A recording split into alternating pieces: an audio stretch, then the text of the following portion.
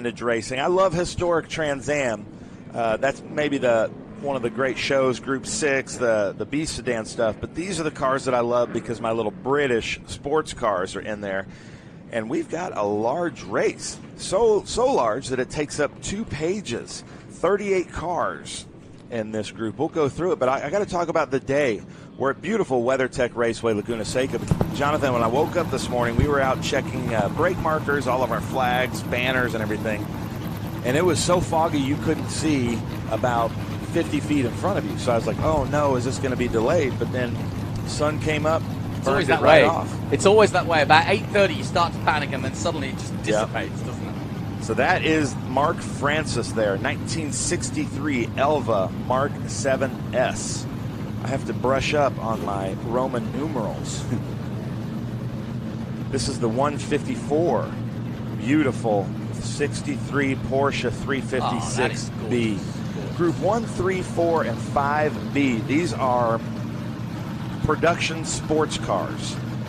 So the Porsche 356, but look at this car right next to him.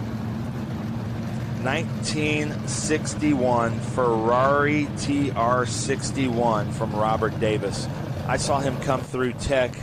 What a beautiful car. Great shot there, Tony. That's looking lovely. Right down the nostrils of those carburetors. Look at that. And I told him, I was like, thank you so much for bringing that, because that is a piece of art, racing. And, you know, our whole thing is some people collect art, we race it. I got to give it up for him right there, because he is doing exactly that. That's Robert Davis, racing art.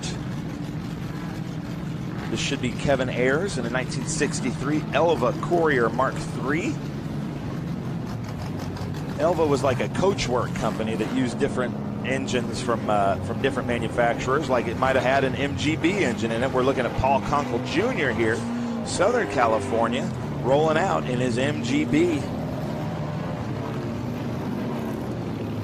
And that should be Kevin Shaha there in that Toyota. We see a Turner, a Datsun, Mini Cooper, and the thing that we'll love about that, there goes an air-cooled rear-engine car, front-engine rear-wheel drive car. There's all kinds of different cars out here. There's a Mazda Porsche 356. There's an Alpine here this weekend, and Sunbeam.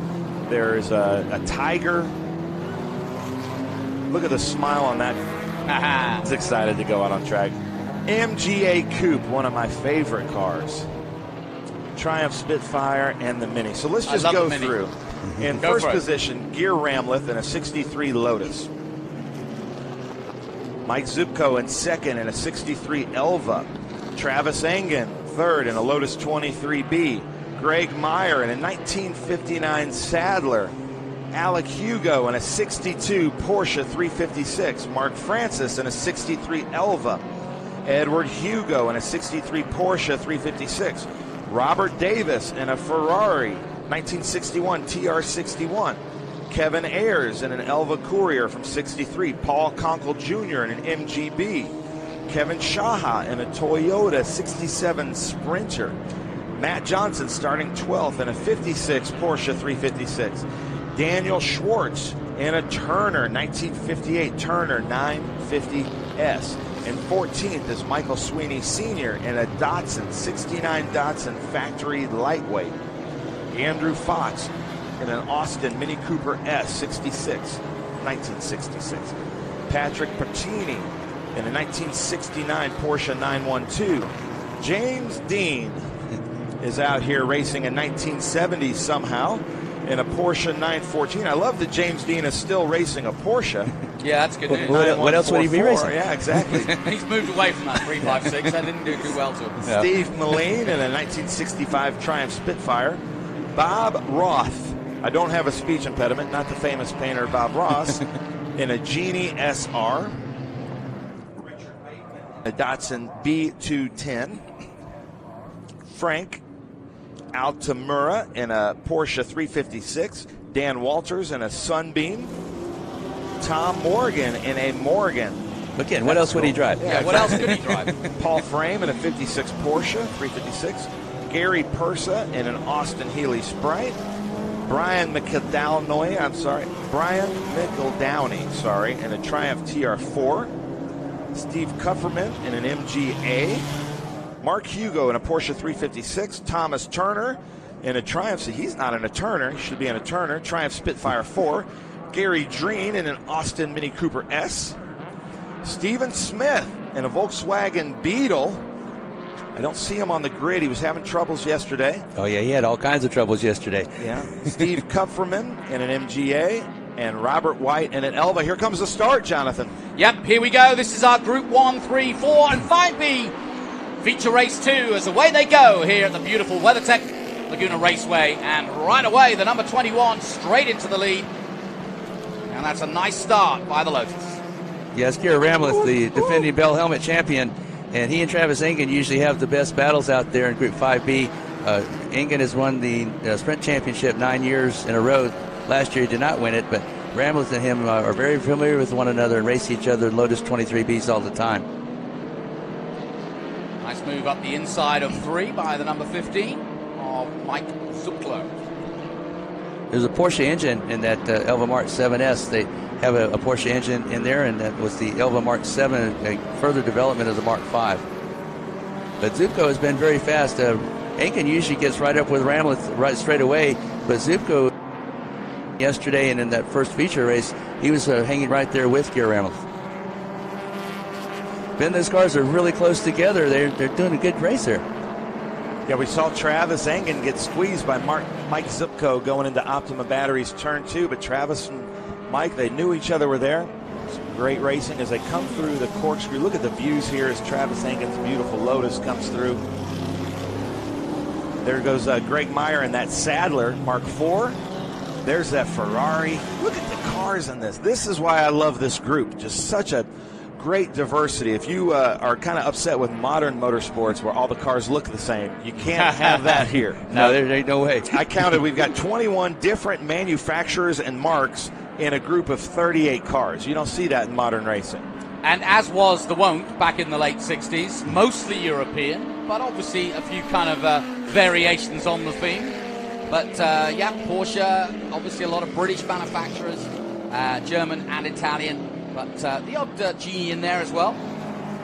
Gere Ramleth is a very good driver. I don't think I'm used to seeing him in a Lotus 23, so let's see how he does here. He's driven a lot of open wheels with us, but this is a little bit different.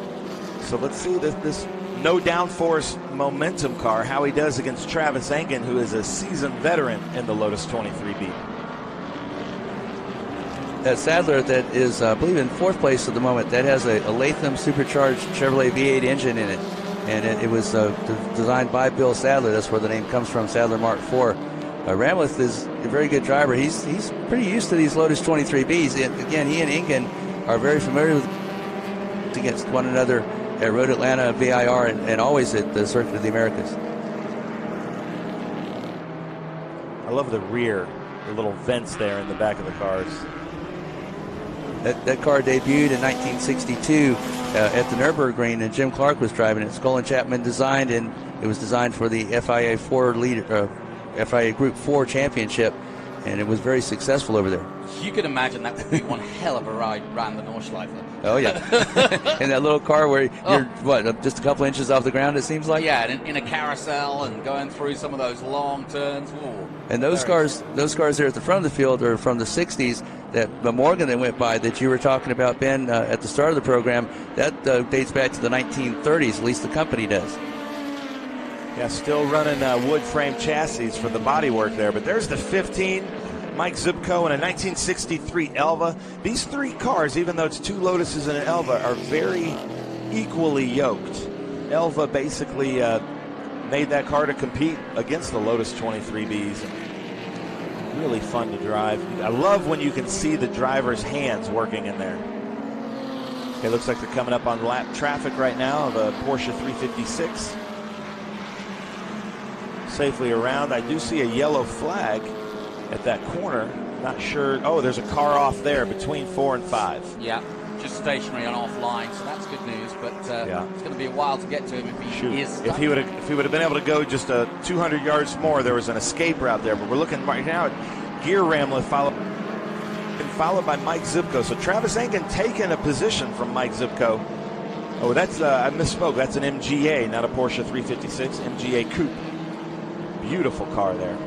That is lovely. I believe that's the twin cam, if I'm not mistaken, Ben. And that has a There's the badge, the twin cam badge right over the vent. Yeah, it's a 1588cc engine, has a twin overhead cam, and it was a further development of the MGA. Not very many of those were made. If I remember, something around like 2,000 were made of those. And that's one of those out on track being raced. Jonathan, another irreplaceable, unique car out there. Oh, no question about it. Well, they all are really. But, we are watching history of racing and motor cars, and especially with these production cars, because you really do see, as we've got a truck on track to try to clear up that mess between 4 and 5. But we're still racing. The white flag is out.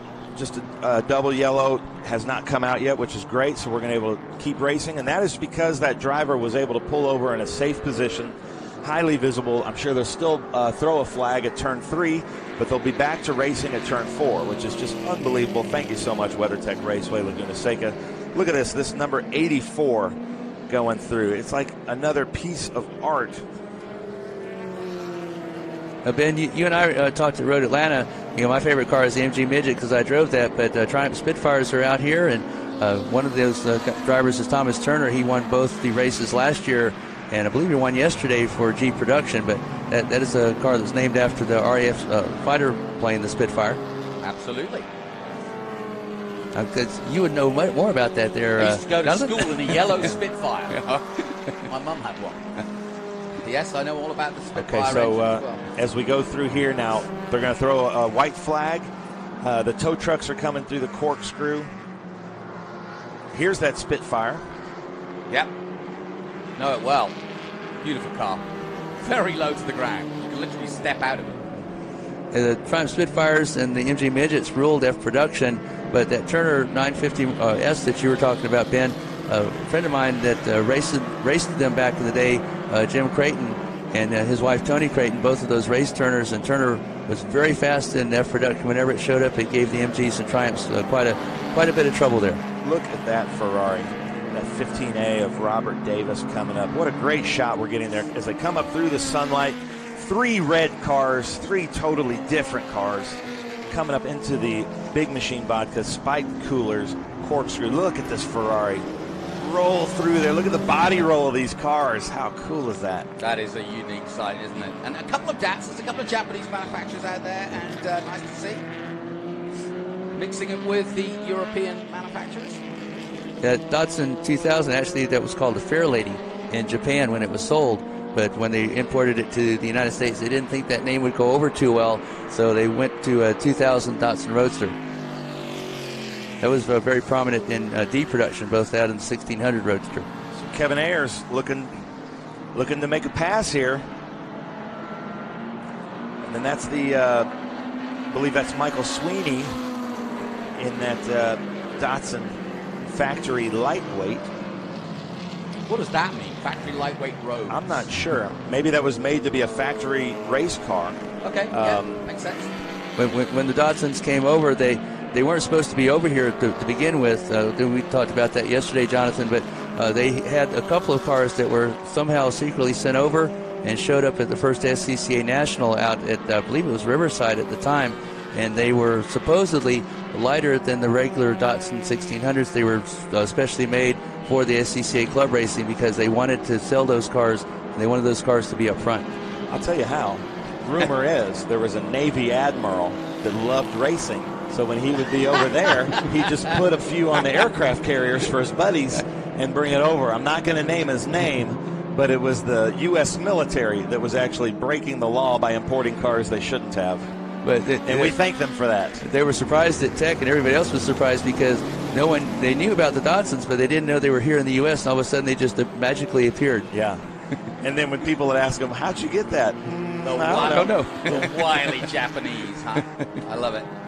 Beautiful shot of the corkscrew, the hill that stands over this beautiful Laguna circuit. Just look at that shot right there. The cars are so different. The silhouettes, the lines of these cars. This is what makes vintage racing so fantastic. And then that just timeless lines of that Porsche 356 that even the most modern Porsches still carry those lines. That's Mark Francis in that Elva Mark 7S. Beautiful livery on that with the yellow accents showing the body lines. And in driver's hands in a car, I just love it. John, and cars, even though with the weather not that great in England, they were all most of them were, at least the very fast cars were convertibles. Yeah, and it's an ironic thing, isn't it? I mean, Yes. I just visualize Jim Clark going around the Nordschleife from the fog and the rain. I mean, because there's no way you can go to the Nürburgring without it raining. So I don't know how they managed, because there was no full-face helmets back then. Right. So it's goggles or nothing. And you know how much the spray is these days. If you've ever watched any of the races on TV, you see all that spray come up on them. You can just imagine trying to see through that and fog at best. Yeah, no question about it. Well, we have this deep belief that when the sun is actually out, then it's kind of warm. We go into shorts, you know, we take our t-shirts on, and even though it's probably only about, I don't know, plus 10, whatever reason, or we go in this, which is the perfect mini. I love this. I had a close look at this yesterday, up close, and it's beautifully prepared. So beautifully prepared. Obviously the Gulf colors as well, but I just love that. It's just compact, and it doesn't look like a race car, but boy, in its day, both on the track and in rally, fantastic. I've owned many Coopers and Mini Cooper S's, and the thing about them, all my friends, because I'm 6'3", 250 pounds, all of my friends think I'm crazy, but I'm like, no. It is the most fun car to drive without having to break the law. I've had a Mustang GT, and it was a fun car to drive, but I felt like to have fun in it, I had to break the law. I could go the speed limit in a Mini Cooper and still take twisty turns and have just an absolute blast. And the thing is, it's a bit of a myth. It is a tiny car, but you're right, a 6'3" man can get in that quite easily. 4 of us. 4 people like me could get in. When I used to be in a rock band, we carried a Mini Cooper in a trailer, a 64, and all 4 of us, all my size, could go to the movies in that. People thought we were clowns getting out of it, but, you know, it was an easy way to get around. Look at that Triumph Spitfire. I bet you get some good roll on with 4 of you in there. Yeah, you can go downhill faster. Hey, you're talking about the rally. They won the Monte Carlo Rally for 3 years in that Mini Cooper, and yeah, we were talking yesterday. Ben, usually when they go around the turns, they're really driving hard. That inside, I believe it's the left rear wheel, just picks up there and then gets back down on the ground. Yeah, here I have video. I put a camera under Don Racine's Mini, and it lifts a foot off the ground coming through the corkscrew. Oh, there goes Travis Engen making the pass. So the front group is spread out just a little bit. But that's Travis Engen there, currently in second place in that beautiful Lotus 23B. Look at that. There's that Fair Lady lightweight 127. Looks like he normally runs a 27 and put the piece of duct tape. And man, that twin can coupe. I got to give it up for him for bringing that out. That is Steve Kupferman. To bring out a twin cam, like I love MGAs, but then a twin cam is like the exotic MGA, you know, and those engines are hard to keep running. So we really appreciate that, and the rarity of them too. As well as Porsche, I believe, on the screen now, the 911. Yeah, that's the 966 of Patrick Paterni. Porsche 912. So that means it's before the 911, same body, but just a 356 engine. Straight lining it. Run through there. And it really is like we were talking, it would be the same almost angle as a staircase. Yeah. The first 20 feet of the drop of that corkscrew. It'd be like just in the Italian Job when the minis come down the stairs there. Yeah. It'd be about the same drop. Well, it's 5 stories from the top of the corkscrew to the bottom, and then 10 stories from the bottom of the hill at 10 all the way to the top of the corkscrew. So you're talking 101 feet in total. That is awesome. Ooh, yeah, he's smoking a little bit. Little puff of smoke there in the 912. There's our leader gear Ramleth coming across the start-finish line.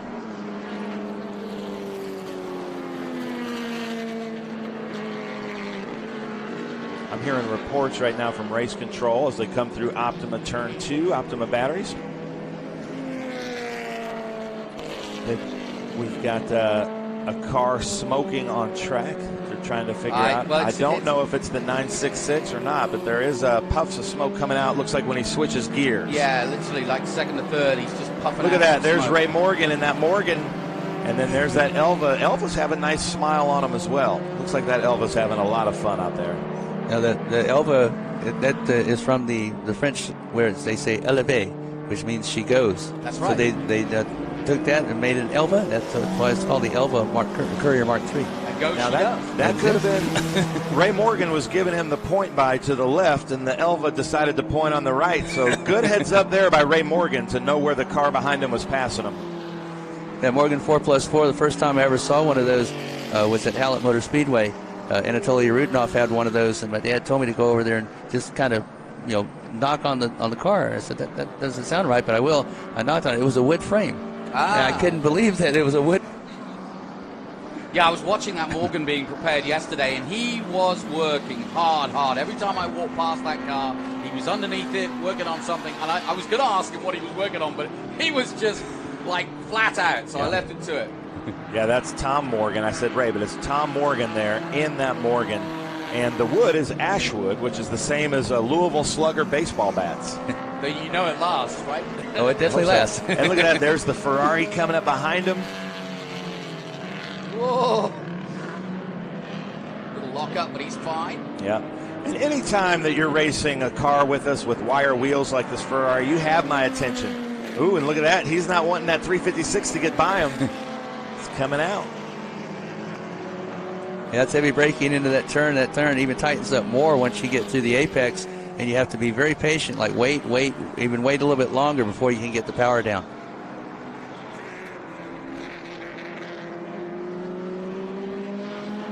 That's a Datsun B210 there of Richard Bateman.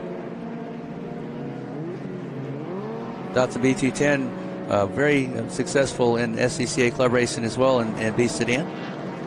That number 4 is a 63 Genie SR, Bob Roth. There's that Ferrari in the 356. It looks like a good battle. Porsche versus Ferrari. Classic tale. 356 lining him up there. I don't know if he's going to make it there, Ben. It's going to be nip and tuck, isn't it? Yes. He was certainly going on the inside. He looked like he had the line. Edward Hugo. Didn't quite make it. Robert Davis now. Add a little bit. Robert Davis started 8th. Right behind Edward Hugo, so Robert Davis has picked up a position. Great way to start the day. Yeah, beautiful weather and beautiful racing with some absolutely immaculately prepared, beautiful cars out there. Jonathan and Ben? Oh, yeah, absolutely. Checkered flag is going to be coming out here soon. I love that Toyota there, too. How cool is that with the white racing stripes going through there? Yeah, that Toyota Sprinter was the basis for the Chevy Prism and the Geo Prism, as well as the Chevy Nova. There's Gear Ramleth taking the checkered flag. Another great race from Gear Ramleth. You know, it's rare not to see Gear on the top step of our podiums. Look at that. And that's another beautiful looking car. Well, I had a close look at that yesterday, took some photos of it. It's immaculate. Yeah, when you're racing a Concours show car. Yeah. You know, when the prep every weekend, because, you know, there's going to be rock chips and things like that happen. So we really appreciate all the care and attention these drivers put into that car, because most race cars, even a professional, Lewis Hamilton's Formula One car this weekend is a 10-footer. You get up close to it, you're like, oh, okay, you can see where some of the carbon fiber's off. That car, there's nothing. Like, I think that car could go to Pebble Beach tomorrow and do well. Yep. No, I agree. Yeah, I looked in the interior of that car too, and it's just so well prepared. It's absolutely. It looks as though it literally has come off the showroom floor.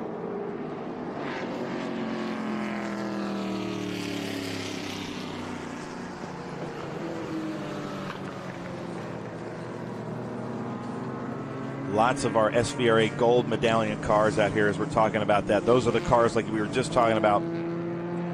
Really well prepared with the fit and finish. Raced just as they were back in the day. It takes a lot more money and care to race them as they were than it is kind of to make a more modern sports car. But here it is. Let's see who wins here with this Porsche versus Ferrari. They've been going on for the last few laps. Enzo versus Ferdinand. Let's see what we got here.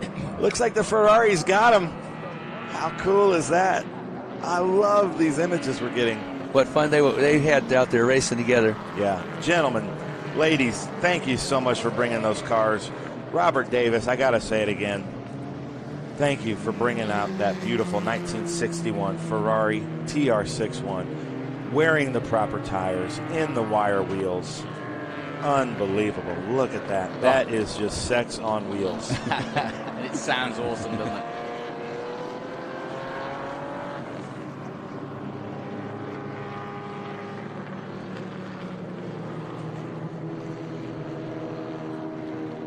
So, my thanks to Ben Sissel and Scott Conway for taking us through our Group 1, Group 3, Group 4, and 5B to get us on our way here. Wherever you're tuning in around the world, stay with us. We've got more group action coming up very shortly. We'll take a short break. We'll be right back from Laguna very soon. There is less than 1/100th of an inch of motor oil protecting your car's engine. Friction and heat causes engine oil to experience thermal breakdown, weakening its ability to protect the engine and its parts. Lucas Heavy Duty Oil Stabilizer is specially formulated to resist thermal breakdown, protect vital engine parts, and extend the life of your engine. It also stops smoking, knocking, and oil consumption in worn engines. Lucas Heavy Duty Oil Stabilizer. Keep that engine alive.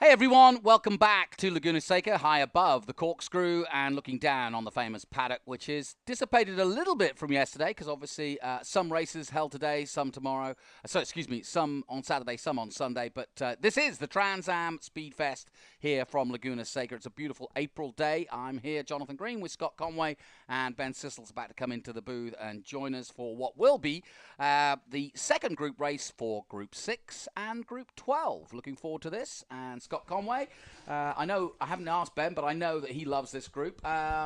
Always some really interesting big muscle cars in this one. Oh yeah, this is one of my favorite groups as well. I grew up in the era of these big muscle cars, the Chevrolet Corvettes, the 427s, the 327 Corvettes, and the Shelby GT350 Mustangs, and what have you. And this again, one of my favorite groups. Definitely the car to watch here is going to be Scott Borchetta. Group 6 GT, he's going for his 27th straight win. It's unbelievable. Encompasses over 2 years. He was perfect last year. 21 starts, 21 wins, and he started off right where he left off this year as the obviously won the GT Bill Helmet Championship. And again, Borchetta, usually the class of this field at beautiful number 1. Changed the number of the very first race at Sebring. I had to be sure it was the same car and the same driver because you 8, but changed that to number 1, which is very significant because he is the number 1 driver.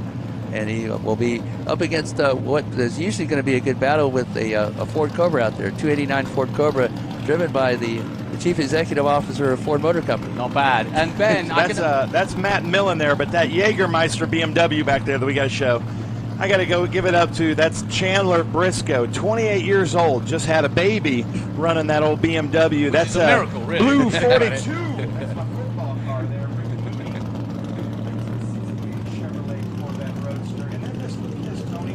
Cameraman, see all the signatures on the hood of that. That is for cancer research, Huntsman Cancer Research out of Salt Lake City.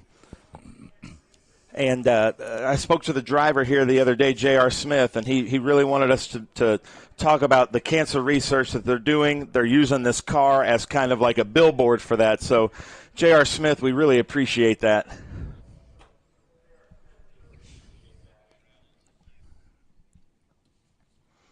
So beautiful day here, isn't it, gentlemen?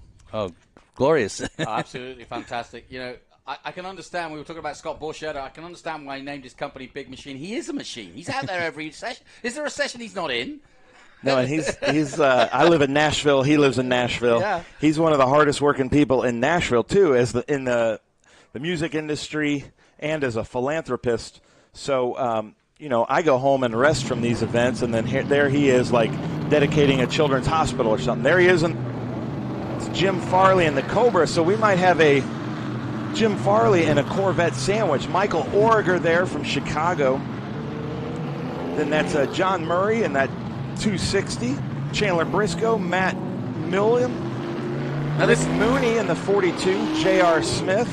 That's Ray Evernham's old Corvette that used to belong to Tony Pirelli. That's Ben Valentine. 65. There are some unbelievable Corvettes, Mustangs, the BMWs, the Porsche 911s. Look at that Nissan. There's Bob Gee in that Mustang, but some just pick a favorite. I'm going to put you guys on the spot. Pick a favorite in this group. Well, I just want to remind everybody that camera shot you saw was a locked-off camera. We wouldn't risk our cameraman that low and that close to the cars, of course. So special camera there brought in for this weekend. We might risk Tony Garcia. Well, maybe. Nice shot, Tony. So let's get through here. Starting in first is Scott Borchetta, 1969 Chevrolet Corvette. And I just want you to, all the modern race car fans, keep an eye on the different cars, the different marks, the different manufacturers, because this doesn't exist in modern racing. Bob Briggs in second in a 1969 Camaro. Jim Farley, he's not there though. So Jim Farley starting second in a 66 Ford Cobra. Michael Origer, 69 Chevrolet Corvette. John Murray, 73 Datsun 260Z. Chandler Briscoe in that beautiful Jägermeister 73 BMW CSL. Matt Millen in a BMW 325. That's Group 12. Rick Mooney is in the blue 42 1968 Chevrolet Roadster. J.R. Smith in the Group 12 Ford Mustang. Ben Valentine in a 6BP 65 Corvette. Glenn Chu in a 74 Datsun 267. Glenn Chu makes some of the coolest Datsuns. John Anderson, 69 Chevy Corvette. Matthew McFadden, Porsche 911 from 2000. Chadwick Minista in a 63 Corvette. A.C. DeAugustine in a Chevrolet Corvette L88 from 1965. Michael Anderson in a Group 12 1968 Datsun Fairlady. Robert Gee, we talked about him, the 69 Chevrolet Corvette. David Bruder in the 65 Ford Mustang GT350, folks. Doug Manista in a 65 Chevrolet Corvette Coupe. Tom Sakai in that beautiful 1965 Sunbeam Tiger, the yellow car. Then listen to this, ladies and gentlemen, Stephen Lisa, 1973 De Tomaso Pantera Group 3 car. Like, it's a street car with a roll cage, basically. Octavio Rincon in a Ford Boss Mustang. Norman Biglione Jr., Ford Mustang Boss 302. Michael Doyle in my favorite car in this group, the 1961 E-Type Coupe. That's a pretty car. Doug Warnicki in his 914. Bob Kelly in a Chevrolet Corvette. Andrew Alcatzer in a Shelby GT350. Brad Briscoe, Chevrolet Corvette. Daniel Long, Boss 302. And we're about to take the green, so I'm going to have to stop, but we still have about 4 or 5 cars left. Yeah, it's a huge field. There's that E-Type you just mentioned, absolutely gorgeous as they come down the corkscrew, and we get ready for our second feature race, and it is a massive field. And what a compliment this is to SVRA to get a field this big for these two groups. Here they come then, the safety car is off, and we will watch what Farley and Borchetta can do. Well, watch for that Corvette with the headlights on. Michael Origer and Jim Farley went at it yesterday. I don't think they ever got more than like 4 car lengths from each other, and they're back at it again today. Scott Borchetta takes the lead coming into Optima Turn 2, followed by Jim Farley, followed by Michael Origer. Jim Farley has the advantage in that 289 Cobra. He's got the nimble car between this Corvette sandwich. Yeah, but the Corvette should have the grunt down the hill and obviously down the straight out of 11 if he gets good drive, and Borchetta obviously driving very well and driving probably more laps than anybody this weekend. Jim Farley definitely underpowered. That is a true 289, like FIA certified from how it would race. That would be a Goodwood eligible Cobra to my eyes, but he is a fantastic race car driver. Yeah, I believe that's a Mark II Cobra, and all those Cobras had the 289 cubic inch engine in it. The Mark I had the 260 in it, but about the last 70 had 289, and they continued that trend on into the Mark II. He usually races both this and a Group 7 under 2 liter car as well, but out here in the Cobra, glad to see that. Have a couple of Cobras out there, 2 other 289 Cobras, and I believe a 427 Cobra out there as well. At least there was yesterday. But that Cobra, I was looking at it yesterday, it has leaf springs like the 289 would going across the front. So it is as it would have been prepared from Shelby back in the day. But you're right, Michael Orger and him had a great battle yesterday. Yeah, I believe it was for 3rd overall yesterday because Bergs and his Camaro was here, but it's going to be for 2nd overall today. But they were going at it nail and tooth there all through the race. And they're continuing that tradition now as they come into 11 with our beautiful drone shots. Okay, so this is where Origer has the advantage. He's got that horsepower, that big block Corvette. I think they're running a 355 in that, maybe a 358. But listen, he's got 2 cars. Stuart Black has got 3 cars out here. And if you want a nicely prepared or somebody to take care of your Group 6 or Group 10 car, look up Stuart Black in Des Moines, Iowa. He's looking for customers currently, one of our best vintage race car preparers. So Scott Borchetta in that Championship 1 car pulls away, but Jim Farley doesn't not have a comfortable lead over Origer right now. Once Origer's tires come to him, it's going to be a battle. But look at that 260Z there. That's doing really well, John Murray. Yep, Murray in 4th position. Flying the flag for Japan. The GTU car, the Datsun, they had great battles back in the IMSA GTU days when they had Mazda against Datsun. They were going back and forth with the championships, Datsun and Mazda going back and forth, and had some great drivers back there. It's Matt Millian in that 1993 Group 12 BMW 325. That should be a pretty nimble car through the corkscrews. We just saw there, not giving them any room. That's Mark Miller just behind John Murray there, and looking for an overtake, and he's going for it, but can't quite do it coming into 10. And that all green just behind him as they come through 10. Maybe he'll have a go down the main straight. Here, we'll see it now. Look at that big wing offering some downforce there to the rear wheels. Oh, Well, very close coming out of 11 there, John. yeah, pushed it very close. He was trying to get some good drive, but kind of tried too hard a little bit and got sideways. But he'll get the grunt now, but he's not close enough to make the move into Ultima Batteries too. Yeah, he put that power down just a little bit too early there and got that car that broke loose on him in the rear end there. Good battle all the same. Great battle behind them with Chandler Briscoe and J.R. Smith, too. This is the great thing about vintage racing is it's how much fun are you having with the people on track that you're racing against. And how neat it is to see the Borchetta in that Chevrolet Corvette Roadster. I think that's a third-generation car. Then a second-generation Corvette out here and a third-generation car, the Corvette. All of them out there on the same track at the same time. It's 350 cubic inch engine in Borchetta's car. That was the engine that replaced the 327, which was the original engine. Then they had a ZL1 aluminum engine also that produced 460 horsepower, all introduced in that 1969 year. Now he's going for a downhill. He got him close at 10 last time. We'll see what they do as they come up to the top of the corkscrew. Yeah, I think you're right, Jonathan. I think he's setting that up, that group, that 10 or 11 pass here. Yeah. There's Chandler Briscoe, 28 years old. Congratulations, just had a baby racing that CSL. But yeah, you're right. Look at that. Here he goes. Looking at it. Oh, he's not quite doing it. You might have a poke at the inside of 11. It's a risky move. He can pull it off if you're close enough, but I don't think he is. He's going to have to wait. Now, can he get the better drive? He didn't do it last time. That's much better. Much better indeed, and he might have a pop at the Datsun coming across the first turn here, turn 1. Or we'll have to wait to Ultima Batteries. Look at that. The Briscoe. Batmobile, BMW CSL Jägermeister. One of my favorite all-time race cars there. Chandler Briscoe, that's a 1973 BMW CSL. There's J.R. Smith. The cancer research.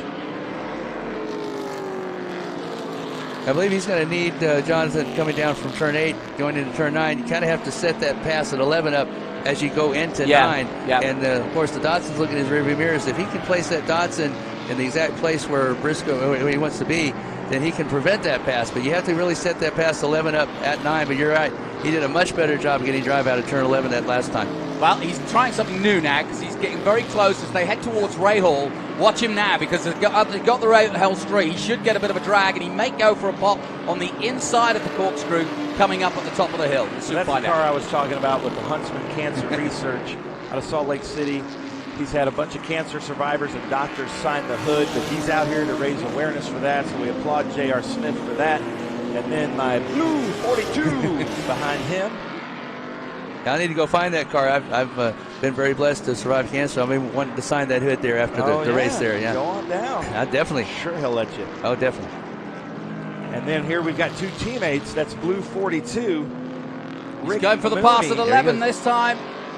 In that battle at the side-by-side as they come out of 11. And the BMW still hasn't quite done it. This is a great battle. I'm just watching it from the drone, keeping an eye on it because it's tantalizingly close this time. I don't think he's still quite not there, but he's doing a better job coming at least through the back half of the circuit. So there's the blue 42. That's Rick Mooney, longtime racer with us. And then this 19A car, I've got a cool, that's Ben Valentine. A few years ago, we had Al Unser Sr. driving that car with us when Tony Pirelli owned it at Portland International Raceway. Yeah. So that was quite an honor. And he was fast in that thing.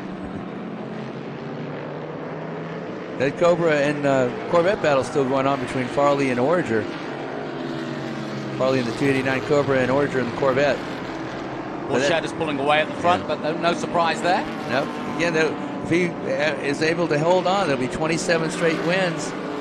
We go up next weekend to Sonoma. He'll put that win streak on the line up there at the Mission Foods SpeedTour.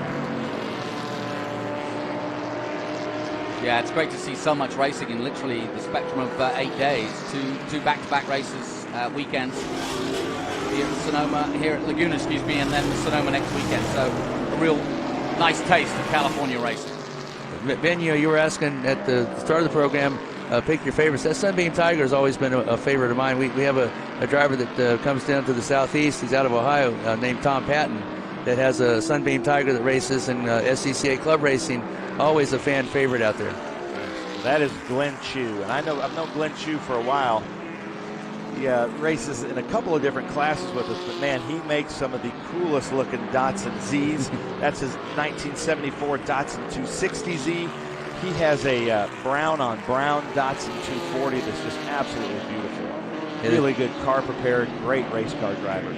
The 240 is the more coveted and most coveted of the Datsun line there, but the 260 was an improvement on that. And again, Bob Sharp Racing, which we talked about yesterday, I believe Jonathan used that 260Z for some club racing national championships with Bob Sharp and Jim Fitzgerald driving. But I love the stripes on it that say Z, look like the ZZ Top logo with those now, big look at this. flares. Now that battle we were talking about earlier is really raced up now because they're side by side coming out of 5. Daniel Long and the Boss 302 there in the yellow. Oh, side by side there, yeah. Yep, absolutely. Now back up the Rahal Straight, they're going to be side by side again. So a really good ding-bong battle for what, 5th place? Yeah, it was kind of a risky move there in turn 5, but he almost pulled it off. Down the corkscrew, and the BMW has got through now on the Datsun. Finally. What a shot. Again, that's the great thing about SVRA Racing, Ben and John. And you have races and battles all over the track. You're racing with drivers and friends, and just the pure joy of driving and having these cars out on the track. Wonderful shot of the rainy curve there from high above.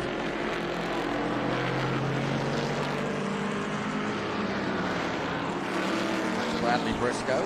No, excuse me. That's the. Well, there's 215s out there, so I'm going to check. That's the Corvette.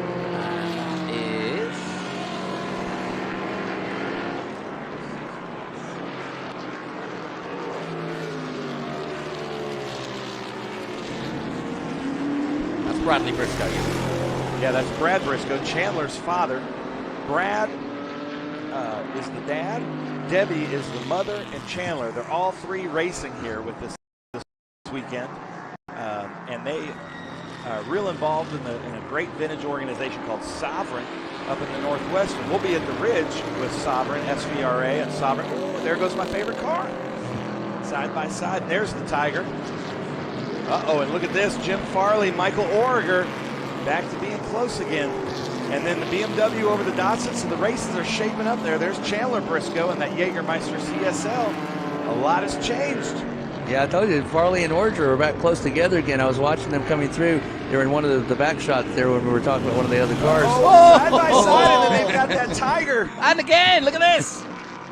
Oh, fantastic. So Michael Origer now has it over Jim Farley. Jim Farley and that Cobra coming back up to him. I think Jim Farley was giving some room to that Tiger because that Tiger has a little bit of Ford lineage in it. And so now he's going to have to come back and get him. I'm sure he's not cognizant to think of that at the time, but I hope not. But Jim Farley, brilliant man. He's always got that in the back of his mind. Well, Farley was thinking that Origer certainly took advantage because he went right by him. Jonathan, I'm sure one of the cars that you have look at this. fondness for is that Jaguar I love E-Type, that XKE that was in the USA. Yeah, I grew up following the Jaguars because my dad was a big E-Type fan, and so, yeah, I've seen many one. We've never had one, but beautiful cars. I saw a local yellow there at the Optima Turn 2. Not sure what that's about, but watch for Jim Farley here. He wants to stay as close behind Origer as he can, maybe pick up a draft because now we're coming up with some high horsepower sections of the track. Mission Foods. There's Andrew Alcatzer there, owner of Russo and Steel Auction House. That beautiful Corvette making a pass. We got a lot of Ford versus Chevrolet battles out here. Well, those are the two main marks that were involved back in the 60s, 70s, and 80s, and this era of GT1 and Trans Am type racing in these big bore cars. Ford Shelby GT350 Mustangs, the Chevrolet Corvettes, the Chevrolet Camaros, SS or Z28s. They were all big factory backs. There's the 969 of Michael Origer and that blue Cobra of Jim Farley. This has been the race to watch all weekend long. And he might have another go at him here because they've got cars in front of them that are maybe slowing down the 969 because here comes Farley. He's as close as he's been as they exit 10. See if he can use that traffic as a pick there, Jonathan. Yep. McFadden in the Porsche, number 18, down in 12th at the moment. And then the car right behind him is my friend Bob Yee. We call him Ricky Bobby. He is the Cookie King of Chicago. Huge cookie manufacturer. So if you've had Chips Ahoy or Pop-Tarts or Nola wafers, he manufactures all of those. Wow. We had dinner Friday night. I had dinner with this Corvette you see on the screen. Michael Origer. Somebody's in the gravel. Jim Farley and Bob Gee, and he was telling me all about his cookie manufacturing. As they split that Mustang, there's Mr. Tommaso Pantera with a little front end damage. I hope that didn't happen this race. I just saw somebody parked in the gravel as Borchetta's about to pass him on the left-hand side. Nice signal. But yes, nasty bit of damage there. Lovely camera work there to show how close we can get. No, that's unfortunate. What a beautiful car as we saw him point by the leader there. Some great racing from Steve and Lisa and that Pantera Group 3 car. Yeah, Borchetta is just out front and pulling away, Jonathan and Ben. The car immaculately prepared and immaculately driven by Borchetta. Again, he was going to be out there in the Trans Am 2 race later on this afternoon at 2 p.m. Yeah, he's qualified really well in this massive field of over 40 cars. I think he's 10th place. One of his better qualifying efforts of the year so far. There was a shot there of Bob Gee, the Cookie King of Chicago. Not what was it from Ferris Bueller, the Sausage King of Chicago. Well, you say Chicago. I mean, those those things are sold United States, if not worldwide, right? Yeah. So it looks like we're about to hit the last lap. Push some cars off.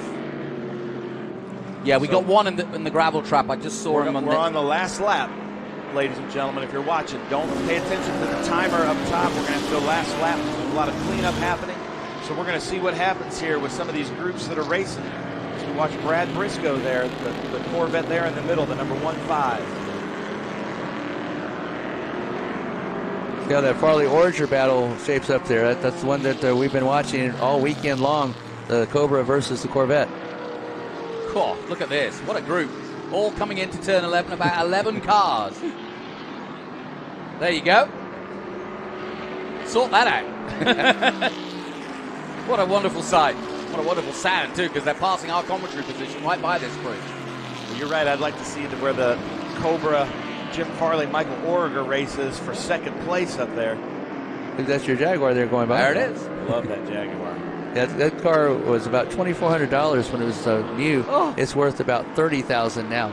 I would have thought, and the rest, if it's raced.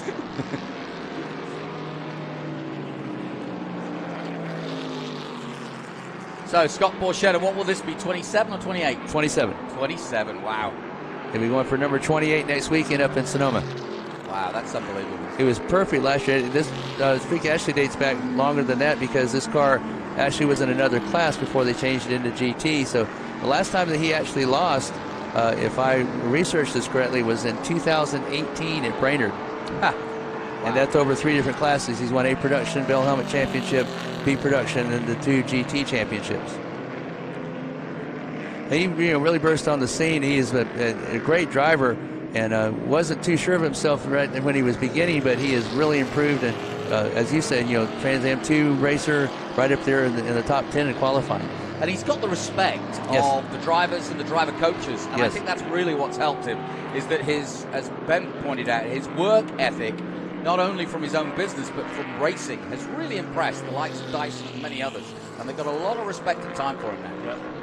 Well, I got to give it up. Scott Borchetta won the race, but Michael Origer, who just finished behind Jim Farley yesterday, made a pass under lap traffic. So then it was Michael Origer and then Jim Farley, followed by Matt Millian, John Murray, Chandler Briscoe 6th place, Rick Mooney 7th, Ben Valentine 8th, Glenn Chu 9th place. Nice job, Glenn. And J.R. Smith.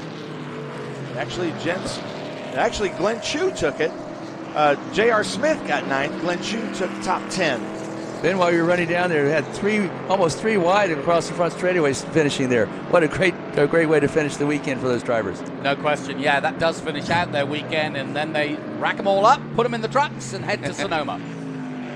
And maybe a couple of days out in the wine district before they go back to the serious work again. Scott waving to the track marshals and to the fans out there. Another win for the mighty Nashville, Tennessee's Scott Borchetta. Origin in second place, Varley in third. Yeah, great race between those two, just as it was yesterday. Origin and Farley having a lot of fun out there.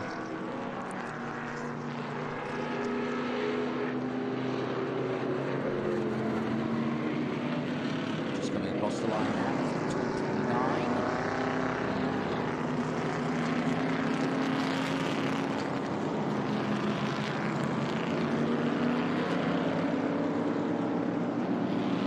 And this was a great little battle with all this group here, including the back, the 914, in a 914. That's Doug Warnock, Corvette from 1966. So a little bit of cleanup to do, but that concludes our Group 6 and Group 12. My thanks once again to Ben Sissel and again to Scott Conway, and there'll be more action. And just to give you a bit of a heads up, coming up next, there's a Group 8 race, but we're going to come back at 11 a.m.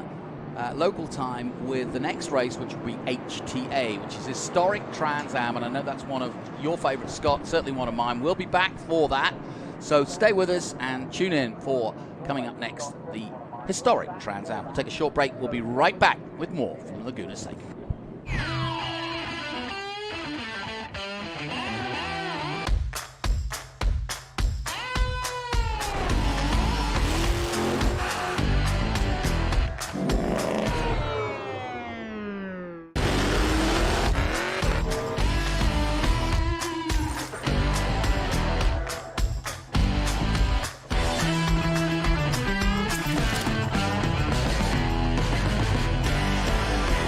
Keeping your pride and joy perfect is as easy as 1, 2, 3. Start with Slick Mist Speed Wax. Simply mist on and wipe off for a professional detailer shine. For your tires and trim, there's Lucas Slick Mist Tire and Trim Shine. Spray on and wipe off for better than new look.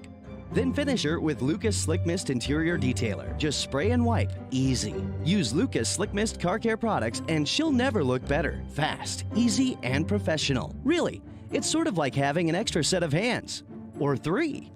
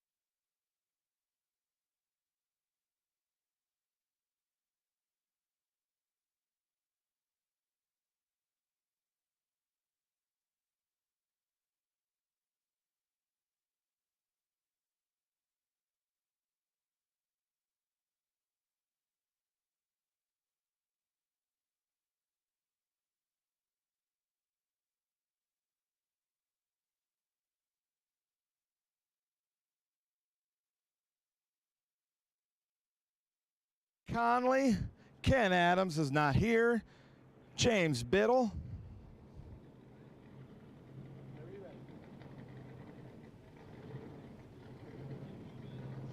All right, here we are. The WeatherTech Raceway Laguna Seca for the Trans Am SpeedFest. We're celebrating almost 60 years of the Trans Am series, starting right here up front with Patrick Byrne driving the Bob West car. This car is really cool, brand newly finished as it raced. Bob West was, we believe, the first African American in America to race in GT. He's a jazz musician, a part of the Wrecking Crew. He actually wrote some Jackson 5 songs, and this Midnight Blue with the gold stripes is what he was going after. But I'm going to bring over my friend Chad Renault. Come over here, Chad. Explain this historic Trans Am group. They don't want to hear from me. They want to hear from the people that build these cars. Yeah, so what we try to do is we try to make them as close as we can to original. So when anybody asks us how do we prepare them, we say, well, we grab the old SCCA general competition rules and we prepare them the way the SCCA wanted to. And so that's what we've tried to do, at least with our cars. Nice, that's amazing. We had a question in your race yesterday. Where are you sourcing these brake parts? Where are you getting all the parts to keep these cars original? That's a good question. What we try to do is we try to find the people that made them in the day. So even some of our brake parts we get from a place in Southern California, Porterfield, and they've been doing it in the 60s and 70s. Andy Porterfield was racing these cars in the 60s and 70s. That's amazing. Chad Renault, thank you so much. So that's Patrick Byrne racing out here. In the Mike Folsom Boss 302 is Craig Conley. Now, if you were watching yesterday, Craig Conley, Patrick, James Biddle, I think they changed positions 10 to 15 times in the race yesterday, and that is what HTA, Historic Trans Am, is all about. So thank you, Craig Conley, for coming out. Then I've got, we're going to go to James Biddle here in this Hinchcliffe and Ross. You'll notice here these camera mounts were used, so they had to qualify for a Trans Am race with a 16mm camera mounted to here so that they could film some movies, which is unbelievable. Then Richard Goldsmith wasn't here, but this was one of the factory cars here for Dodge, the number 77 slime green car. Here in the 1970 race with the Trans Am series, this very car put Peter Revson into the wall right there, right here at turn 11. This car put Peter Revson into the wall with this fender. Obviously it's been buffed out, but that's amazing. The history here is so cool. And then we got to get a shot. Look at the team. Look at the sharp dressed team in Trans Am. So it's getting loud here. I'm going to send it up to Scott up in the booth. We're about to get going with Historic Trans Am.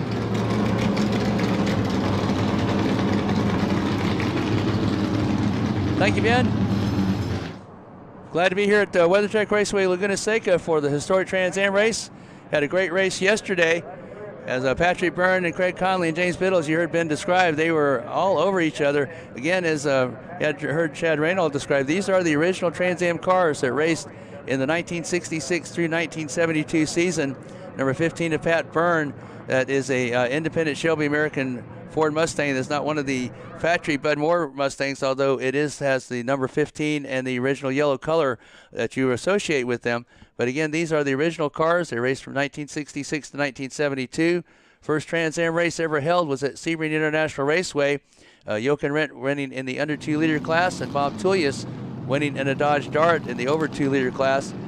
These cars, again, original. They are the manufacturer wars. The original slogan of win on Sunday, sell on Monday originated right here. The factory efforts from American Motors with the Javelins and the Chevrolet Camaros, the factory effort there. Of course, you just heard Ben talking about that factory Dodge Challenger, the Examposi number 77. That was the Plymouth Barracuda and Dodge Challenger representation. As these cars rolling off the false grid, seeing history in action here, folks, as these again are the original 1966 through 1972 cars. Of course, Ford had their Boss 302 Mustang as their representation in the manufacturer wars, as the historic Trans Am cars. The 11-turn, 2.2-mile WeatherTech Raceway Laguna Seca circuit.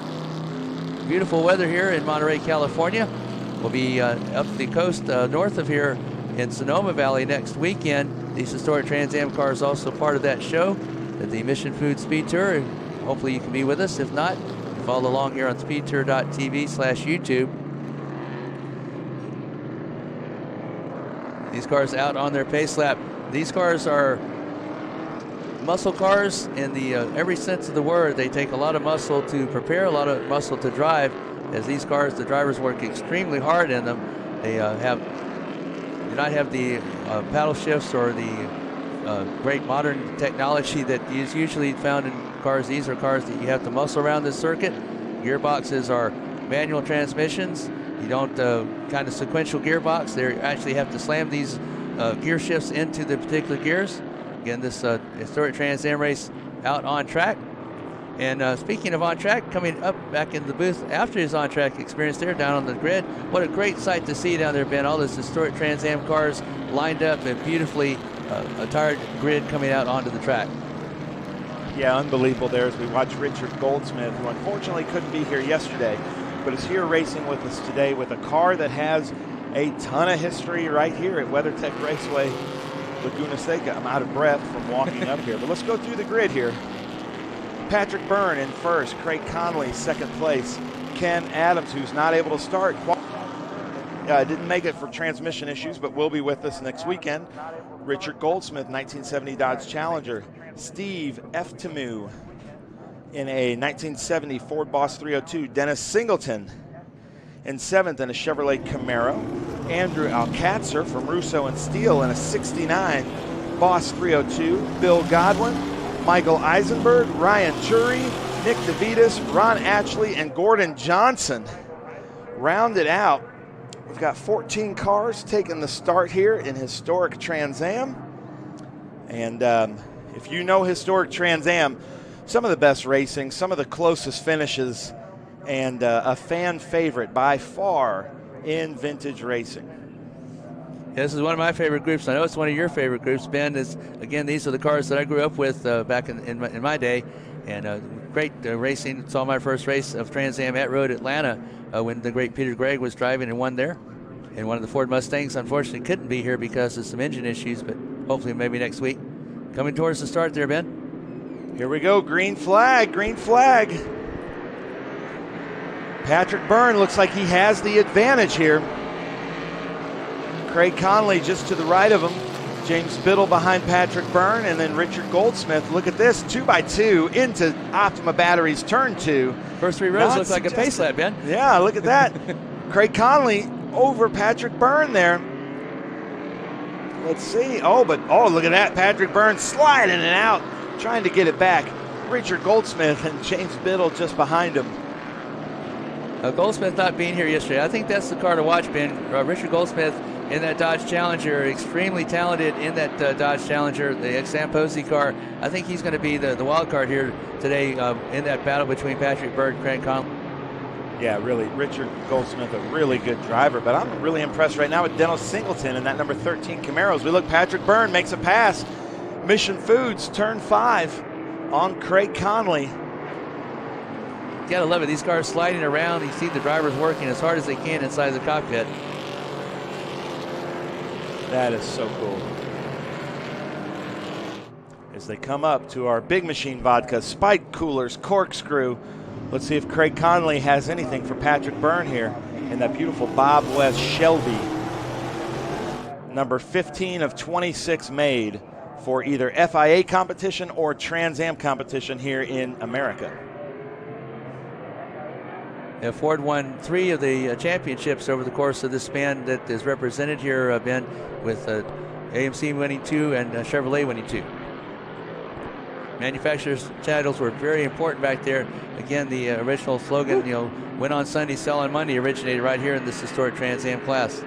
And you saw right there, Craig Conley takes it on the inside of Patrick Byrne there through turn 11. It's a drag race down here. That's turn 1 there. They call that turn 1. I'm not sure most drivers consider it a turn because it is flat out in almost every car. Craig Conley on the brakes. Byrne, Goldsmith looking inside of Jay Biddle. Looks like Conley may have learned something yesterday. That's where Conley lost the race coming out of turn 11 yesterday. Both Byrne and Biddle getting by him. That's right. Yeah, that's true. Goldsmith is hanging right there with those three top cars. Goldsmith and the Challenger, the Ford Mustangs leading that Shelby American development of the Boss 302 engine that went into that car the next year, and was a formidable duo with George Foreman and Parnelli Jones teamed up driving. There's James J. Biddle, 1968 Ford Mustang Tunnel Port 302, followed there by Richard Goldsmith in that Sam Posey car. It was supposed to be two factory Challengers that were going to be entered in the series. Ooh, look at that. Yeah, one was two for passes. Johnny. There's two passes. Two passes at Franklin Road. Yeah. It's Richard Goldsmith there, and then Patrick Byrne took the inside. They come up 2 by 2 into the corkscrew. That's not suggested, gentlemen. Well, actually, you can do a little bit of that. They've put some extra pavement on the outside there, but you're right. It's not suggested, but you can't do that. But with these irreplaceable cars, I'm not sure that was the best suggestion. Goldsmith still leading for third as they go through.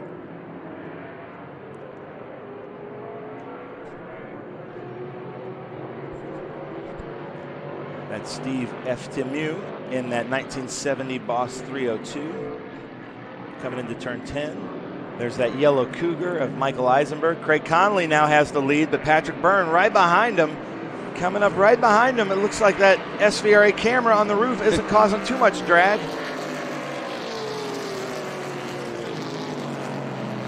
Hard on the brakes into Optima Batteries turn 2. James Biddle, so we've got Patrick Byrne, followed by Craig Conley, followed by Richard Goldsmith, and then James Biddle. I believe Steve Eftemu is right behind him.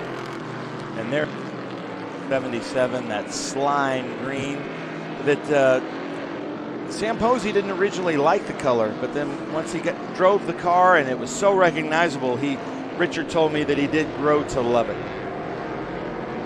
There was supposed to be two factory Dodge Challengers, well, one for, I believe it was Dan Gurney, one for Sam Posey, but Dodge only had the factory support for the one Challenger. That became Sam Posey's car.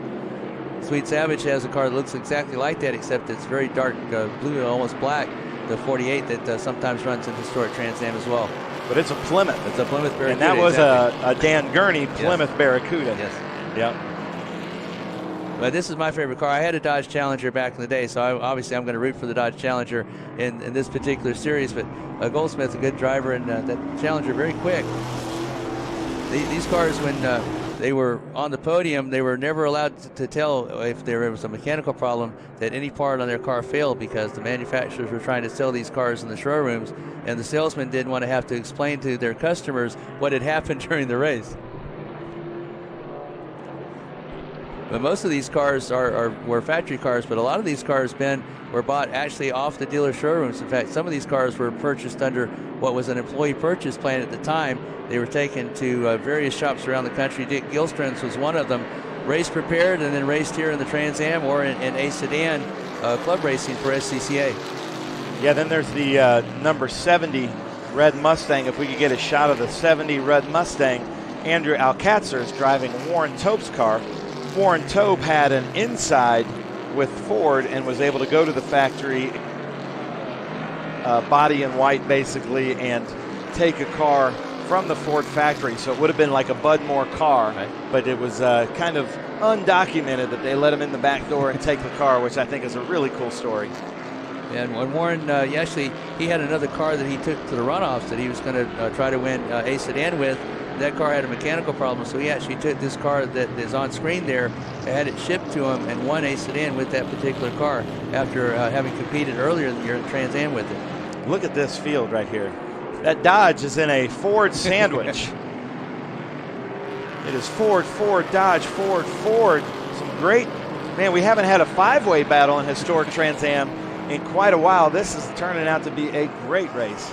Yeah, Conley and Byrne are at the front of that chain. Like you say, Goldsmith is right in the middle there. I believe Conley has learned a little something from yesterday, because Conley was, he looks a lot tidier in his driving than he did yesterday. I know these cars are sliding around a lot, but he still looks a little bit more under control than he was yesterday.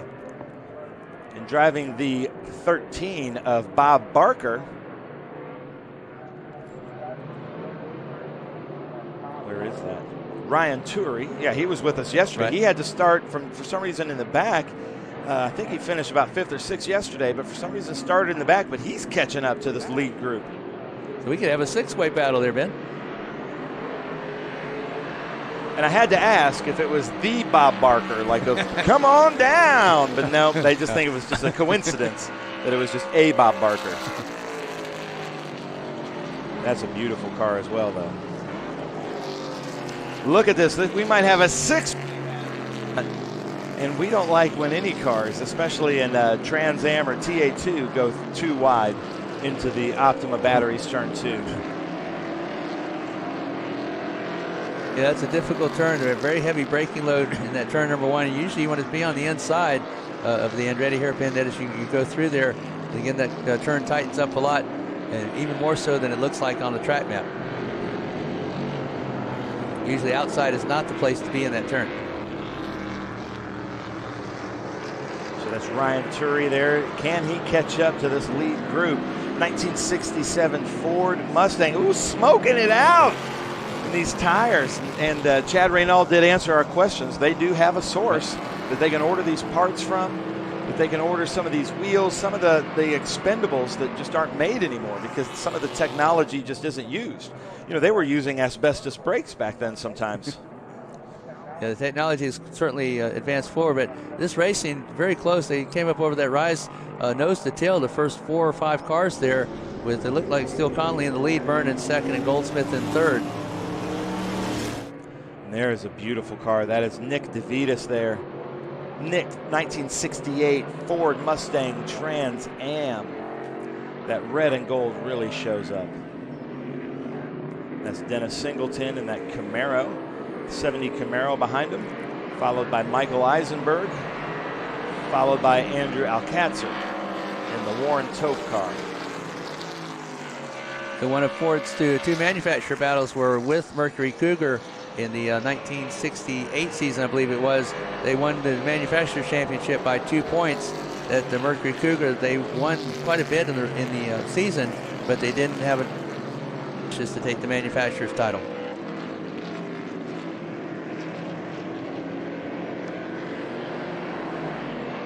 This is great to see these historic Trans Am cars. Of course, we'll see the contemporary Trans Am 2 cars a little bit later on. What a great transition from the history of Trans Am racing here from 1966 through 72 and then up to the present day a little bit later on, Ben.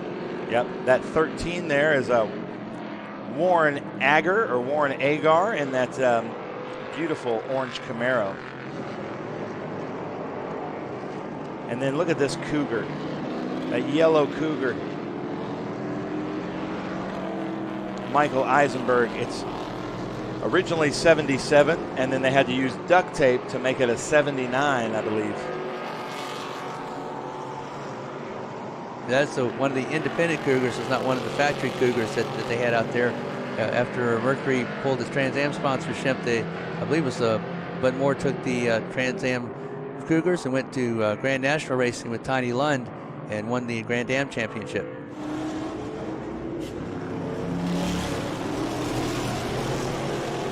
Look at that, right together still, Ben, those top 4 or 5 cars.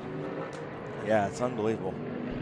So that's Michael Eisenberg there, and that yellow, I believe that's Andrew Alcatzer. Right behind him should be the number 70, Boss 302. That's the one that Warren Tope kind of, I guess, snuck out of the Ford factory there.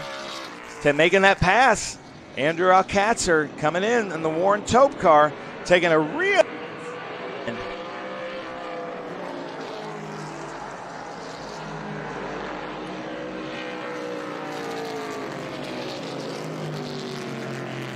I love the noise. Yeah, those sounds are great coming down. We had those 3 or 4 cars that are in that first group pack come through, and it was just a great sound to hear those V8 engines coming through.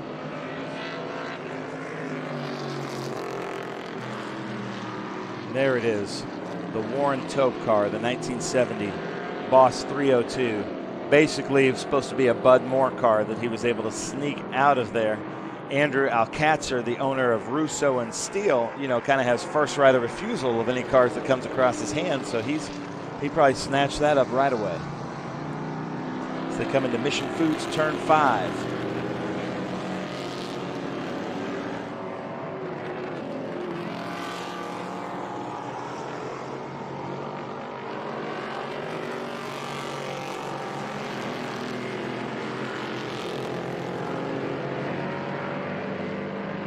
Mercury Cougar XR7 against the Ford Mustang. Up front, it's the Ford Mustangs against the Dodge Challenger.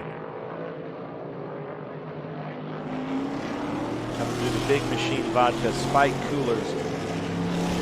Long way down through that corkscrew.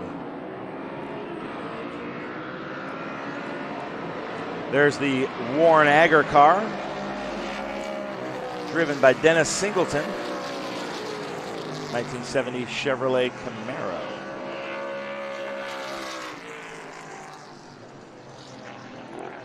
Yeah, a lot of these races were measured in hours during the day rather than laps. It's actually a 4.5 hour race. A lot of the races during that initial season were 4 hours or 3 hours or what have you. 1968, they had the 12 hours of Sebring and the 24 hours of Daytona as part of the Trans Am series. And you imagine trying to wheel one of these cars around for 12 hours or even 24, Ben. They just had to be absolutely exhausted after getting out of those cars. Look at this side-by-side action. Michael Eisenberg. Andrew Alcatzer there. Let's see what happens here. And there's Craig Conley. Oh, man, big change to the lead. Craig Conley to James Biddle. Patrick Byrne to Richard Goldsmith.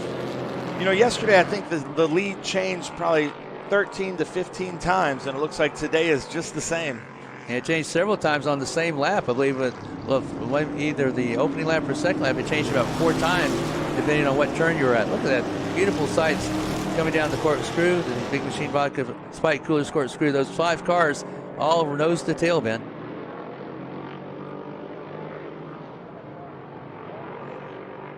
He's going to be coming across first. Will it be Biddle, Conley, Byrne, or Goldsmith as they come out of turn 11?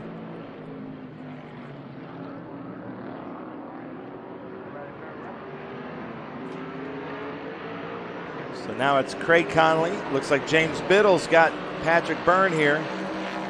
Richard Goldsmith in the Challenger in the back, but it's Ford right now for the podium. And again, this is wonderful having these great original cars racing nose to tail like this, racing hard. I mean, these cars are sliding around. Drivers are working hard inside that cockpit, trying to get past each other and having a great time out there as well.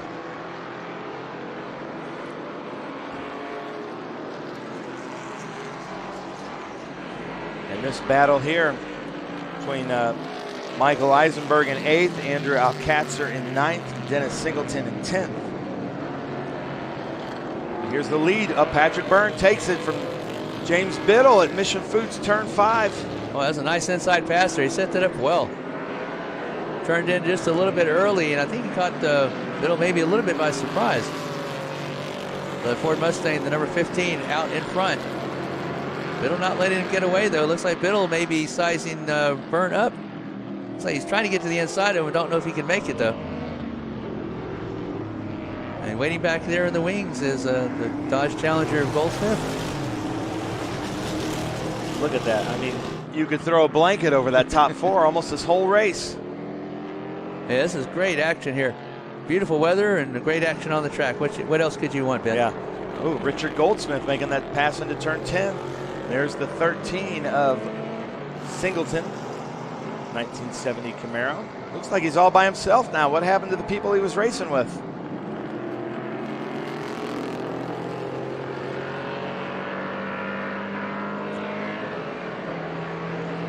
The Chevrolet Camaro, obviously most associated with Mark Donohue, the number 6 Sunoco Camaro that won the titles with he and Roger Penske. But actually, Mark Donohue did a lot of the testing for a lot of the independent Camaros that came across the Trans Am, and that were actually parts that Penske would loan the Camaro independent teams, because they were all about, again, getting that manufacturer's title for Chevrolet, and whether it was their team or another team, they still wanted it to be a Chevrolet.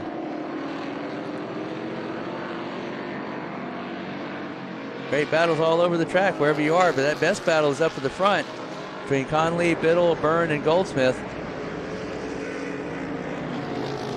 Okay, that's Craig Conley up front, Patrick Byrne second coming through Mission Foods turn 5, followed by Richard Goldsmith, James J. Biddle. They're still nose to tail. This is great racing, Ben. You know, historic Trans Am is always fantastic. They put on such a great race. that classic wax Dodge Challenger. That's Ronald Atchley there in the 68 Camaro coming into Optima Batteries turn 2.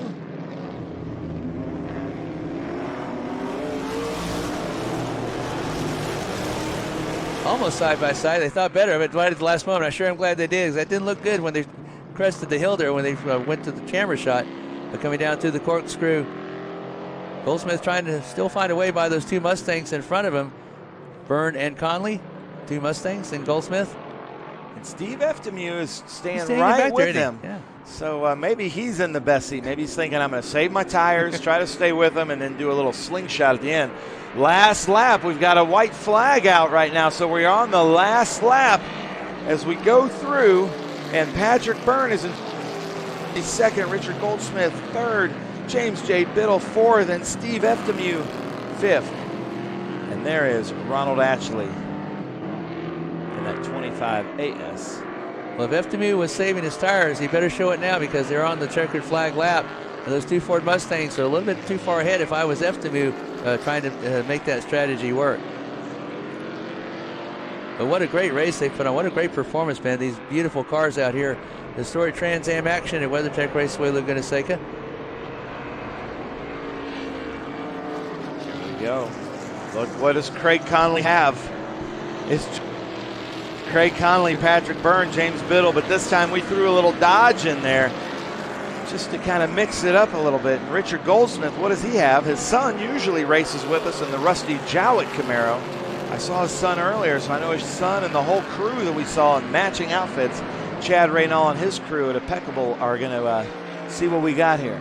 Looks like they're kind of doing two separate battles here. We're going to have a battle for the lead, I believe, between Byrne and Conley. Then there's a bit of a gap, and then comes Goldsmith. And then right behind him is Biddle.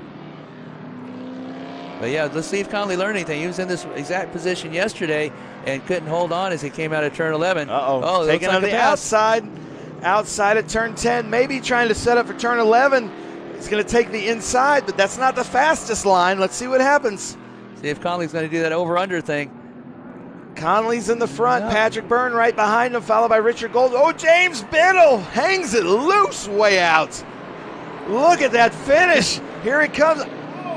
Man, I think, according to my transponders, it was Craig Conley just takes it over Patrick Byrne, followed by Richard Goldsmith, James Biddle, who somehow hung on to it, and Steve Eftemew, but it's not over yet. Look at this, Andrew Alcatzer that battle's picking still going it up on. behind Michael Eisenberg. Let's see what happens.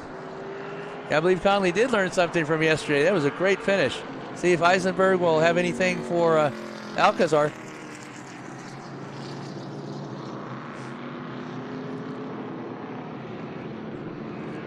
Got to see this drag race coming to the finish. Here it comes right here. Michael Eisenberg, Andrew Alcatzer, Mercury versus Ford. I don't think Andrew has it. Oh, maybe. Maybe he's got close. some power. That 302 over the 209. Let's see. According to my scoring, it was still Michael Eisenberg. It had to be by the slimmest of margins. It looked like that the Ford Mustang was spooling up and reeling him in, but not quite enough. That might have been a what we call a transponder race. Who had the transponder closer up to the front? Great job by Craig Conley, though, coming back from the third place finish yesterday to take the win today over Patrick Byrne and Richard Goldsmith. Two Fords and a Dodge. Just like the days of yesterday, a factory effort for Ford, first and second, factory effort for Dodge in third. How cool is that? Just out there waving to the fans, living the dream. If you grew up watching Trans Am and now you get to wear their clothes, drive the very cars that they drive at the very tracks, it'd be like basically getting to go play at Yankee Stadium in Mickey Mantle's costume, using his bat costume. I said costume, I mean uniform. But it's the closest thing you can get to being Sam Posey here at Laguna Seca, is to drive the very car that he drove on the same equipment. How cool is that? And again, they'll be with us next weekend, Ben, as well. We're looking forward to that, as well as Watkins Glen this year. That'll be a little bit later on in September, but next weekend they'll be up the coast in Sonoma. Historic Trans Am will be traveling with us. Yeah, the Mission Foods Sonoma SpeedTour next weekend. Well, here we are at the Trans Am SpeedFest looking at 60 years of Trans Am history. Ladies and gentlemen, stay tuned because we've got the Trans Am B Sedan next after these breaks.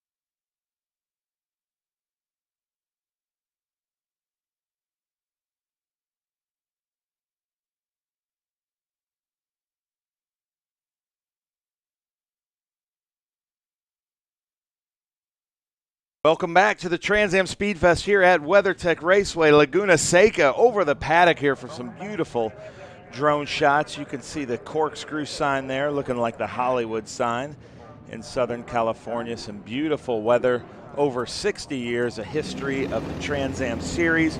And we're going to show some history right here. These are B Sedan cars that would have raced in either B Sedan or Trans Am back in the day to the Trans Am rules. And that right there is Don Racine. That would have been the John Unsby car from back in the day. Finished just like it was, except for that minimania.com sticker. Minimania.com didn't exist back then, but Don Racine started the company. And there is the famous Hyde Park Motors BMW that raced here back in the day, being driven by Ryle Barnett, 1969, 2002. Then this should be Rick Sheldon in that 48, 1969 Datsun 510 in that BRE livery. This is one of my favorites here. This is Ed Matsuishi, 1965 911. This very car raced here in 1969. There's a famous picture of it right behind the Mark Donahue Penske Camaro. Sorry about that. I just made a huge car faux pas. Patrick Emge in that Datsun 510, 1970. Oh, look at that. Big thumbs up. You know, I think the thumbs up in California are bigger than the thumbs up we get on the East Coast, Jonathan. What do you think about that? Say again? I think the thumbs up and the enthusiasm is larger here. Look at that, see? I mean, if I saw Tony coming towards me with a large metal box, I just have to give him a thumbs up. That's Dave Stone giving us a thumbs up in the 71. This is the 71 plus one, the 711 of Kenny Say. Yeah. And a Datsun That'll 510. That's a good. Yeah. We get the hang loose, we get the peace, we get the thumbs up. And the BS doesn't stand for what you think it does. It stands for B Sedan. Yeah. No BS here. And that's Dennis Racine in that weird peach yellow Mini that doesn't make sense on paper but looks amazing in person. The number 16 there, that Daniel Caggiano went off yesterday. Real fast car. He's racing in the top four. Had to come in. And then that's Andrew Fox, 1966 Austin Mini Cooper. If you know British cars, you know pushing them is common. Yeah, but those guys aren't going to be able to start it. Yeah. I think that's a little further than you usually push it there, Jonathan. That's about to say, that's a bump stop, but now we got three. Come on, four guys. Come on, boys. Get that 1275 A-Series fired up. You know those four guys pushing it way more than the car they're pushing. I was about to say, they've got more horsepower than the actual Mini, yeah. What they got to do is turn it around. It's downhill the opposite way. That's it. Put it in second gear, make sure it's on, and it'll fire right up. Oh, but what a heartbreak, though. You're waiting all day to go out to this B Sedan race and then have that happen. Oh, what a shame. It's funny because I have all kinds of British cars and my wife and I have been married over 20 years, and she knows if we're going to go out in a British car to put on her running shoes, because there's a good chance she's walking or pushing. You have a very patient wife. Yeah, I do. That's Don Racine there. Look at all those stickers. This car has a ton of history, raced by John Unsby. His son, Dennis, is racing Randy Unsby's Mini. Randy and John were brothers. Dennis and Don are father-son. Yeah, we talked to yesterday, Jonathan, I believe it was yesterday, that Dennis was kind of upset with his dad beating him last year both times. That's right. And I think he beat him yesterday as well. So yeah. Dennis is going to have to do something about that there, Ben. I think so. I think so. So Troy Ermish there is the first car we see coming through Mission Foods Turn 5, a beautiful car, followed by Steve Link. They had quite a battle. Troy did start at the back of the field just to give me some good video content. And on the last lap, Steve Link was really difficult to pass. As we look there at Dave Stone's beautiful Datsun 510 from 1971. Now these cars in this classic B Sedan are set up as the B Sedan rules up to 1972. So it's a lot like historic Trans Am. The cars have to have lineage and heritage. These cars, actual cars, had to have raced in B Sedan or Trans Am back in the day, and they have to be set up the way that they were. So yes, there are lots of B Sedans in our Group 8 here this weekend also, but they don't qualify for this because they may have been built 10 years ago and not raced back in the day. Coming down corkscrew in a Mini. Yeah. That's brave. That's where they should have started Andrew's car at. That's exactly where they should have started it. I don't think those 4 guys could have pushed it up the rail straight, though. So look for Andrew Caggiano and my favorite font of numbers in that 16 at the very end, because he's a really fast driver. I love the way that they do this, just like historic Trans Am. They bunch up. Let's give them a late green so that they can really put on a good show for these folks. So, Jonathan, they're coming to the green. I'm going to let you take it away. All right, then. We've got a nice 2x2 coming up here. Beautifully bunched, as they say. One odd one out at the back. But here we come, then. And in a moment, they'll let rip for our B Sedan. Feature race 2 here from Laguna Seca. SVRA in full flow. And away they go. And it is the 49 just edging ahead as they come under the bridge for the first time and into the kink that is turn 1 and down to the Optima batteries. Turn 2, but a nice clean lead by the number 49 of Steve Link. Yeah, it's impressive. Steve Link pulled out ahead of Troy Ermish. They go 2 by 2. Troy Ermish has the outside, but if he can hold that, he has the advantage coming into turn 3. But it looks like Steve Link's got him just a little bit. Yeah, Link just keeping his footing because he knows the track very well, as does the number 9. And Ermish has to back off a little bit, but takes second place. The Mini in 4th place, pedaling away very nicely. Go Don Racine. Did you see what Ermish did on that start? He was on the inside. He saw Link passing him. Ermish went from the inside lane all the way to the outside because he knew if he could stay on that outside coming out of turn 2 and 3, he would have the lead. What a veteran move. Yeah, nice move. So there's Steve Link coming up. Steve Link also races in our historic Trans Am, followed by Troy Ermish there in that number 9 beautiful car. Now, we were talking in the historic Trans Am race about Craig Conley learning something yesterday. Let's see if maybe Link learned something and can keep Ermish behind him. Doesn't look like it, though, Ben, does it? No. Troy Ermish coming through the corkscrew, followed by Greg he's back in. He's back through. Big Machine Vodka Spike Cooler corkscrew. That's Troy Ermish, followed by Steve Link, followed by Greg Hoff, followed by Don Racine. That's a nice move up the hill. He used lots of power to get up there. Almost ran out of room as he came into, but he pulled on the anchors and took the lead. Now we've got another battle for second. Yeah, Ermish right up there in the front where he's been all weekend long. Just won the Group 8 B Sedan with a great battle with Rob Fuller. Now he's locked in a battle with Steve Link again, Ben. Yep, Steve Link takes it over Troy Ermish. Look at that. What a great shot. Those top 3 coming across the line.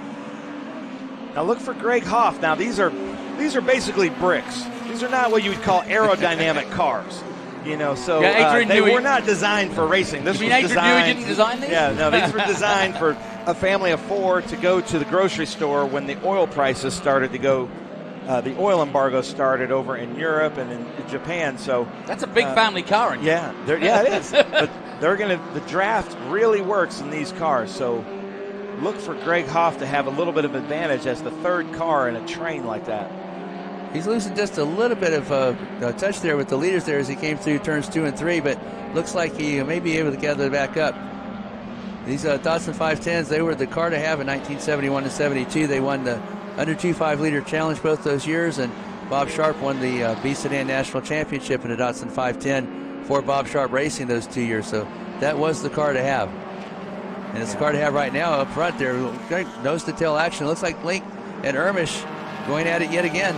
Here's a little Mini Cooper Racine. Yeah, it's not often you'd see a Porsche trying to chase down a Mini, but that's what we're doing. Yeah, and that's Ed Matsuishi there coming up on the inside. Ed bought that car after it was raced, put 200,000 street miles on it, and thought, you know what, I'm going to go race it again. So hats off to Ed for making it a race car again after wearing it out on the streets. And right behind them is about 3 or 4 other cars. Good racing here in B Sedan Challenge. Yeah, very close. Coming into turn 10, high above it, and you get a chance to see how that bend works as a race bend. But turn 11 is the key in many ways. We don't talk about 11 as much as we do the corkscrew, but it's a key corner because if you get it wrong, I was talking to Evan Slater, and he says you can lose 6/10 just getting out of there wrongly, but badly. So this sandwich we're seeing here is led by Don Racine, and the caboose is Dennis Racine. There's Ryle Barnett in that Hyde Park BMW. Once again, Dad in front of his son there for the Racine family. Yeah, we've got Troy Ermish back to third. There's the 41 of Patrick Emge, 1970 Datsun 510. With a Rebello engine. Rebello makes really great Datsun 510 engines. I think that's what Troy Ermish uses with his engines and the cars that he builds, and we know that they work because Troy Ermish and his clients just keep on winning. It's a shame we don't see any of the Alphas out here this weekend, Ben. That was the main competition for Datsun back in the day. In fact, they had a great battle for one of the championships, and it was decided right at the last race whoever won that race was going to win the championship. And John Morton won that in that number 46 that's out there on track now. That is so cool. Yeah, Horst Queck, right? Right. It was the Alpha with some fuel, maybe a little bit, what would they call that? The fuel containment issues? Yes. It's kind of like NASCAR a little bit. Yeah. But what great racing. We have side-by-side action and nose to tail coming through the course. Look at that, Jonathan. Beautiful, up and over the rise, yeah. And he used the Stoner line there in the 48. I like it. Go across the rumple strips and all. Rick Sheldon doing the business. You can really see the body roll coming through the corkscrew. It does my head in to watch a Mini because they don't seem to have, it's like they've got some special suspension, but they don't. They barely do. It's like a hockey puck. Yeah. The corners are basically held on by like a hockey puck, and that's their suspension. If you have dentures, you don't really want to be driving a mini race car. It'll shake them loose. Oh, look at that. John Morton coming across from Boydham. Oh, no. Oh, I hate to see that. That's the number 48 of Rick Sheldon. That is, unfortunate. So we hate that. We wish Rick would have just gone straight through. It was I think that was unavoidable right there, yeah. No, I'm saying Rick should have gone through the kitty litter and just tried not to save it.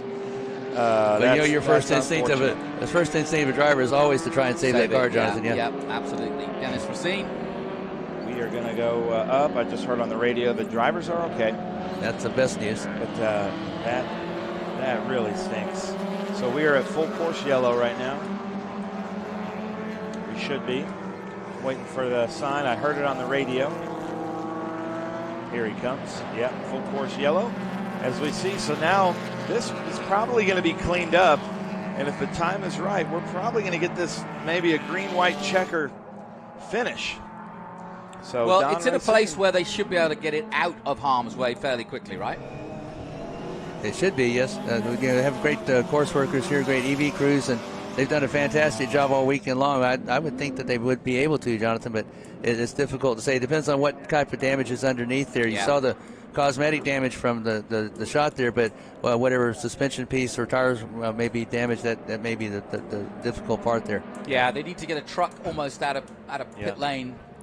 They'll be able to get it. Yeah, it won't take So let me explain something to you in vintage racing. You're probably wondering why we're not going to replay. And that is not the spirit of vintage racing.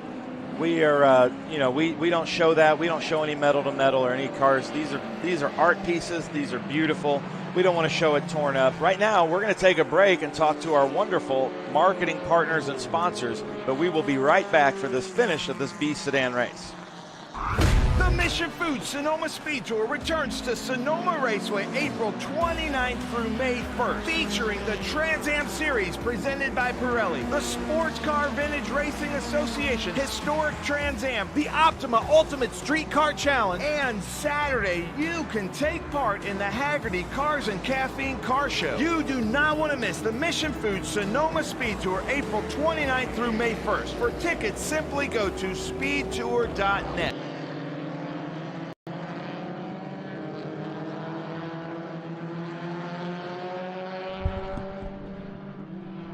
All right, we are back at the Trans Am SpeedFest. A lot of our drivers, as you can see through the paddock, have left because that paddock was jam-packed full. But a lot of the drivers have had their last Sunday race. This is our last SVRA race of the weekend, I believe. After this, we go to TA2. I think, 47 cars on?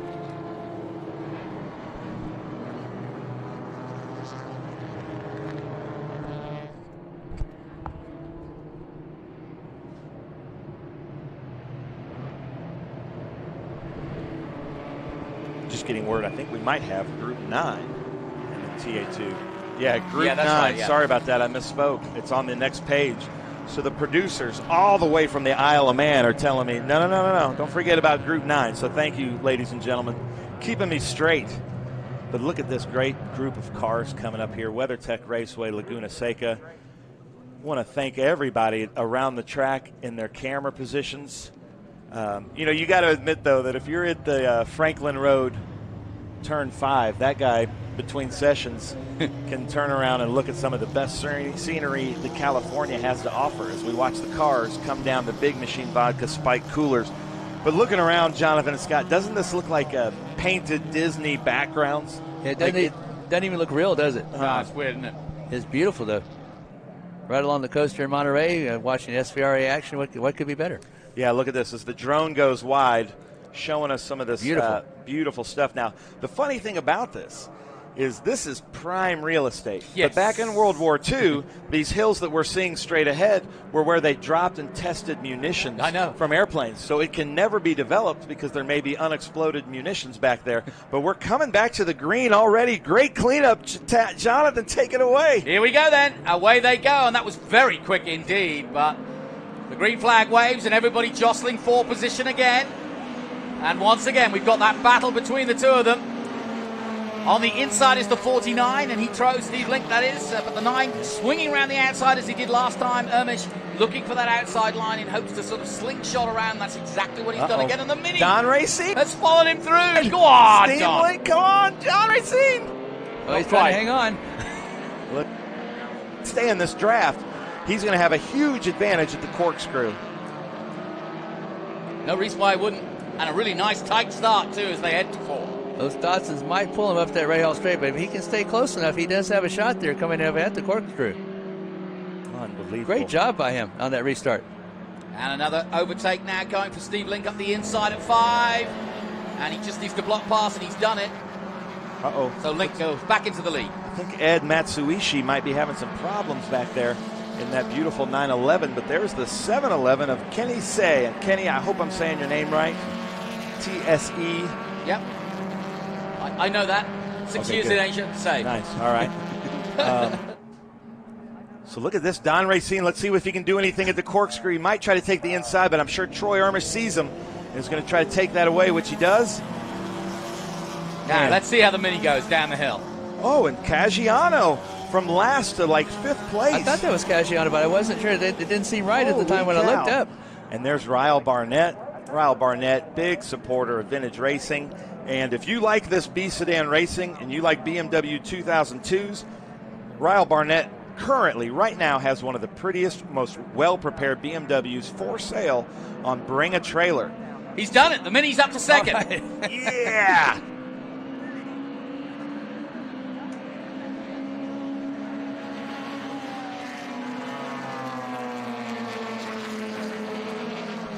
Self-Preservation Society. On cue there.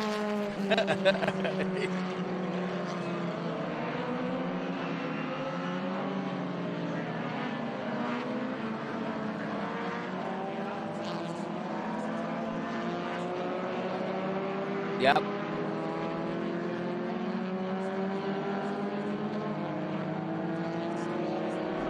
That 510's coming quickly, and he's going to go for the inside move at 5. Here we go.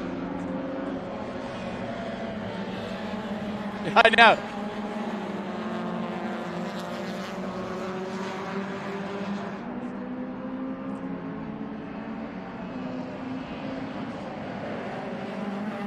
On Racine, followed by Greg Hoff. But I think Daniel Caggiano has somehow caught up to this lead group. I think that was the white car that we saw just in that one shot coming down the corkscrew, Ben. I believe so, yeah.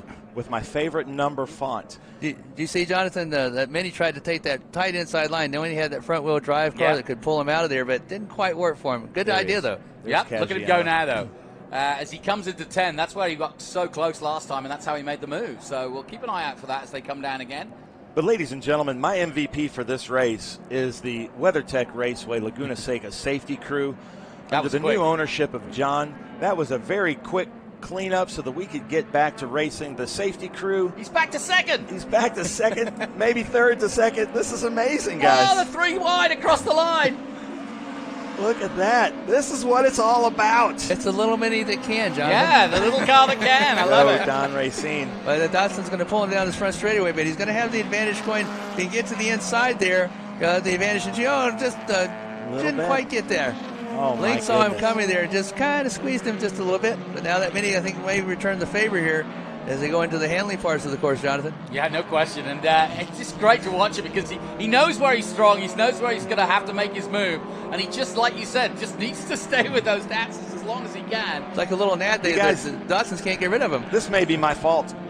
I asked Jared Kahlo, our camera guy, to put a mini or a GoPro on top of that mini, and just that little bit of drag, that might be causing it. A little bit of weight, a little bit of drag, that might be causing Don Racine to be in third and not first. So Don, so sorry about that, but you can do it, buddy. Yeah, we got the pictures. Yeah, we're going to have some great video. The only bad part about this course is he's coming up to the right haul straight, and they're going to pull him up there, but he closes so dramatically through the corkscrew, he might be able to pull off a pass. I wonder if he's kind of thinking ahead to strategy-wise towards the last couple laps, maybe. Yeah, well, he certainly gets it done. By the time he comes to 11, he's made up bunches of time. There's Ryle Barnett, Steve Walker. If you're watching this race, there's your old car out there running, keeping the heritage alive. It's funny, once you're in this long enough, Scott and Jonathan, I'm sure you've seen this, that cars that you know, but all of our drivers are friends, so they sometimes trade. Right. Or they're like, I'll trade you, or I'll sell you, or how about you buy me Cracker Barrel, and we'll trade cars straight up. It's just the funny little things that they do. And so Steve Walker, I've known him in that car for the last 5 years, but now this first time I've seen Ryle Barnett, who looks like he's coming in. Yep. Unfortunately, so but for man, whatever reason, Don Racine right behind, beside Troy Ermish. So we got some good stuff coming in as we look at the 46. Yeah, I think, Jonathan, that Racine has figured this out. I think he knows that he's strong on that 8 to 11 part, and if he can part that mini in front of Ermish, he may be able to. That would be a huge upset. Ermish has won every race so far in B Sedan in Group 8 this weekend. And he's mixing it again as they go round turn 3. He's right in the middle of it all again as we're watching these cars battle out. We're watching the 71 at the moment. But yeah, he's right in the mix of it, and he knows he's on for a podium at least if he keeps this up. He almost has half the displacement of these cars. He would probably be considered more effort G There he sedan. is. Yeah, see, he's right in the middle of those two dots. Second again. Look at that, Troy Ermish, man. Ermish probably Beautiful can't believe. car. Ermish probably can't believe his eyes. He looks in says, "What, a mini?" He's probably loving it. Ermish is such a car person. He's probably saying, "Where's this car better than my car, and where am I better than him?" Steve Link out front. It's a 1275, probably a 1293 after the boring. See, there there's where the 9 has the advantage. But watch the Mini come back at him. But the Mini's got the weight. I think the Mini would technically be considered a C sedan. Right. Yeah, it was C Sedan and SCCA for a number of years before it. But it's still under 2.5. Under 2.5, this yes. is B sedan, C sedan, under 2.5 liter, and it definitely is way under 2.5 liter. Here comes the strength of the Mini. Yeah, here he comes. Here we go. 11, yep. Getting to the twisty bits. Troy Ermish is coming up. Looks like our flagger he's got the white flag in hand, so. Oh, the move for the lead. He's going, if he can get in front there and hold it from the corkscrew through 11. sliding out, drifting out. Look at that. Look at how much rubber he laid down as they come to take the white flag. What a race. Look, side by side. The two Datsuns with the Mini right behind him. Final lap, side-by-side racing into Andretti Optima Batteries corner. And again, the inside line by the 9 and holds it this time. But the Mini's not out of this by any means. Don Racine is right in the mix of this. Oh, he's close enough. He's coming up to his strength, the handling part of this course. That one rahal straight may be his downfall, but he makes so much time up in the corkscrew through 11. But if he can stay right within shouting distance, he's got a chance here, folks. It's great. The little Mini that could. Yeah. I love it. I absolutely love it. Because as a British car fan, we all know that the Japanese kind of took the best of the British cars and made them reliable. Well, check this out, guys. We got a Mini coming out right behind you. I'm loving it. Coming up to the next left-hander and then up the rahal straight. This is where the Mini will obviously struggle power-wise. But he's done a really good job of staying with them and just holding on to that corkscrew and then really using the downhill section, literally leaning forward. Yeah, he's coasting sometimes. Yeah, I think that Mini's close enough. He's maybe get second, maybe first. Here we go. Look at that roll through there. Steve Link, beautiful car in what I think is kind of like a BRE livery. Troy Ermish's car, man, he makes some of the best 510s in the world, according to even Peter Brock and John Morton now. They've kind of passed the torch to him, and that is like a Concours winning show car. Jonathan, give us your ending here. Oh, here we go. Well, it's going to be a heck of an ending. Here he comes up the inside, the number 49 of Steve Link. They're side by side. Link's got the lead, but just somebody else going wide there. The Mini's in the mix. It's side by side action. Who's going to take it? Tom Ermish is just ahead as they come to the checkered flag, and Ermish takes it. Oh, yes. Awesome. Troy Ermish, what a race. Steve Link, Don Racine. Unbelievable, gentlemen. Keep it going. There's Dennis Racine coming up. That could Amgi and I know. Oh, I love it. 0.102. Ermish, Link, Racine. That's your top three. Hot fourth. side by side for first and second, and Racine was right there trying to find a way right behind the two Datsuns on their bumper in third. Great race. Awesome stuff. Here at WeatherTech Raceway Laguna Seca, I got to give a shout out to the ice cream vendors. I've had 2 ice cream cones per day there in the paddock. They have a big inflatable ice cream cone. Yeah, they're giving me some downforce, but they're giving me some energy for this as we look. That is a beautiful cars there, and they just had a blast. Knowing Steve Link, who's a longtime racer in vintage racing, Troy Ermish, national champion in just about everything, including Group 8B sedan with our SVRA the first year we were at COTA. Unbelievable, guys. I'm going to go down to the podium. I'll be right back. Gotcha. All right. Well, we enjoy what has been a spectacular race, and just won at a clip and on the last corner by Ermish. Well done, Troy. And that Datsun 510 from 1971 wins it. Steve Link doing a brilliant job in his 510 sedan from 68. A slightly older car, but boy, that was a great race. And Jonathan, that completes a perfect weekend for Ermish. He has won both Group 8 features. He won both B sedan features, and different cars even. Do it all again next week, I hope, in Sonoma. Oh, yeah. Datsun 510s, but he had a different car number, at least in one of the races. But what a great battle. He had 2 great battles in B sedan with Roy Fulmer, and that Mini Cooper, I thought he was going to take it. I thought he had figured out that line down through the corkscrew. Yeah, he really had. That was an interesting race. That was a good strategy race, actually, wasn't it? Yes, very good. And people new to racing, or at least new to vintage racing, you really do see it, perhaps more than you do in modern racing, just how you use the abilities and your strengths of each and every car, which are so different, to get you around. I mean, it doesn't matter what you got. You just got to use it right. Right. And Ben was talking about, the drivers that sell the cars to each other, trade the cars to each other. The cars look the same outward, but they all have their inner characteristics. Some have a little bit of understeer in it, some has a little oversteer in it. The feel of the car is what the driver goes by. But that Mini Cooper put on a great show, as well as the Datsun 510. It's great to have historic Trans Am, the historic Trans Am B sedan, and we're going to go into the contemporary Trans Am, the Trans Am 2 presented by Pirelli, in just a couple of minutes here after this next group. All right, thanks, Scott. We'll take a short break from Laguna Seca. Join us for more SVRA coverage as Group 9 is up next.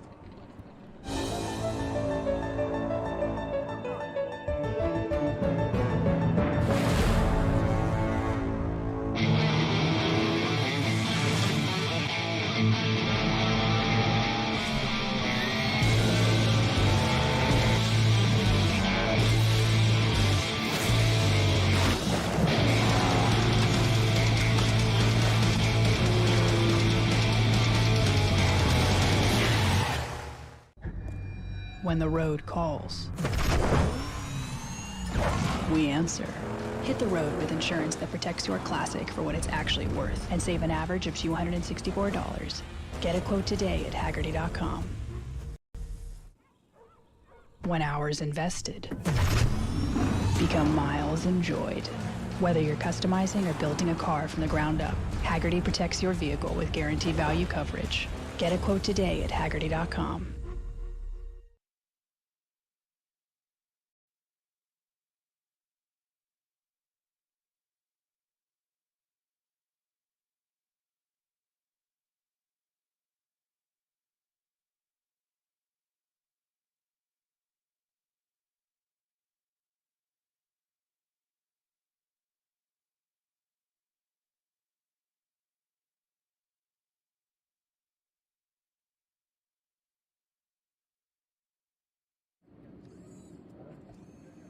Welcome back to Laguna Seca as we turn our attention to Group 9 coming up. And the Trans Am SpeedFest coming up in a moment. And as Ben quite rightly pointed out, a lot of the cars from yesterday already on their way to Sonoma as we get ready for some single-seater action. Looking forward to this.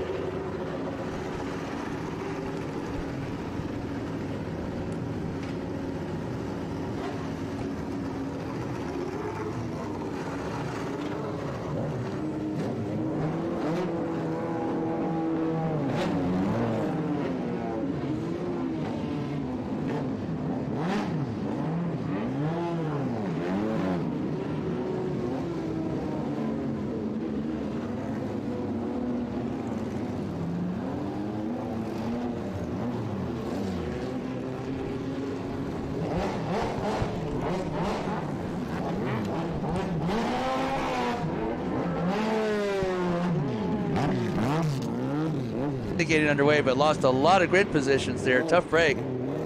Yeah, no doubt about it. That's a real shame, like you say. If you don't get going at all, that really does ruin your weekend. So this is Group 9, single-seaters at its very best. And we have, well, a group that goes, well, all the way back to 1972 and all the way up to 2006 in the Mazda Pro Formula, the Clay de Cava entry. So we've got quite a cross-section, Swifts, Mazdas, Chevrons, Rolls, a Royale even. Yep. A Royale RB.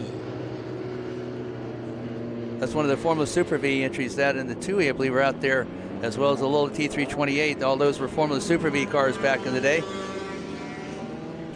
Have the two of the Ralt versions, Ralt RT4 and the Ralt RT5. You may be more familiar with the RT5. That was the old Pro Formula Gold Cup Super V. Yep. That was driven by drivers such as Michael Andretti and Arie Luyendyk. That they won 10 out of the last 11 Pro Super V championships in a Ralt RT5. The RT4 was the development car just before that. But both those cars. Mazda, Formula Pro Mazda used to be a great training ground. It used to be part of the Mazda Indy road. You go through Mazda, and then you go into Indy Lights, and up to hopefully Indy cars as well.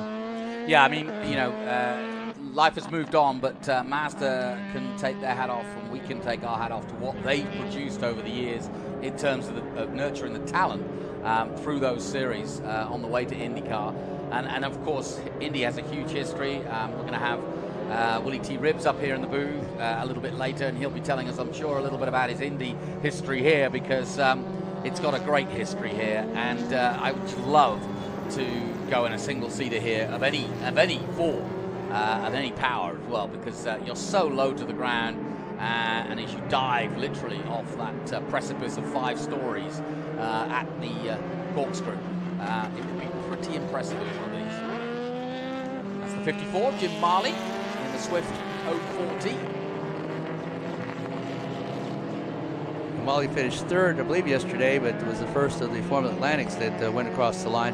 Again, Stuart Crowe, you'll watch him, you can see, much like with Troy Ermish, you can see the drivers that have been here lap after lap after lap, as they know exactly where to place these cars and know the quick way around here. And Stuart Crowe has certainly done that. He basically races on the West Coast, comes to Mid-Ohio. That's where he had his only Formula Atlantic win when he finished third in the standings, driving for Alt America. But other than that, usually he's on the West Coast, and he knows these tracks extremely well. Saw a couple of cars with the sticker tires on. Not everybody going with new tires, but you never can tell, because obviously it doesn't take long to get rid of those stickers if you spin the wheels a little. There, you see what I'm talking about. That's the A8. I believe that's Clay Della Cava, if I remember correctly. Yes, yeah. And one of the Pro Formula Mazdas That's a little bit later Pro Formula Mazda. The 2004 Mazda is what one of the Johnstons is driving. I believe it's Brett Johnston. As we come to the green, Jonathan, take it away. Here we go then. Our Group 9 feature race 2. Away they go. Good clean start. Everybody's away well, but it is the number 3 of Stuart Crow, the man we talked about earlier, going into the Optima Batteries turn 2. Nicely done. Good line through there. Nice and clean. And the rest of the pack chasing him through. Good clean start by everybody, but it's Crow who leads.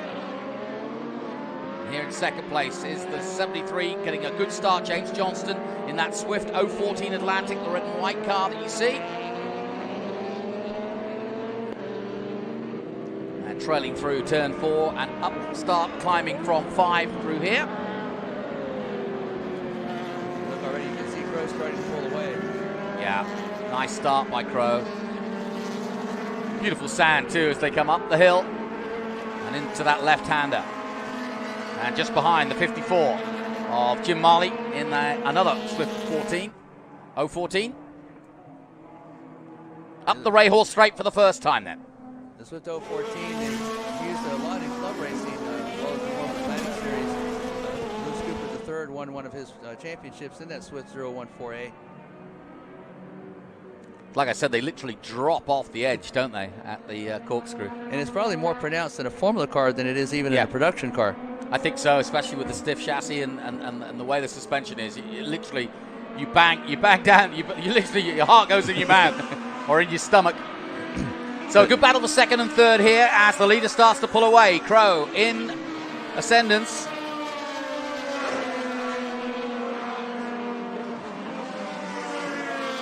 And much like with the Trans Am cars, this is a beautiful sound going by here with all these formula cars, open wheel engines coming by. Yesterday, we had, at one point, I believe it was about the second or third lap, we had all 3 Johnstons, one lined up right behind the other for second, third, and fourth. Clay Della Cava in that Mazda, Pro Formula Mazda, that was a brand new design for 2004 for the Pro Formula Mazda series. Has the engine in its 250 horsepower sealed engine that came out of the Mazda RX-8, the Genesis RX-8 engine. Good little battle here, the 72, James Johnston Jr. in the Master Pro Formula himself. There he is. Going wheel to wheel. Much wider wheel brace on the one on the left-hand side. You really see it illustrated as they go up the hill. And just waiting to pop out on the drone, up the Rahal straight. And a good 3-way battle at the front. Crow, Marley, Johnston, Della Cava. And then in 5th place, it's the 72 of James Johnston Jr. Or Jr. as we just put him on the graphic. Why not? Sounds good. JR. Stuart Crow is not pulling out as big a lead as he had yesterday, at least in the early stages of this race, Jonathan. The Johnston Jr. and Clay Della Cava is trying to stay with him. Had about 10 or 11 second lead yesterday, but he definitely does not have that today. Well, a little bit different line through turn 11. Well, he got his move made on the inside, which is hard to do, but he made it stick, and he's got ahead of the Masters. And that's 19 of Graham Ranking in the Swift. Set a time of 1:28.6 in his qualifying, or in the feature race yesterday. Yeah, he had a fast lap early in the race, but had a disappointing race. He finished, I believe it was in about 14th or 15th overall, but right up there at the sharp end of the grid, as you would call it, Jonathan. Yep. Well, it's known as Laguna Seca, which means dry lake, but they filled it out for now. That's also Ducati Island during the motorcycle races.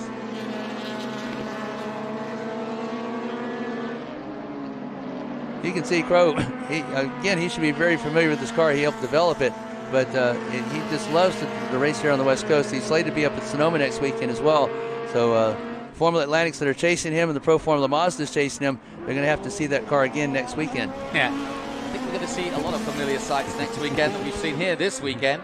Down the hill comes Rankin. And that was the pass. Rankin made a really good pass on the 2 Masters in the previous lap. And now look at the gap he's pulled away as they come through 10 as he chases down the man in front of him. That's Della Cava in 4th position. Well, that Swift Formula Atlantic should be a lot stronger than those 2 Formula Mazdas, but again, Jonathan, as you know, the last race that we were at was at Road Atlanta, and depending on where you get in traffic, you can be held up a lot, or you can really make up a lot of ground. Yeah, I think that's the more you learn about this sort of racing, the more you realize where you are on the track can make a huge difference as to how you get through the traffic, etc. You just don't want to get clogged up on the infield section when you can't make an overtake necessarily, or perhaps at the top of the corkscrew. And here's our leader, putting down some very impressive laps so far, Stuart Crow. Not holding back. 7 seconds and increasing. I know Terry Earwood, who's the Skip Barber Racing School driving instructor, would always say in one of his speeches that sometimes you actually need to slow down to go faster, which doesn't make a lot of sense until you get out into the races, and sometimes it's best just to follow somebody through. You know you're faster than them, but if you force the issue, you not only slow yourself down, you slow them down, and you bring cars back that were behind you by a lot right into play. So slow down a little bit, follow that car, then pick a good spot where you know you're strong at and make that clean pass. Yeah, it's always the same. Smooth is fast. And you can see Crow, a couple of tenths here, a couple of tenths there, and over the course of a timed race or a lap race, whichever, that all of a sudden balloons into an 8-10 second lead. But it's just that smoothness, just that consistency, which Crow obviously has. Usually factory drivers are very smooth and very consistent. I know when I was growing up, I was able to watch the great Peter Gregg, and he never looked fast on the track, but you look at the sheets and he was always at the top. It was because he was so smooth and so consistent, never a wheel wrong, that the car was always going straight. It was never sliding around or scrubbing off speed anywhere on the course. There's Jamie Schuller in the TUI BH3, and this is a lovely car too, the Rolt. We've got 2 Rolts out there, an RT4 and an RT5 from 82. Yeah, the TUI is made famous by Bertil Roos. He was in the Formula Super V racing, and this was the chassis that he chose, and he did very well in it. It was one of the very few TUI chassis that had a lot of success in those years. Good close nose to tail racing there as they disappeared from that shot. Yeah, really good. Well, that's one thing we've been really pleased today with, is how close the racing is here in SVRA, and the no holding back. You get a circuit like Laguna, a beautiful day like this, and you just want to go racing. So we go back with the 72. James Johnson Jr. He's on his own now, so he can dial it in. But a good little battle starting to emerge here. This one for the podium. Jim Marley under pressure now on the inside. He's kind of hunting around trying to find a room to get inside. He can't quite do it in time. Boy, you saw him hunting around. He was thinking about it. Said, should I, shouldn't I? No, I really shouldn't. Well, these 2 cars should be pretty evenly matched. They're both 014 Swifts, so as we go back to the 59 of Tyler Butterfield in that Royale. What do you know about a Royale? Royale RP16, they're more well known for their Formula Fords, but they also went into the Formula Super V and Formula Atlantics, as many of the manufacturers did. Not quite as successful in this particular type of racing, but were very successful in Formula Ford. That looks like a very tiny fit. 26. Scott Trevi in the Lola. Not too many Lolas out there today, but there is one.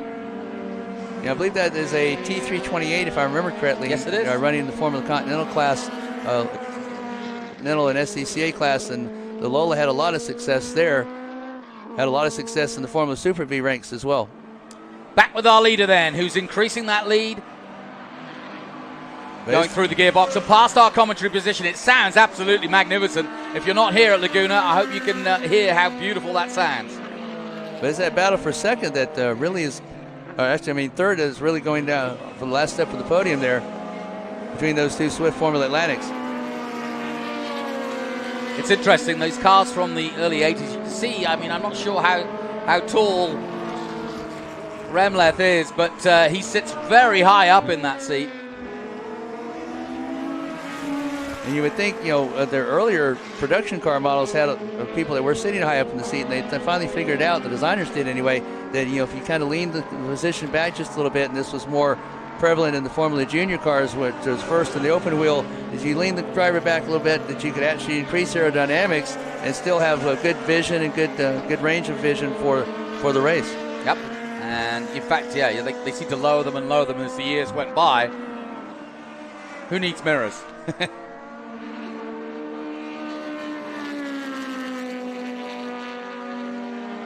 Good racing. Again, Stuart Crow, he's just, for some reason, again, he races on these tracks a lot, but he just has these tracks dialed in. I think you'll see it next weekend at Sonoma as well. Any track up and down the West Coast, he's been very good at.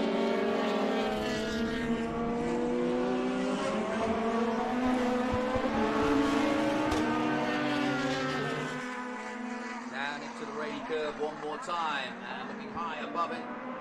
I'm loving this new era of drones to see the tracks so much more differently.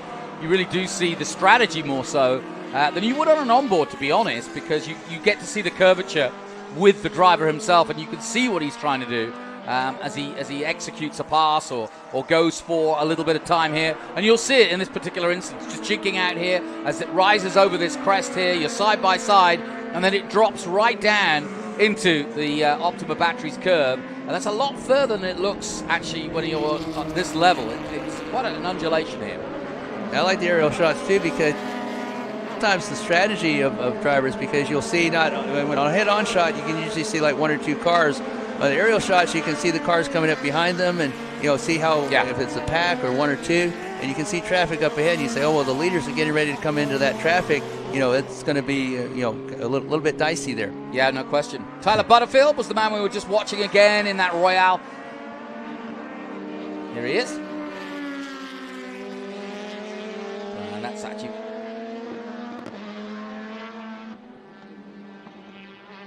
coming into that last corner now. And you'll notice, Jonathan, most of the races we've been watching, that those cars will drift all the way out, at least have one or two wheels, if not all four, over those rumble strips. Not so with these. I don't think they could even clear those with the distance between. You'd really get to. I mean, you're so low to the ground that it's too much of a risk to start bouncing over the curbs. And even adding that extra pavement up there at the corkscrew, where you can kind of straighten that out now, but you have to go over some rumble strips there. In these cars, you do whatsoever. That steering wheel is so tight and such a limited motion that turns those wheels. These cars are very fast, and unfortunately, they can get away from you very fast. Back with the number 9 of Geir Ramlet in that Rolt, putting on a good show. And this is currently in 8th position. This is the same Geir Ramlet that won at the Lotus 23B class that we had in the Group 1, 3, 4, and 5B earlier in the day. Yeah, so he's had a busy day, but that was, like you say, right at the beginning of the day, wasn't it? So yes. He's had some time off. Not unlike Travis Engen, who we actually witnessed actually going from one class of car where he just finished and jumping right into another completely different type of car.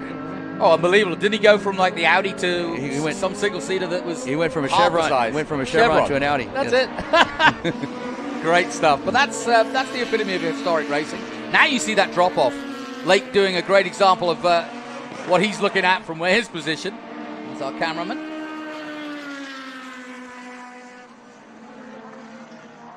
And again, those pictures, even that great shot there, really doesn't do it justice. You actually have to be in a car going down there to actually know what type of elevation change. You can even feel it on the access road as you're going down there, trying to get up to or come down to it. It's even that about 5 or 10 times that. And it doesn't matter who you are.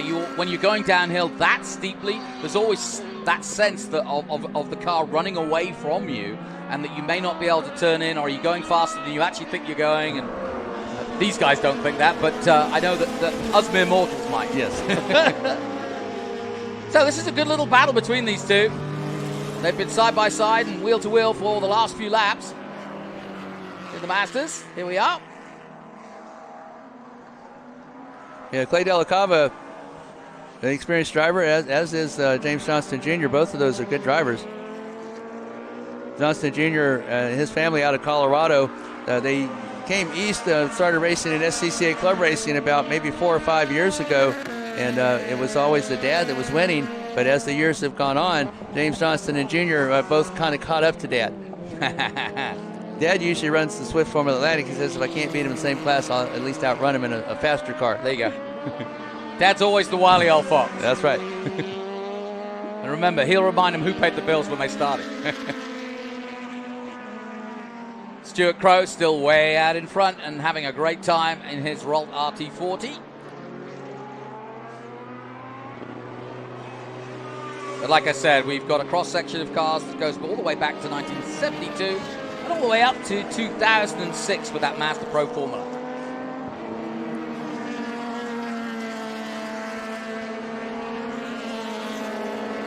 They usually have a lot of the Indy Lights cars here at the SVRA, the Lola T9720s. That's usually the car of choice. They're usually out front. So I'm sure that Crow is loving this. He has clear vision out front, nobody to play with, but he's actually out there having fun.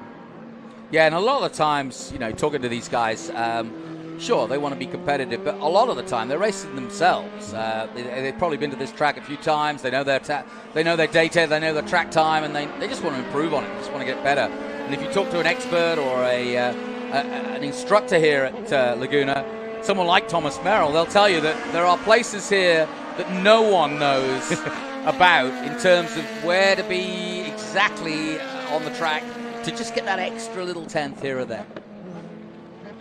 And I think that comes up more so even in traffic than it does actually out on a clean lap, because in traffic, okay, if I'm a little bit slower here, I know that there's a passing zone coming up, or I know I can get on the inside of them because the track does this or that, and you only learn that by seat time. Yeah, no question.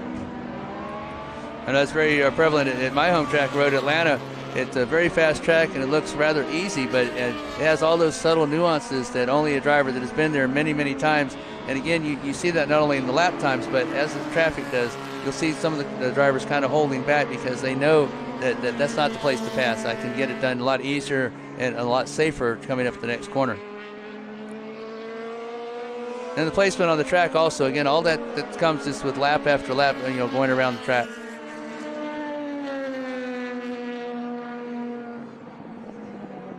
Well, we can have more of a bigger transition, Jonathan, between this and the next group coming up. Open-wheel Formula cars, purpose-built Formula single-seaters, and going up to the Trans Am 2 production-based cars with a huge 515 horsepower in it. Yep, absolutely. That's the big boys coming up, and our showcase event, if you will, for Trans Am. Looking forward to that 75-minute, 100-mile race. And another overtake for position here. Nicely done. Yeah, he set that up well coming out of turn 11. Had a good run out of there, good drive, and just did a very clean, basic drafting pass coming down the front. So that's the way that you pass. You don't try to force it. You know that you got a better drive out of there. You can get him on the straightaway. Just drove up right behind him and then right by him. Brett Johnston at the wheel.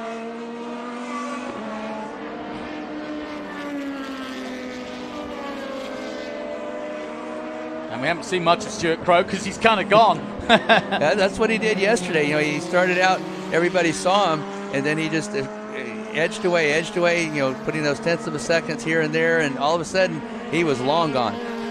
10, 15 seconds ahead. So we're expecting the white flag next time by, but I don't think it's going to make any difference to the overall result here at the WeatherTech Raceway Laguna Seca. Here in the bright sunshine, we've had a great weekend so far, and this, remember, is a double-header for the SpeedTour. We're heading next to Sonoma in just a matter of days. And so everybody wanting to make sure that their car's in good fettle, and if it isn't, they've got time at least to do something with it. And this is a very hotbed for motor racing, especially historics. So there's plenty of parts around and plenty of chances to get sorted. Our first look at James Schuller for a couple of minutes there in the Tui. Mentioned him earlier as we concentrate once again on the 3B. It's great to have beautiful weather here, but it's great to have the fans back too. Yeah, no kidding. We missed y'all. Yeah, no kidding. It was a tough couple of years, wasn't it? Yes, it was. Hopefully those are way behind us now, and we have nothing but smooth sailing coming up. Final lap then here in our Group 9 final race, the feature race 2 for them, and it is Crow by some 17 seconds. You were saying he had a big margin. Was it this big yesterday? I think it was along the lines. I want to say 15 yesterday, but wow. If it was, as you say, racing yourself, well, I got a bigger lead today. Well, we're watching Johnston in 5th place at the moment in clean air. Just racing away. Puff of fire coming out the exhaust there. And here's your leader. So even when he's going through traffic, he's just so smooth going through there. Yeah. And it's funny because if you've ever been in a single-seater, especially a fast one, it looks smooth, but the one thing I can tell you it isn't. There's no suspension. They're pushed onto the ground. They're made to literally graze the surface of the track almost, and so there's nothing comfortable about it. I went to driver's school in a Formula Ford, and they didn't tell me about the air that would rush up under the helmet, try to lift it off your head. That's the worst thing. And my eyeballs were bouncing because the pavement that looked smooth wasn't. Yeah, it's not easy, folks. And then you brake, and then the whole body, including your neck, goes forward.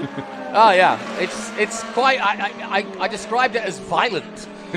I got lucky enough to go in a 2-seater Minardi Formula One car with Damon Hill around Donington, and that's all. I actually cut my tongue because I was just, I was being rattled around in this violent machine. But, when you watch it on television, that really doesn't come across. Yeah, it looks so smooth and so easy, but it's not. So Crow takes it by a country mile, and as the crow flies, so to speak, he's done it again. Johnson second place, and Malley in third place. DeCalava in fourth, and Johnson fifth. That's the other Johnson in the 3B, and that is a good run by him. Brett Johnson, that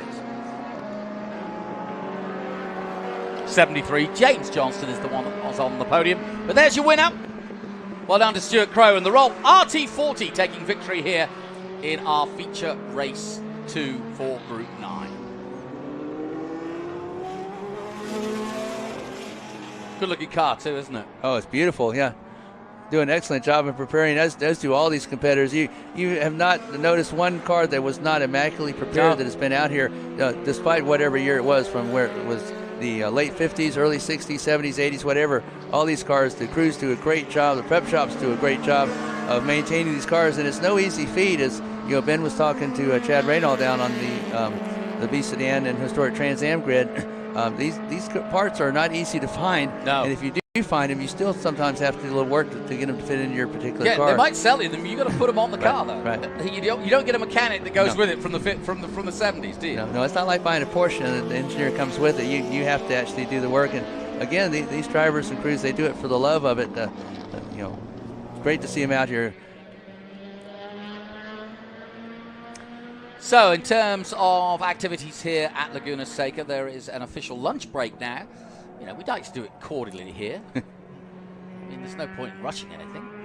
It's historics, after all. But once again, my thanks to Scott Conway for taking us and guiding us through with amazing knowledge. Photographic memory, I may add. Yeah, thank you, Jonathan. I really appreciate being a part of Ben Sissel, Jonathan Green coverage here and the Greenlight TV. Y'all are not looking at speedtour.tv/YouTube. You're missing. It's an amazing coverage. Again, onboard cameras for Trans Am 2. Trans Am 2 coming up a little bit later at 2 o'clock. But the aerial footage, the cameramen that are out there on the corners and camerawomen out there on the corners do an amazing job. And you really need to look into this. Again, if you can't join us next weekend at Sonoma, again, tune into speedtour.tv/YouTube. Jonathan Green, Ben Sissel, and maybe myself will be along for the ride here. And again, a great job. Thank you very much. Thanks, Scott.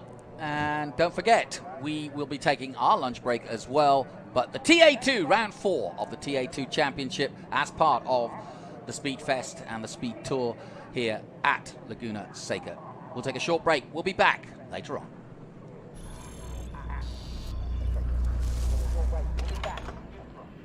Yes. Hon, the WeatherTech's here. WeatherTech is the ultimate protection for your vehicle. Laser measured floor liners, no drill mud flaps, cargo liner, bump step, seat protector, and cup phone. What about my car? WeatherTech. A marathon coach owner is someone who expects exploration and relaxation to blend flawlessly. For the most reliable, luxurious motor coach on the market today, look no further than Marathon Coach. Indulge that wanderlust, leave any cares behind, and lead a life filled with adventure. Join the Marathon family and take your 5-star hotel with you.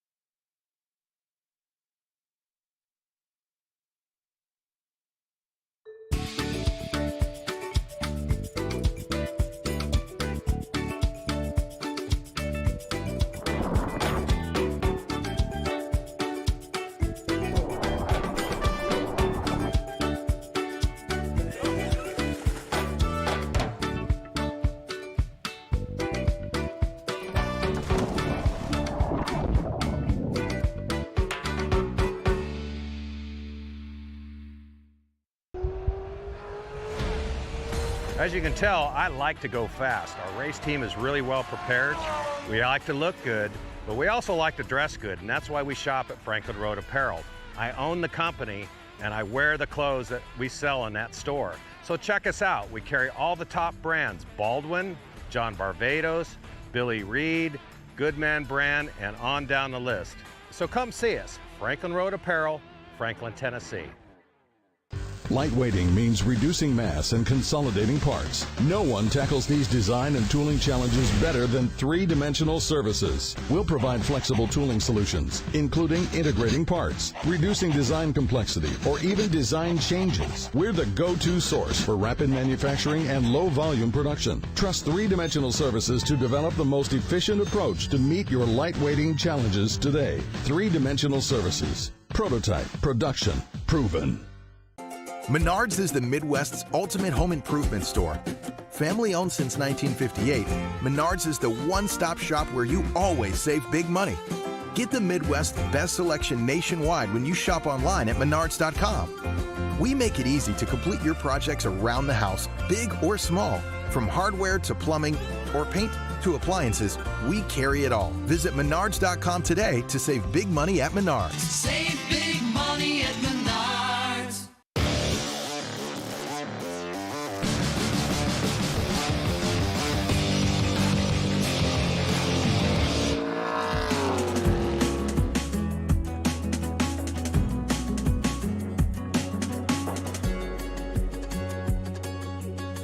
Hello and warm welcome to the Trans Am Series presented by Pirelli. We're here for TA2 at the beautiful Laguna Seca circuit in California.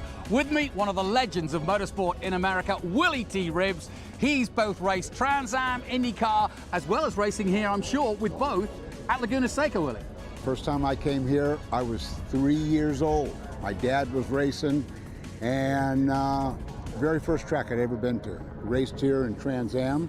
Raced here in IndyCar, raced here in IMSA. Well, Willie, this is an exciting era for Trans Am, but what is it for you that makes Trans Am so special?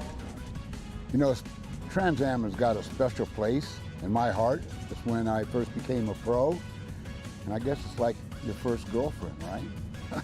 You know, you never forget. So no, it was, of course, I did Indy and IMSA, but Trans Am was the first, and that's why I'm here today. I'm not driving, but it's the place I want to be because this is where it began. Willie, I know exactly what you mean. It's all about that opportunity. Willie's going to be with me all weekend. And talking of opportunity, from Sim Cars runner-up in our Sim Championship to now leading in the real thing in TA2, Tyler Casera is with our Ben Sissel. So I'm with Tyler Casera, our current points leader in TA2. Tyler, do you feel that like puts a target on your back? Yeah, a little bit. I mean, honestly, the closest thing that I have to lean back on is my esports experience in 2020. You know, we dominated Josh Hurley and myself in that championship, and I feel like I'm kind of in a similar position. So we've got 2 in a row. We're at WeatherTech Raceway Laguna Seca. Then we go to Mission Foods Sonoma SpeedTour. Being the championship leader currently, what does that add to your mindset? Yeah, I mean, going into this weekend, right, we've got to be aggressive. The points lead is not very big at the moment and can change, so we've got to be aggressive, but also conservative in the sense that we want to be there next weekend and have that opportunity to continue to build this lead. It's a great answer. Jonathan, Willie T. Ribbs, back to you.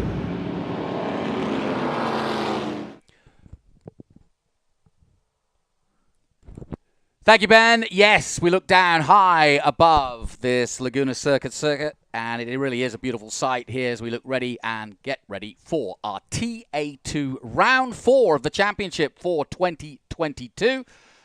Really looking forward to this because, as Willie T will attest, I know you didn't race here that much, but this circuit is one heck of a challenge, isn't it?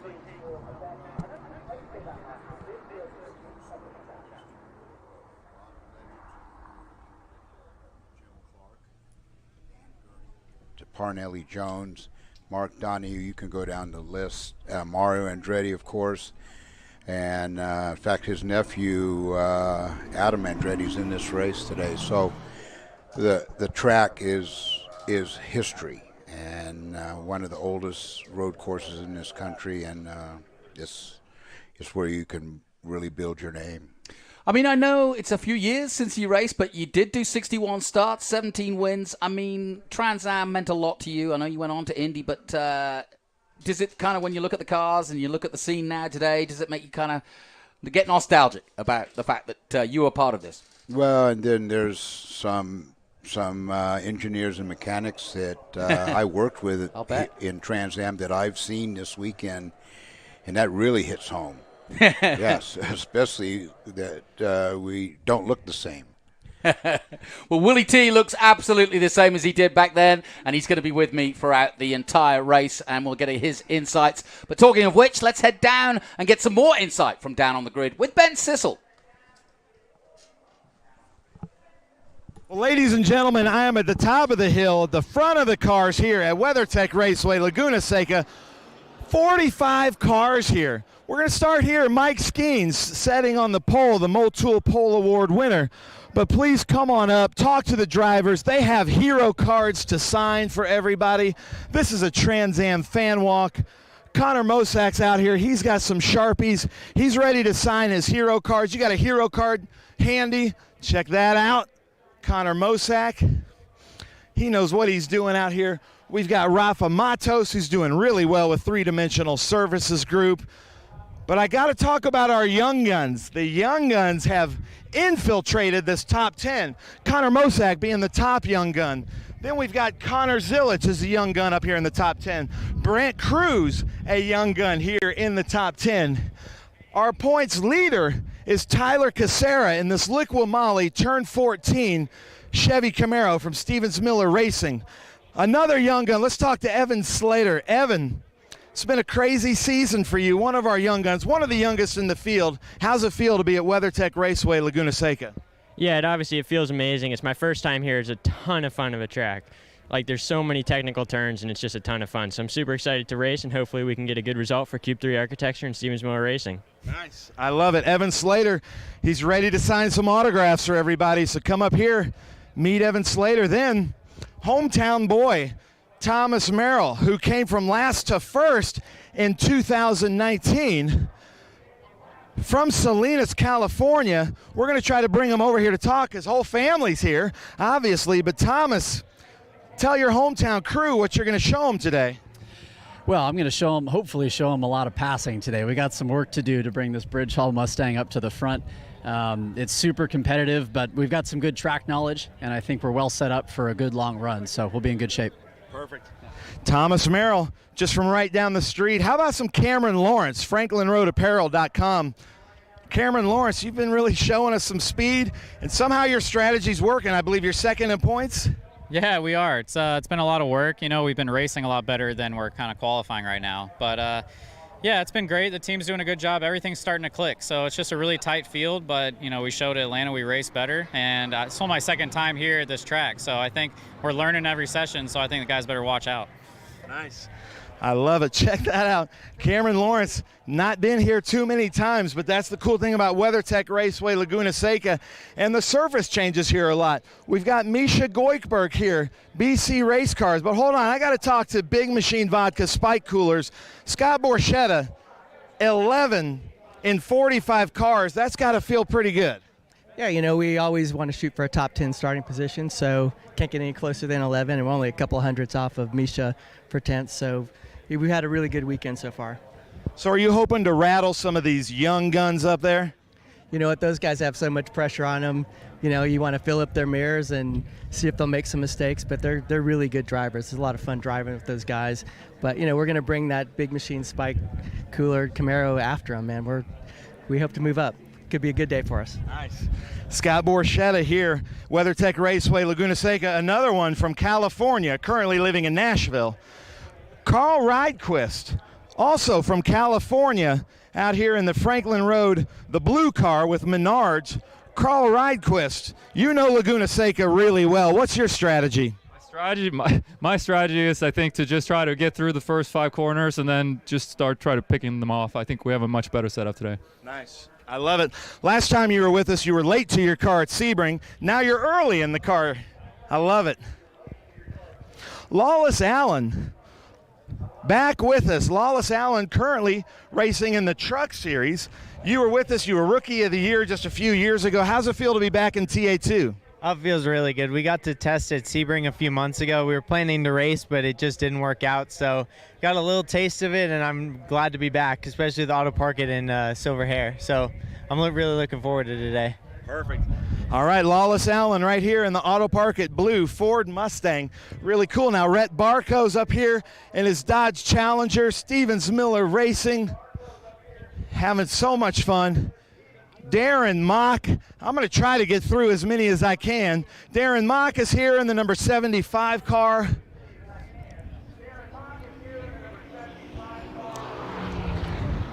All right, now we've got Jack Wood signing autographs, which is exactly what he should be doing at the fan walk. So, Jack, keep signing. We're talking to me, but I know you had an off, and I know that the SLR team had to be working through the night to fix it. But how does the car feel, and what's your strategy? You know, I don't know. I mean, it makes it tough when you miss that first practice like we did. Puts the guys in a bad spot. I think it sets the whole weekend behind. But, you know, I've never been here before, especially never in this car, and it's a challenge space to get around. But I think our qualifying effort was decent. I think we have a good long-run speed car, so you know, looking forward to the race and hopefully moving up. So perfect. All right, Jack Wood running the Team SLR Chevy Camaro. Having some great times out there. We've got Adrian Lostovsky here running really well. Dylan Archer, another one of the young guns. Keith Prochuk with HP Tuners, the number 9, was here with us a couple of years ago. Right behind him is Elias Anderson with the Accio Data Samson Race engines. But now we come to our first West Coast TA2, our Motul Pole Award winner in TA2, Jeff Holden. How does that feel? That's awesome, man. That's what we've been going for. Getting to the front of our pack is the most important thing we can do. We're not really racing against the national guys too much, so we just try and keep it clean and stay out of their way and race against ourselves. Nice. I love it. There's Jeff Holden. Then we've got Barry Bowes from the National Series. But let me talk about this. This dude, I haven't even met him yet. This is actually happening. Roy, nice to meet you. I've heard so much about you because you turned a lot of heads at Thunder Hill. Right when he got back from Thunder Hill, the president of Trans Am, John Claggett, called me and said, we've got something special in Roy Fulmer. So who in the world are you? Where did you come from? We were in Miatas from 13, and then we just saw how awesome Trans Am is and how well it's ran. So we were like, let's do the jump to Trans Am, and especially since the West Coast guys get to have a few chances to race against the national guys, we're like, yeah, that's the go-to. That's going to be awesome. Nice. I love it. Check that out. Nice to meet you. Welcome to the TA2 series. We're going to come through the field a little bit more. I'm not even going to attempt to try to announce his name. If we can get a shot of that, we'll let the people at home try to figure this out. I don't know where the driver is. I don't see him.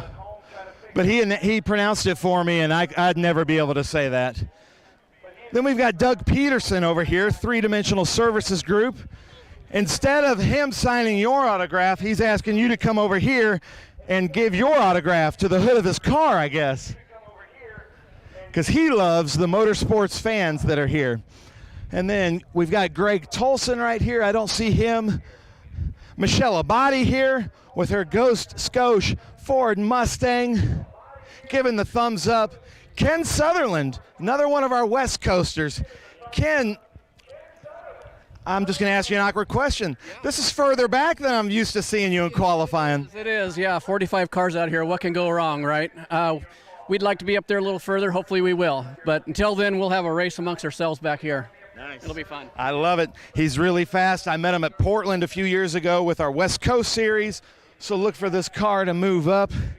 Kent Stacy, how's it going, man? Laguna Seca, how's it feel? It feels good. We're behind on testing. We're just getting this car going. This is our third race. And I know we put a guest setup on it here for qualifying, found 3.5 seconds at moving forward, and hopefully we did it again for the race, so hopefully we can move it forward. Awesome. Kent Stacy. Now, listen to this. Jonathan Willie, I hope you're paying attention. because I was up at the Big Machine Vodka Spike Cooler Corkscrew yesterday, and I saw you splash through there with an explosion of gravel, and now you're starting way back here, which is so unlike you. So what are you gonna do going into the Andretti hairpin as an Andretti? So we have the way I see it, we have 90 miles to exercise two very important virtues in patience and patience. And with 10 laps, 10 miles to go, it's go time wherever we're at. So it's going to be a lot of survival, but I've got a lot of faith in our Trans Am, our TA2 competitors. I think they're going to do a great job, and this is one of the best racetracks in the country to be here at WeatherTech Raceway Laguna Seca. The fan turnout has been amazing. Thank you so much to all the fans that come in to support us and all of you watching us on TV. But we're going to put on a show here from 30th, I promise. I love it. You always put on a good show. Number 86, three-dimensional services group, Adam Andretti. We're getting ready for the pre-race ceremonies here at a grid of 45 cars. Gentlemen, I'm going to send it back to you. Willie T. Ribbs, our Grand Marshal, Jonathan Green, the best announcer in motorsports. Take it away, gentlemen.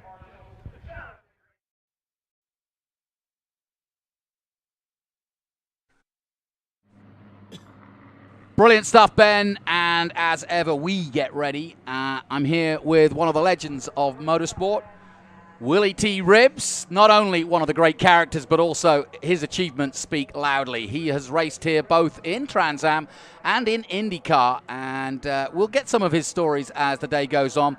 But I think what I'm gathering from you already, Willie, is that you're just impressed with how young these guys are, so many of them, and how big that field is. You've got to be impressed. 2022, I mean, everybody talks about the golden age of Trans Am. You're looking at it.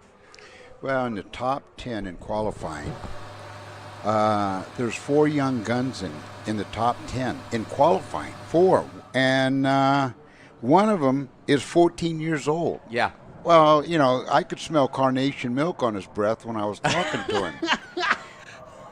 I was 14. I was on a bicycle. I wasn't in a race car. I certainly wasn't given a big machine and with all the responsibility of all that's going on here. The sport is changed. It's become so professional with the feeder system. It's like baseball and football now. They're scouting kids at 10 years old. No question about it. Are you excited to what you're about to witness? 100 miles, 75 minutes. It's a tough race. It's a sprint, but it's an endurance in this heat. 45 cars to race in only 100 miles. They're going to go at each other hard. Well, let's head down once again to the grid. Ben Sissel, let's take it away.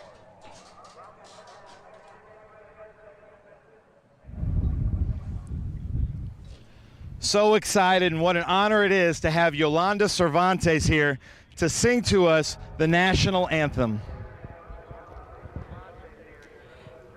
Oh, say, can you see by the dawn's early light what so proudly we held at the twilight's last gleaming, whose broad stripes and bright stars through the perilous fight o'er the ramparts we watched were so gallantly streaming, and the rocket's red glare, the bombs bursting in air, gave proof through the night that our flag was still there. Oh, say, does that star-spangled banner yet wave o'er the land of the free and the home of the brave?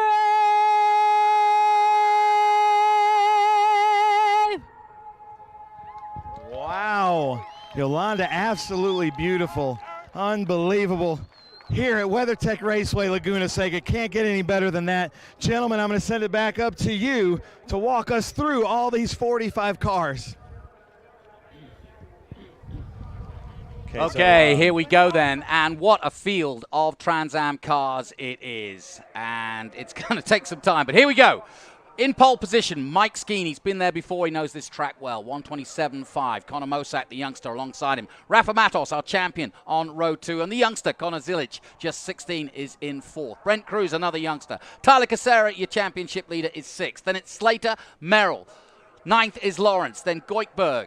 Borchetta, what a qualifying from Scott Borchetta in 11th. Carl Ryquist, the West Coast man, is in 12th. Then Lawless Allen coming back from the Truck Series and signs up for 13th position against number 14th on the grid, Rhett Baku, our Rookie of the Year last year. Another youngster, Darren Mock, 15th. Jack Wood had a prang yesterday, but they've got that Chevrolet Camaro going strong, and he will be a factor. It's been a tough year for Lostowski, but he's there in 17th. Dylan Archer, yes, that's right, the Archer name is back in Trans Am and racing in America in 18th. Prochuk, Anderson, Holden 21st. Barry Bowes from Texas, 22nd. Roy Foreman from the West Coast, already a winner here in the West Coast at Thunder Hill in 23rd. Kitwarski, the Polish name, Andy Kitwarski in 24th. Doug Peterson and Greg Tolson, also of the West Coast Championship. Michelle Abadi, the Vegas girl, is 27th. Is she going to gamble? Ken Sutherland, Kent Stacy coming in 29th, and work to do for Adam Andretti, who we spoke to. Ty Young is 31st. Nick Racino races on the West Coast. He is 32nd in the Camaro. Then it's Tim Lynn, Gallagher, Kanuki, and Fine. Stephen Lustig, Matt Perrant, Crandall, Parsons, Marvich in 41st. 42nd is Joe Bodegich, and then Schweitzer, who is a West Coast expert. Jeff Sexton coming into the championship from Texas in Austin this year. And Chad Christensen in 45th place for the Forester Pontoons Ford Mustang. Doesn't get any better than that. Record fields here, once again here. Perfect conditions at Laguna Seca. And Willie T, as you look down, I know you've had a weekend here and it's been quite an eye-opener for you, I'm sure, but what are your thoughts?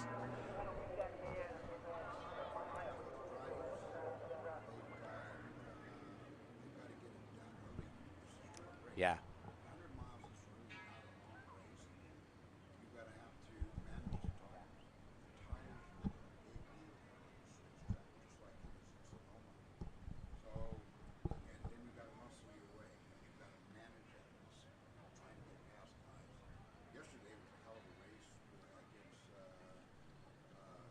And Dreezy, they went at it, and Dreezy just flat wore his tires out. Dyson won the race, and it was a great battle. And that's what these guys are going to do here. They're going to battle each other and take every inch they can without using the car up. There's the onboard of Cameron Lawrence. We'll have onboard pictures from the Franklin Road Apparel Cameron Lawrence, and obviously Lawrence in a great position in terms of the championship to try and score some major points. And we shouldn't forget that the championship is on a knife edge. It may be only 4 rounds gone, but there's only a few points between Tyler Casera and Cameron Lawrence, first and second in the championship. Our current champion had a nightmare last time out in Road Atlanta, and he is now down having led the championship in 4th position. We'll be watching his every move, and it'll be a joy to be on a former Indy Rookie of the Year, Rafa Matos from Brazil. Thomas Merrill sits 5th in the championship at the moment. He too will be a factor here. But as Willie rightly points out, there's so many young guns out to make a name for themselves today. Some of them have come from the West Coast. Some of them have come back from the Truck Series. Some of them are just up-and-comers like Connor Zilic, who bounced onto the scene last year and took pole position at Virginia when nobody, or very few people, knew exactly who he was. Well, we do know now, and Connor Zilic will be a factor. So many of these youngsters now, Willie, I don't know if it was the same in your day, but now looking straight to go to NASCAR. But there's no question that we're going to see some excellent strategy here, because it's going to be crowded. There's no question about that. It's a very tight field, but with 45 cars, you've got to stay out of trouble and pick your moments. That's going to be the key to this. Yeah, John. I talked to Connor Zilich yesterday, and he is world karting champion. Yeah. Right? As well as European karting champion. And he's 16 years old. Formula One's going to be looking at him, not just NASCAR or IndyCar. He's going to be looked at from all over the world. Yeah, no question. And we've got more stories like that, and we'll tell you more about them. But let's head down to the grid once again for Ben. Well, thank you, gentlemen. Here I am, Ross Merrill, Lauren Merrill, and that's not a coincidence. Thomas Merrill's parents. You can see her necklace there with the TM. Ross is the president of the Laguna Seca Raceway Foundation.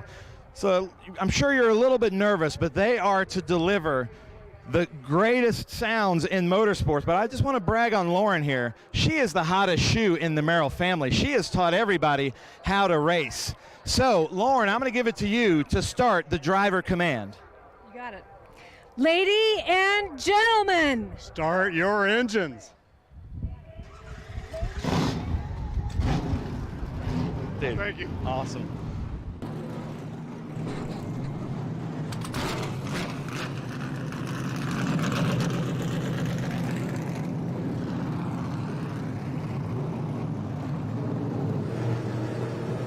Well, Willie, as we savor those sounds, do those butterflies still come up in your stomach? You remember these days when that engine command is given, and then it's go time, and everybody leaves you. The talk goes, the chat's gone, it's up to you.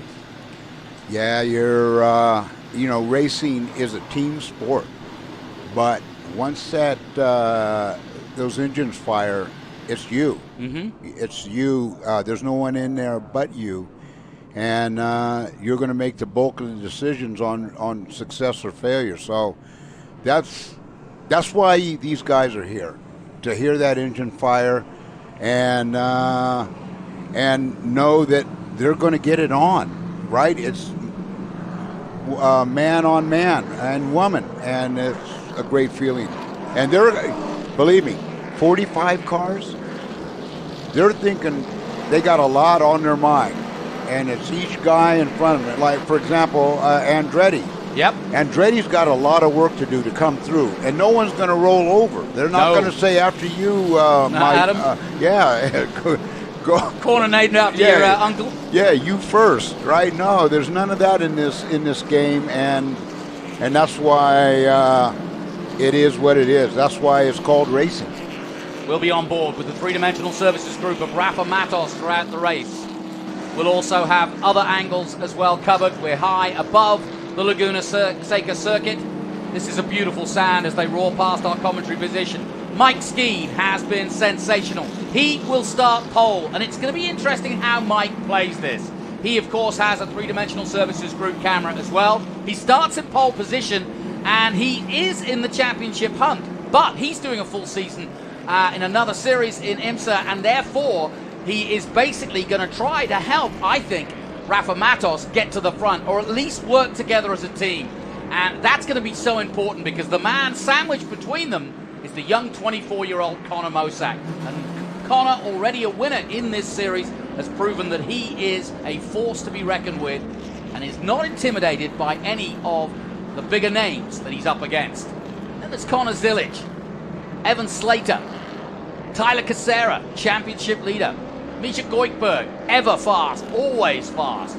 Really looking forward to it. How about this guy, Lawless Allen, coming into the championship from the Truck Series. He's the top Truck Series rookie at the moment. So there's so many good stories, and it's on days like this, Willie, where you can make and break a name for yourself. Do you remember those days when you were trying to break through, and you're like, if I could just get in the top 10, or if I could just show my team manager this, I can pick up that sponsorship, and I can make it in this game?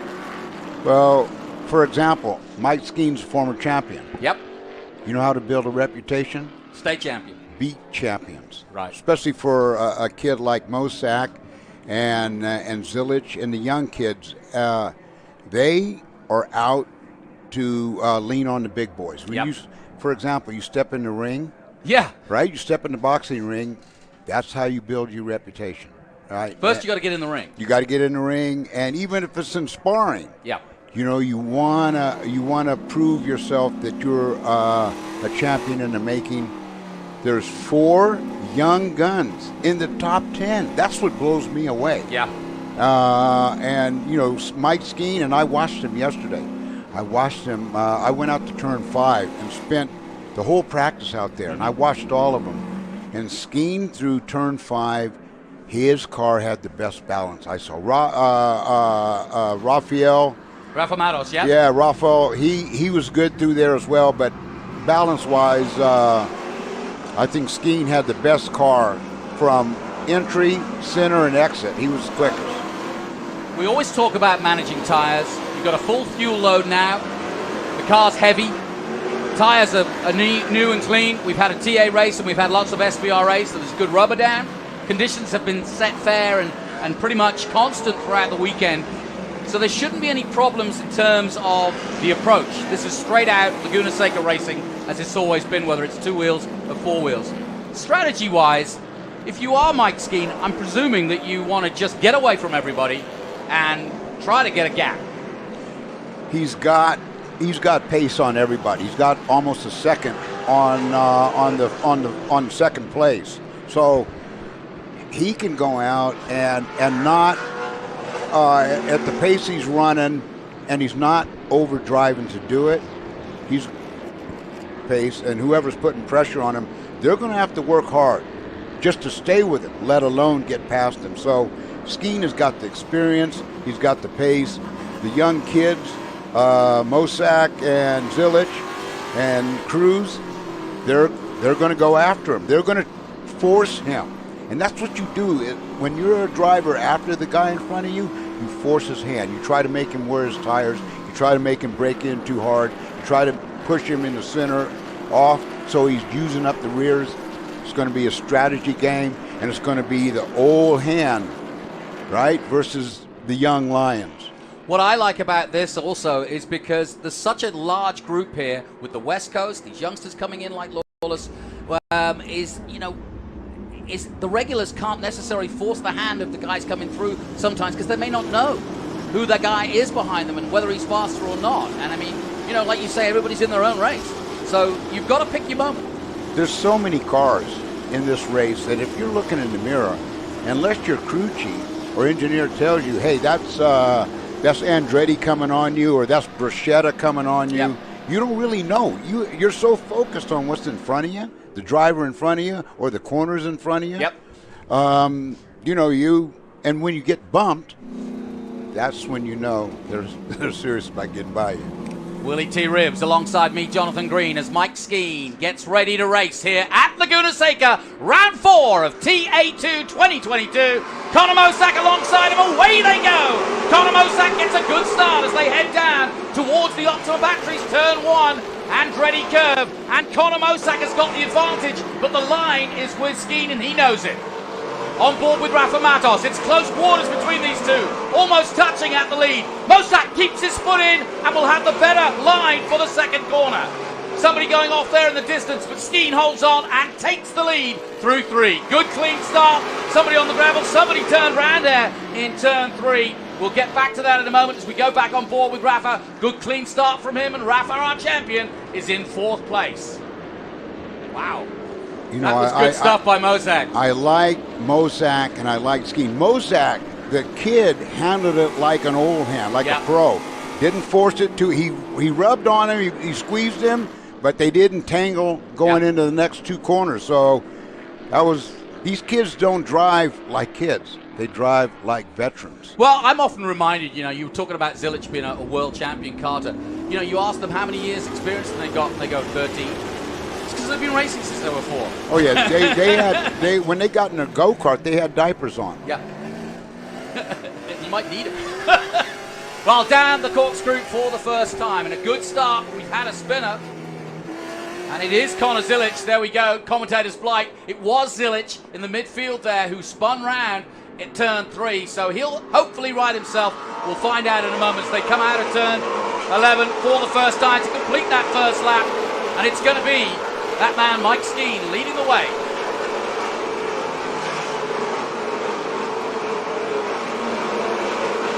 So, good clean start. Mosak in 2nd place. Rafa Matos in 3rd.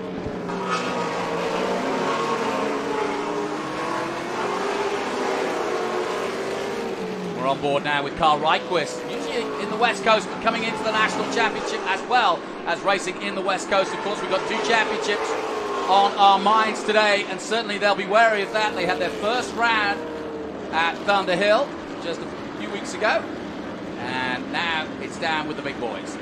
So it's skiing, Mosak, Matos, Cruz. Brent Cruz is another youngster. He's the youngest competitor we got, just 14, down there in, 4th position.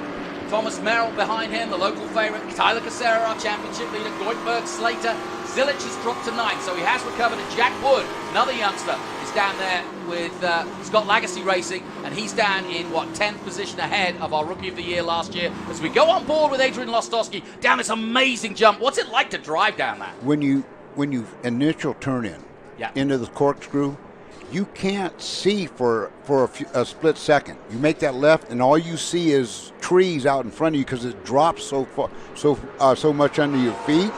And then you see it. Then you see the right-hander, and you do it. It's automatic. You're already turning. You're making your right turn without even seeing where you're going. This is Cameron Lawrence who got spun round. So Zilich had a problem. That's where Zilich goes wide, and it was Cameron Lawrence that got spun round. And that's a big news story because Cameron Lawrence, of course, 2nd in the championship. Cameron Lawrence has got a lot of experience. Like skiing, these guys are old hands here, and they're mixing it up. When you got 45 cars out there, you're going to get into each other. Somebody's going to skip. And these ain't small cars either. Oh yeah, no, they are muscle cars. Yep, absolutely.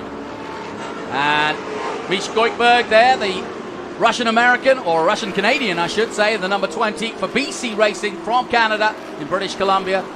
And then further down, Peterson, Reitquist. And then further down, you can see this massive field. Borchetta dropped down a little bit, but at the moment, Cameron Lawrence has recovered to, 19th position. Keeping an eye on him. I'm keeping an eye also on Andretti, who's come up the field already. Adam Andretti is in 27th position. And it's funny, I spoke to Michelle Abate at the beginning of the day, and she said, you know what, Adam Andretti, I know it's fast. I'm just going to wait till he passes me and slot right in behind him. That's exactly what she's done. Great stuff from Michelle. So Skeen already building on his lead as we go back on board with Cameron Lawrence, who's got a lot of work to do. The man 2nd in the championship. But we can see him work in the car, Willie, as you look at these onboards. It's great to have onboards live again. Well, one thing about onboard, you can look at the fast guys, the leaders, and see how hard they're working, right? Yep. And if they're not working that hard, that means they're going fast. Yeah. All right? Yeah. Now, if you see some of the other drivers who are putting a lot of steering angle into the car back and forth, right? Understeer, oversteer, you know that they're working for their money, and they're not having the same grip that the fast guy. Skiing, he's hardly turning the wheel. Now, this is a good example of what I was talking about. You've got Lawless Allen ahead of this man, Cameron Lawrence, and he's trying to show him a wheel, show him his front, and say, hey, I'm coming through. We're coming up to turn 5 where you and I watch from. You can't go around the outside there, surely. No, because it runs out of room right when you exit the corner. As you exit, it's nothing but sand out there. And the camber drops off as well. Having been cambered on the inside or on the first part of the corner, it drops off quickly. When it flattens out, that's it. You've gone from push to neutral loose. Yeah. So Rafa Matos in 3rd position at the moment, and this is a really important race for our champion. He's had a disastrous road at Atlanta, having had such a good start at Sebring, but he's a long way down the points. Rafa currently in 4th position on 62 points, but it's early. But these 2 weekends here, this weekend and then Sonoma next weekend, could be the make and break of a lot of people's championships, and Rafa knows it. He's all over the back of Mosak now, though, and starting to make his way closer and closer. Is there a moment where you stop following and hounding and decide to attack? You try to wait. You keep the pressure. If you watch what's going on here, you want to keep the pressure on him. So if he does make a mistake, if he runs a little wide into the corner, if he misses his braking point, say right here, yep. He goes a little long and he starts to run off wide, and you're in a good line, then you try to get up underneath him, right? And the cars are so equal that no one's got an advantage, right? Yep. As far as power and chassis. It's all driver here. So you work him and work him and work him, and hopefully you can put enough pressure on him, and have him make a mistake and you get past him. But same time, you don't want to leave yourself open. No. Okay, when I say or you made a mistake and then the guy who's pressuring you gets by you because you're working the other guy in front of you. It's really like an accordion. Yeah. You ever see an accordion? Exactly, yeah. That's what it's like. 1 minute, yeah. 1 minute you're out, the next minute you're crunched up. And that's what we're seeing now. It's a great battle here. Skeener's pulling away. He's got about 3 car lengths ahead of this battle for second place between Conor Mosak and Rafa Matos, our champion. Then there's a gap. And in that gap is Thomas Merrill, the expert, the man from Salinas, the farmer's boy, so to speak. And we heard his mum and dad doing the race command. Their history is all here at Laguna Seca. Thomas Merrill has thousands of miles. He's an instructor here. He knows every inch of this circuit. We watched him on track yesterday, and you said, boy, that guy's getting out of that corner early, and that's because he knows this track like the back of his hand. Well, and experience on any track pays off, but as many miles as he's got around here, he knows how to manage the tires. He knows how to manage the speed. You see the race we got here. We got Matos going after the kid, okay? Now, this is where the kid is going to prove he's tough and he's smart. Because when you got Matos, he's a champion. He's a veteran. He knows how he's got the miles on the kid. Well, this is where the kid will prove himself to the bigger teams, to the bigger owners, to other championship owners that he's got not just talent, but he's smart. Yep. Right. Bobby Unser always talked about being smart with the car. May he rest in peace. What a man. I loved him. I loved him to death. Yeah, it's a good point. And the Unsers know what they're talking about when it comes to racing, no question about it. The funny thing is, Mosak, although 24, is wise beyond his years. He got a win last year. And from that moment on, I think it was Road America, he never looked back. And I mean, he's not intimidated by anybody in this field. He's already kind of been contracted to NASCAR. They've got their eye on him. They're ready for him. And because there's so many road races now in NASCAR, they're happy for him to race at Laguna because they race at COTA. They race at places that we go to. So if he's going to be successful there, you're looking at the next Kyle Larson or Chase Elliott when it comes to road course expertise. Well, a lot of the drivers, especially in the old days, you watch A.J. Foyt, you watch Mario Andretti, you watch Bobby Unser, you look at they drove everything. They were on dirt, they were on ovals, they were on road courses, and all that does is make you better. Yeah. That was Uncle Bobby who say that to me, drive everything you can. Yeah. Well, these kids at a young age are starting to do that like the old guys used to do, right? The old guard. And when they get to a road course in a cup car, for example, they're not going to be out of water. They're going to know, they're going to get in there and be up to speed on going left and going right. Yeah, and I think you're absolutely right, and it's good advice because if you know different surfaces, and I know this from being in the dirt, on motorcycles and on 4x, you get the field, what it slides underneath you. So if it's raining here at Laguna or it starts raining like it did in Formula One, you've got to know what the surface is underneath you and what the car will do and won't do underneath you. And that's, like you say, any training on different surfaces and different cars has got to be huge. Well, and you look at Kyle Larson, for example. Yep. I'm a big fan of that kid. Yep. And he can win on dirt one night, and win at Talladega or Daytona or anywhere else the next night. It's just a great, not just great talent, but being able to jump from one discipline to the other, that's hard to do. Now we're on board with the FPEC, a food processing equipment company, Dylan Archer, and you know the name Archer, Tommy, Bobby, his dad, of course, looking after him, but it's great to have the Archer name back in racing after their amazing, 40 championships over the years? I raced against the Archers back in the early 2000s, I think, and a couple times I did. I do remember we raced against each other in Detroit one time on the island there. What's the name? Belle Isle, yeah. Belle Isle, right? Yep. And the Archers always been fierce drivers.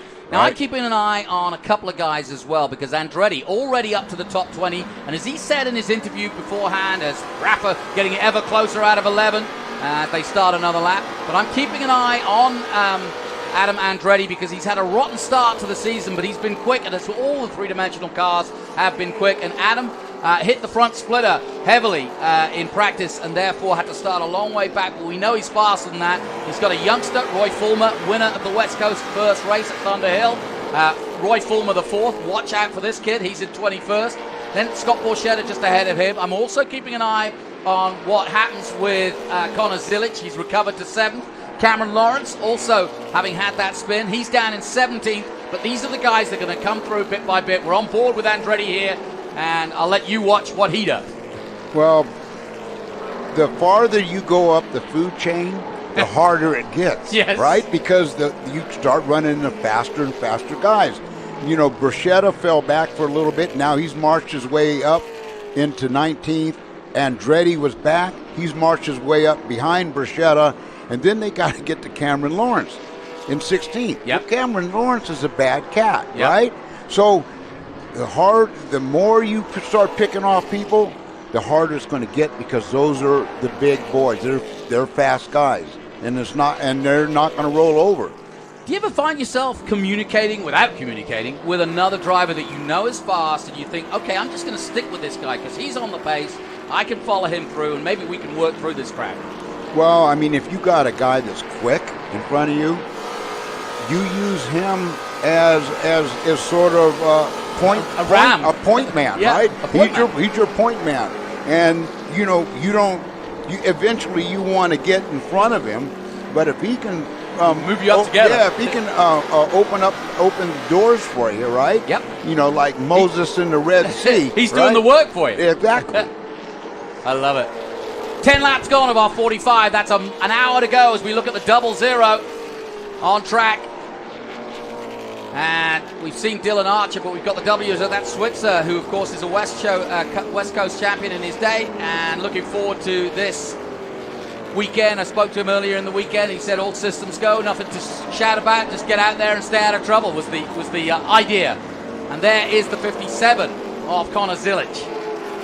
Zilic racing Maurice Hall's car, and they've got Gil Martin, the ex-NASCAR chief back on board with them this weekend. So that team, Silver Hair Racing, already champions in their own right in the Masters, and looking now to build on this team. They've got youngsters like Connor Zilic and Lawless Allen, so that is why Maurice has chosen to give his car ride away to these youngsters to let them battle it out and give some youngsters a chance. And that's what he wants to advertise, that he's got a 6-car Trans Am team and he's ready to give people a chance to race. There's the number 70 coming through our shot, coming out of 11. That's Brent Cruz, who to me, oh no, as I mentioned, a silver hair car, one of them's just gone like a rabbit into the gravel, but he recovers. But Brent Cruz, the man we're watching now, the youngster, just a teenager, still at high school, but mature beyond his years. Good recovery. There's Tyler Casera, and he's got Zilic behind him. So this is a good battle between the youngster and the more experienced former Miata man. I spoke to Tyler Casera in the weekend, and he said, would you believe it, I took my first ever laps here at the Skip Barber School when I was a little nipper. I raced here in the runoffs at SEA with Miatas, but this is my first taste of racing. It was right here at Laguna Seca when I was just a kid. You know, John, what Tony Pirelli has done for Trans Am in the short time he's taken it over is remarkable. Remarkable. Yep. He's got 45 cars from an age group from 14 to 55. I think Rochetta's 55 years old. Yep. And it's just remarkable to see how many people are in this at different ages and different genres. And what a show they're putting on. I did not expect the young guns to be as competitive. You know, you're putting one lap in and qualifying or 2 laps is one thing, but every lap being smooth and fast and not making any mistakes, that's that's the most impressive part. You know what was interesting, and this goes back to karting. You've got Zilic, a former world karter, and you've got Casera, a former Miata champion. And Casera said to me, I said, wow, how can you compare karting or Miata racing to big muscle racing? It can't be anything like it. And he said, no, that's where you're wrong. It's all about momentum. It's all about holding the speed through the corners and making sure you don't lose that speed, because in a muscle car, you're just going to spin up if you get too mad. And through goes Zilic on our champion. Or is that further back? No. That's a little further back. That's the other silver hair car, or at least it's another black one. I'm trying to see the car number, but we're watching the 89 going through. That's Mike Ski now in the middle of all this traffic. This is our leader. Whoa, big moment there. And now Skeen has got a real... This is where it gets hard, is when you're in traffic now and you're leading this race, both you've got to depend on the marshals, but you've also got to depend on the other drivers seeing you. And Skeen doesn't want to get held up. No. I mean, you, as competitive as this is, and as close as it is, if a lap driver holds you up for 2 or 3 corners, the guy that's chasing you is going to be on you, right? But then he's got to get past him too. But you're right. I mean, it really is how you deal with traffic like that, just as Skeen did then. Use a corner that is a short corner like that Optima Batteries Andretti corner, and through goes Skeen. I love watching Skeen's onboard. He's so smooth. There's no react. Same with Rafa. There's no extra movement when not needed. And that's what keeps the tires underneath you. That's, John, when you're gentle on that wheel, when you have soft hands. For example, if you look at a driver like Lewis Hamilton, his in-car, he's got very soft hands. He does not yank the car around, and you're faster, you're smoother, and it's easier on the tires. Yeah, muscle car doesn't mean you need to muscle the car. It means you need to use that power deftly. Well, yeah, that muscle is in front of you, right? It's exactly. Called V8. Yep. And there's plenty of horsepower, 5+100 horsepower under each of these hoods. And it really does remind us of the glory days of George Fulmer, Donahue, and the rest of them back in the early 70s, racing around this very circuit. And just when Trans Am was starting to make its way, the Pony Wars, so exciting. And I'll tell you what, I talked to Boris Said, and a man you'll know very well. He may be retired. He says he's retired. Has a dealership down the road here in California. But he just loves the opportunity to race in this championship, because he calls it pure racing. No extras, no gimmicks, no things. It's all about the driver and what he can do, putting the power down to the ground and getting the most out of the car. Let's face it, which isn't full of aerodynamics and downforce and all the rest of it. This is pure racing. Well, and in this series, especially in TA2, the cars are nearly all equal. Yeah. Equal horsepower, equal tire, equal components, right? So it's you versus the other guy, right? And you don't have an advantage other than being a better, smarter driver, right? Yep. And it's so equal that you're not going to be that much smarter than the next guy. Exactly. We're watching Cameron Lawrence. We were on board with him a moment. Elias Anderson from Driftwood, Texas, just ahead of him. And we're going to watch one of the greats of current Trans Am, Cameron Lawrence, trying to make his way back, having spun round at turn 3 earlier in the race. Lawrence currently in, 16th position. Anderson 15th ahead of them. Nostosky 14th. Lawless Allen 13th. Dylan Archer 12th. Rhett Baku in 11th. And then in 10th position, it's Jack Wood. No cautions as of yet. I'll probably blight it now, though. 14 laps of the 45 gone.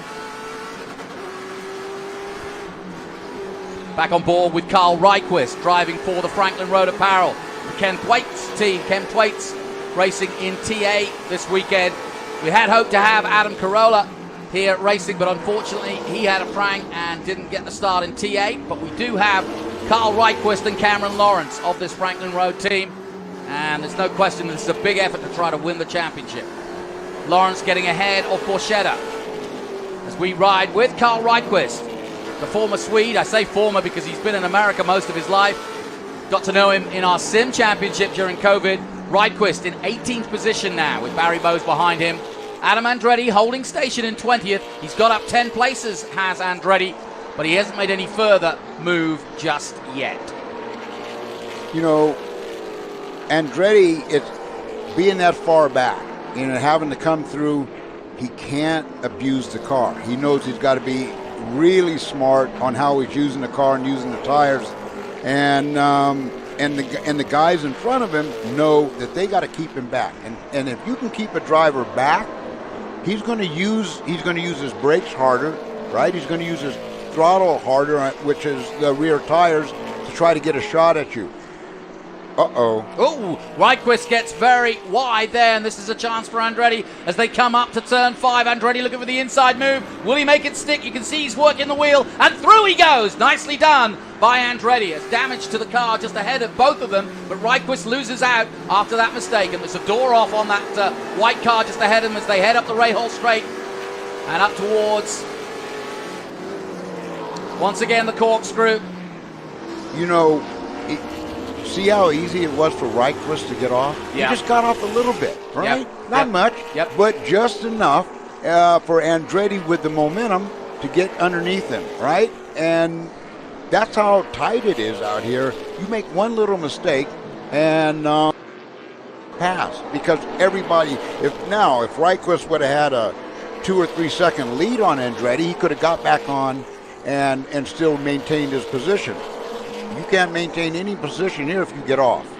Just heard from Ben Sissel in the pits at the 66. Michael Fine in the pits with brake problems, also out. And in the paddock, the 186 is out of proceedings. Might get back out again, but at the moment, struggling. There's Scott Borchetta. Great story. He has learned and pushed. I first met him when we were doing the Sim Series. He went through 5 computers because he kept blowing them up. We did Spa, and he did something like 500 laps in 3 days around Spa before the sim race weekend. But that's the kind of dedication that Scott Borchetta, originally from the music industry, but now very much, it's a bit like Steve McQueen or Paul Newman, as you well know. Yes, they have their careers, but they put the same kind of energy and passion to racing as they do to the business that they're in. Scott Borchetta is famous for discovering Taylor Swift. Yep. Right? He's got every country musician in the business on his label, Big Pretty Machine, much. right? Yep. Pretty much, right? He enjoys being out here racing. Oh, Ryquist is off completely now. Sorry, I just had to stop you there. And he's backwards, and that could bring our first caution out, if I'm not surprised. No question. That's turn 5, I do believe. I think it is, or the hairpin, one or the other. I think it is turn 5. Oh, and somebody else has gone wide there as we're watching from his onboard. That was Lawless Allen, but Ryquist is stuck in the gravel, and they'll have to do something about that. No, they will. There's going to be a full course yellow on this because they can't have any other cars fly off and run into it. Yeah, exactly. I mean, you are a sitting duck there. There's nothing you can do. And here's somebody else. That's no, that's the hairpin. That's turn 2. Okay, Ryquist is at turn 2. Yeah, he's at the Optima Batteries corner. And so, again, a very precarious place, but we're back on board with Cameron Lawrence as he continues to push on. But there is the parked up Franklin Road, no running out of road, so to speak. And Ryquist, we're just still waiting. I'm looking at our timing sheets. No move yet from David Hoots on changing this race to caution. But we think it will be a full caution, and that means after 17 laps, what do you do as a driver? Do you just go, or do you just keep that intensity? Because this is actually, when you get down to caution, this is where it's make and break. This is where you've got to keep the machinery underneath you. You've got to sort of maybe talk to your engineer. But this is another time in a race where it looks as though nothing's happening. But you guys are working hard, because this is when you've got a time to regroup, assess where you are, and decide what you want to do next. Well, the first thing that happens is everybody closes up. Yep. Right? So you're going to close up. So whatever you gained with all that hard work and 17 laps, it's going to go away. And you're on the radio. You're on the radio with your engineer, and you're getting it. You're discussing what the car's doing, right? Is it not turning in well? Is it not staying down when you put steering angle? Is it front end pushing, or is it going loose on the exit? So you're discussing what the car is doing, and he's suggesting to you what you need to do if you can do anything inside the cockpit. Let's take another look at what happened to Ryquist, because also Adrian Lostowski stuck there, I think, as well in the Hawk. No, that's actually not Lostowski. We'll get back to that. But here's Ryquist. Here's what happened to Carl Ryquist. We're on board as he comes over turn one. And Willie, let me see what you see.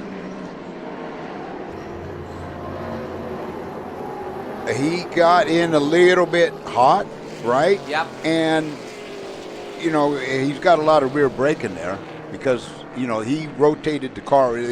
As he was braking, he knew he was going long, and he got out of it to try to save it, and then he got back on hard again because he knew he was going off and his thing spun around.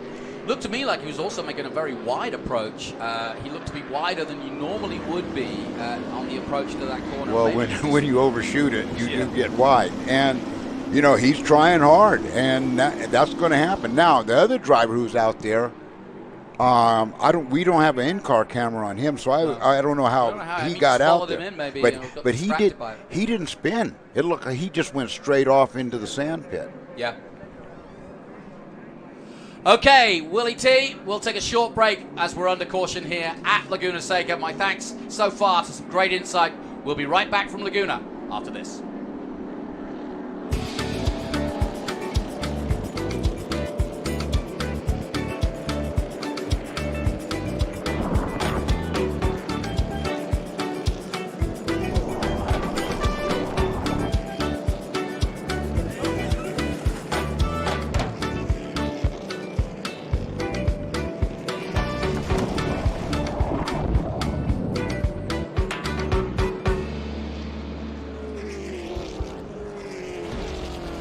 As you can tell, I like to go fast. Our race team is really well prepared. We like to look good, but we also like to dress good, and that's why we shop at Franklin Road Apparel. I own the company, and I wear the clothes that we sell in that store. So check us out. We carry all the top brands: Baldwin, John Barbados, Billy Reed, Goodman Brand, and on down the list. So come see us, Franklin Road Apparel, Franklin, Tennessee. If your tooling isn't quite ready and you need parts, and you need more parts than just a few, or if your run is just not that big, look to the experts in low volume production, 3-dimensional services. Whether it's 10, 100, or 1,000 parts, we can meet your needs. And if it's 10,000, we can do that too. 3-dimensional services delivers high quality parts for short runs, 70% faster than industry standards. 3-dimensional services. Prototype, production, proven. Menards is the Midwest's ultimate home improvement store. Family owned since 1958, Menards is the one-stop shop where you always save big money. Get the Midwest's best selection nationwide when you shop online at menards.com. We make it easy to complete your projects around the house, big or small. From hardware to plumbing or paint to appliances, we carry it all. Visit menards.com today to save big money at Menards. Save big money at Menards.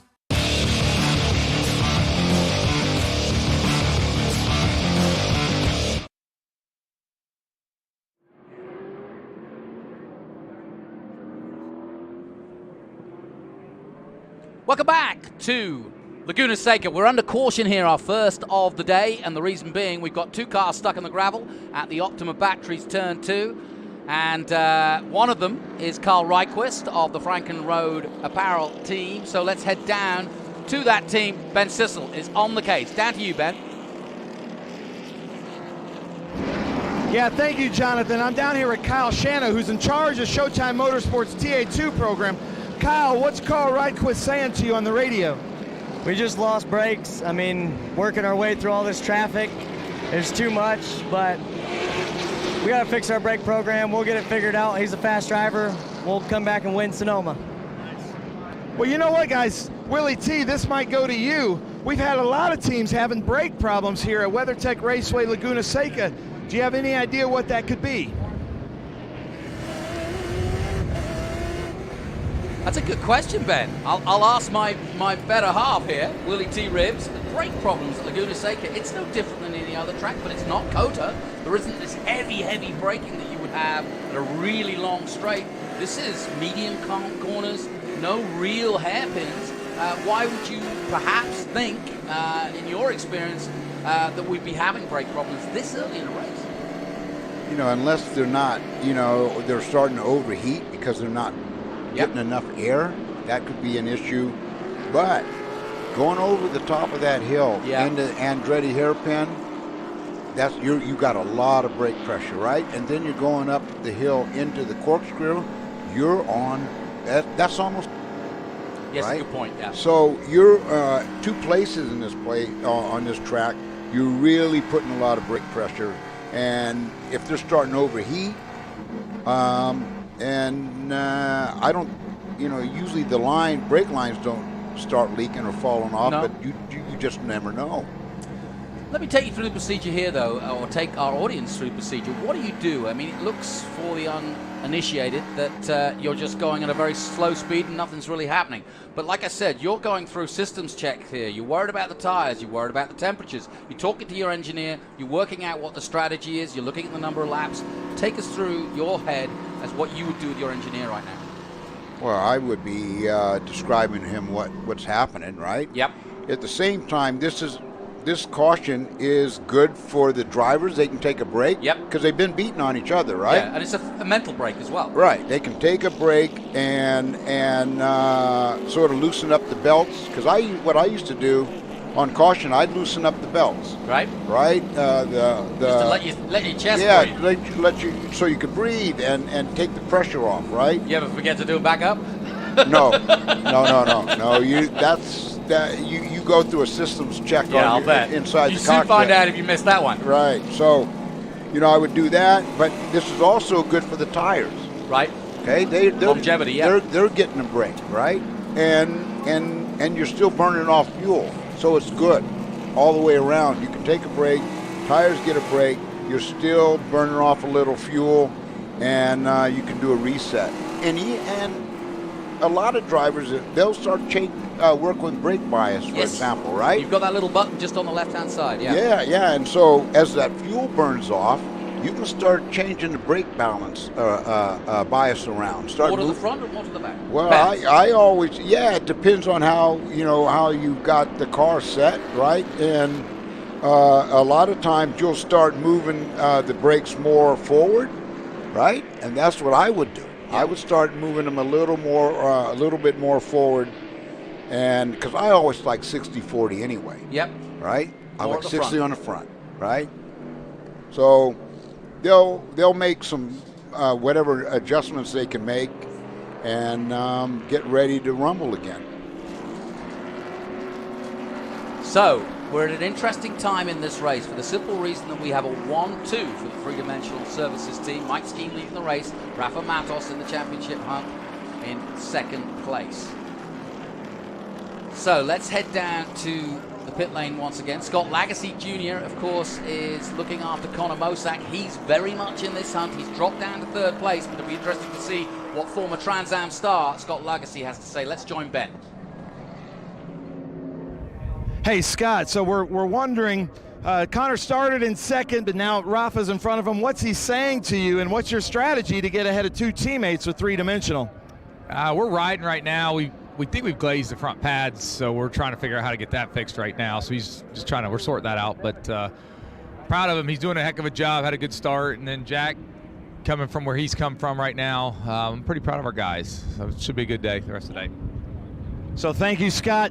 Now, Willie, I'm going to need your expertise. I don't know what glazing the brakes means.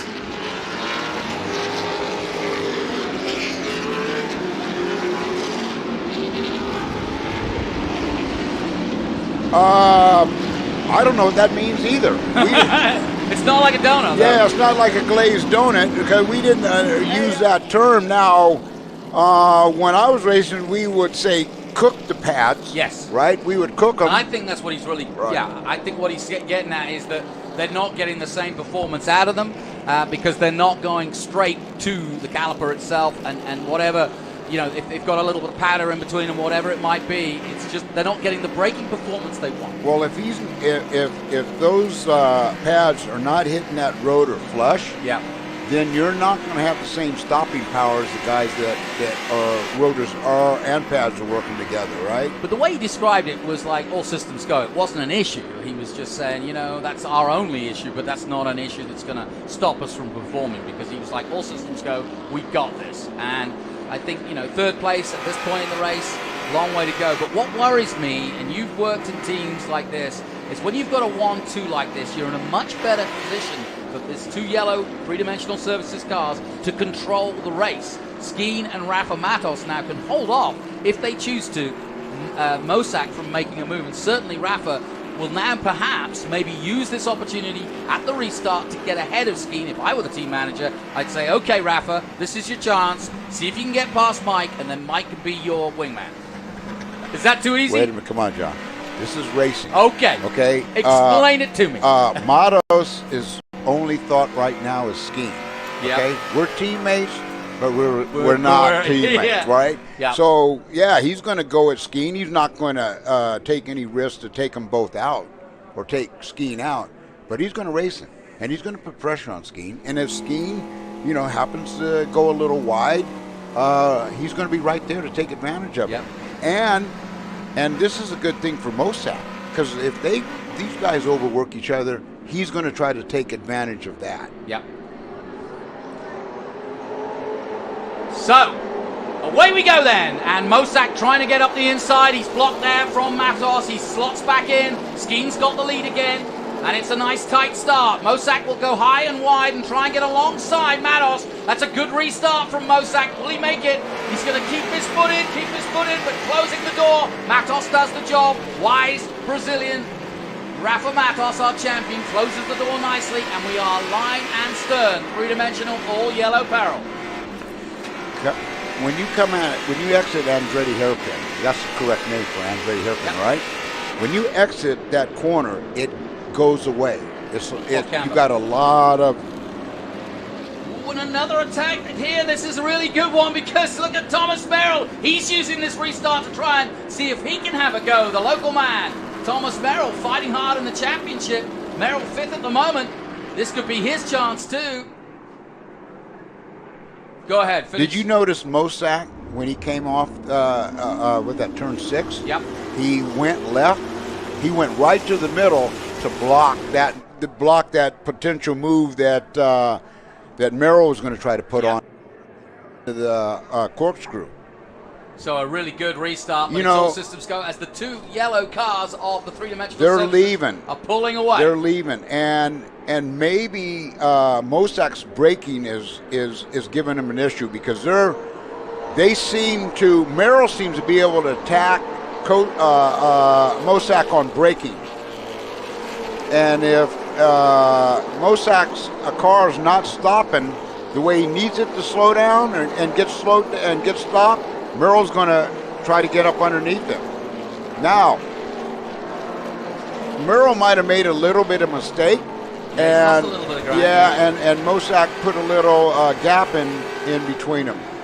On board with the FBEC onboard camera, Dylan Archer. Archer currently in 14th position. He's got Rhett Barku just ahead of him in the Challenger.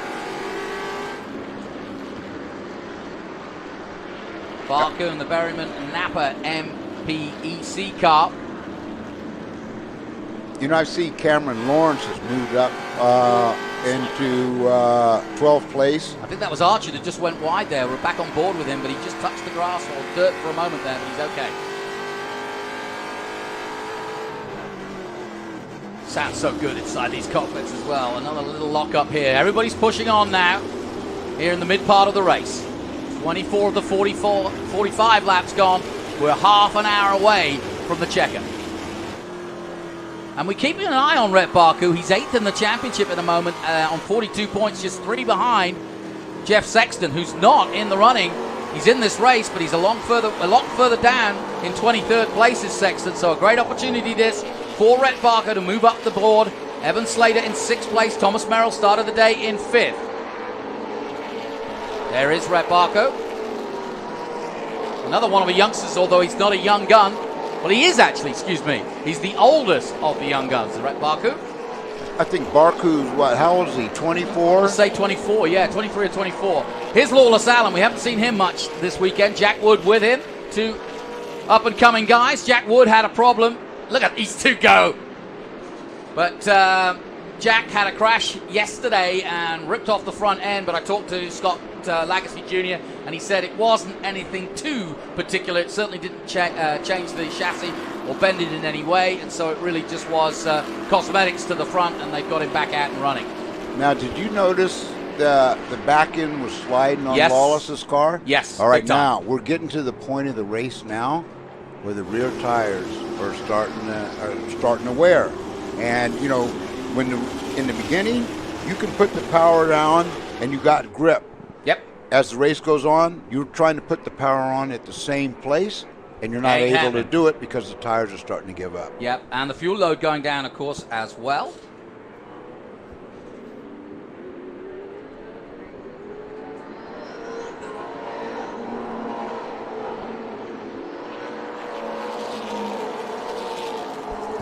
So we're getting down to this important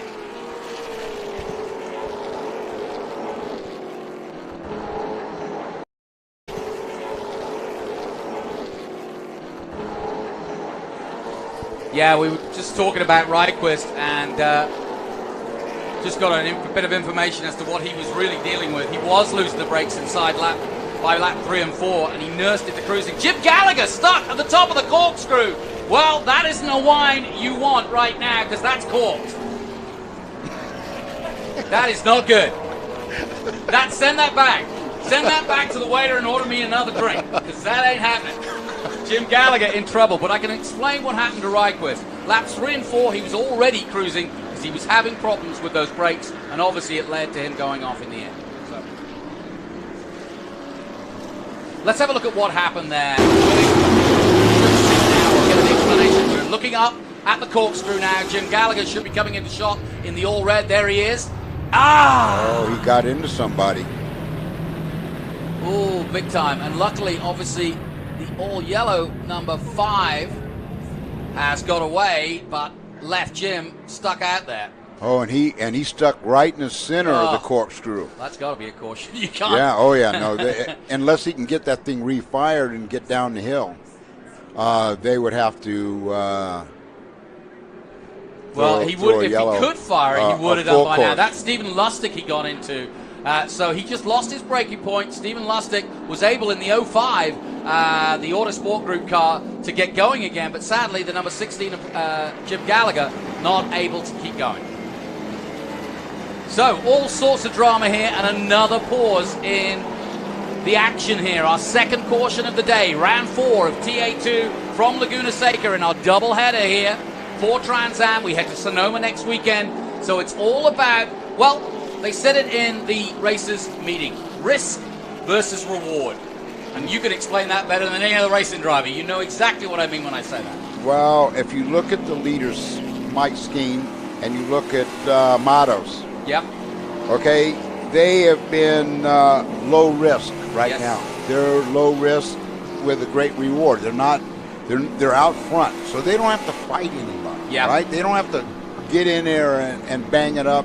So they're going to save their car. They're not going to be in a fight that takes a chance on getting spun out, right?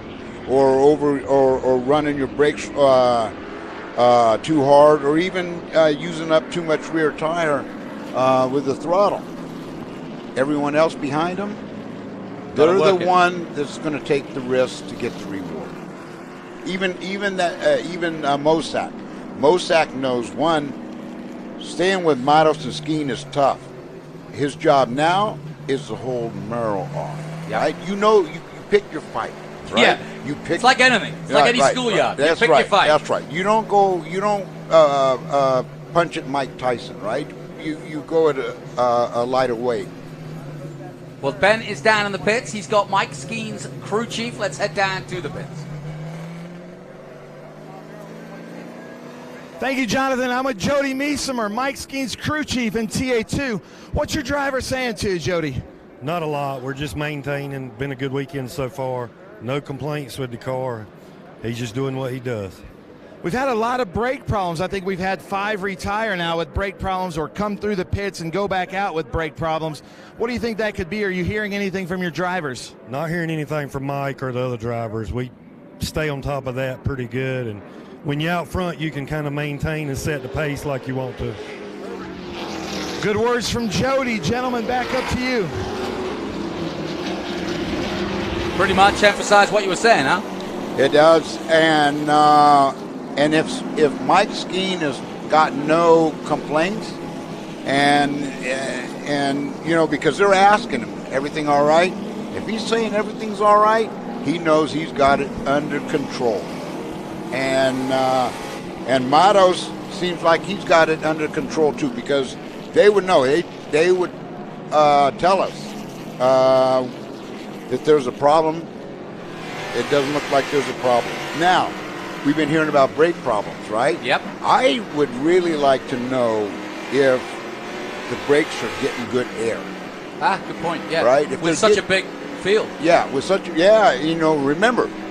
They're not running in clean air much. Yeah, they're not running in clean air, right? Everybody's getting the hot air off the car behind. Exactly. They're running behind a barn door. Yes. Yeah. Good point.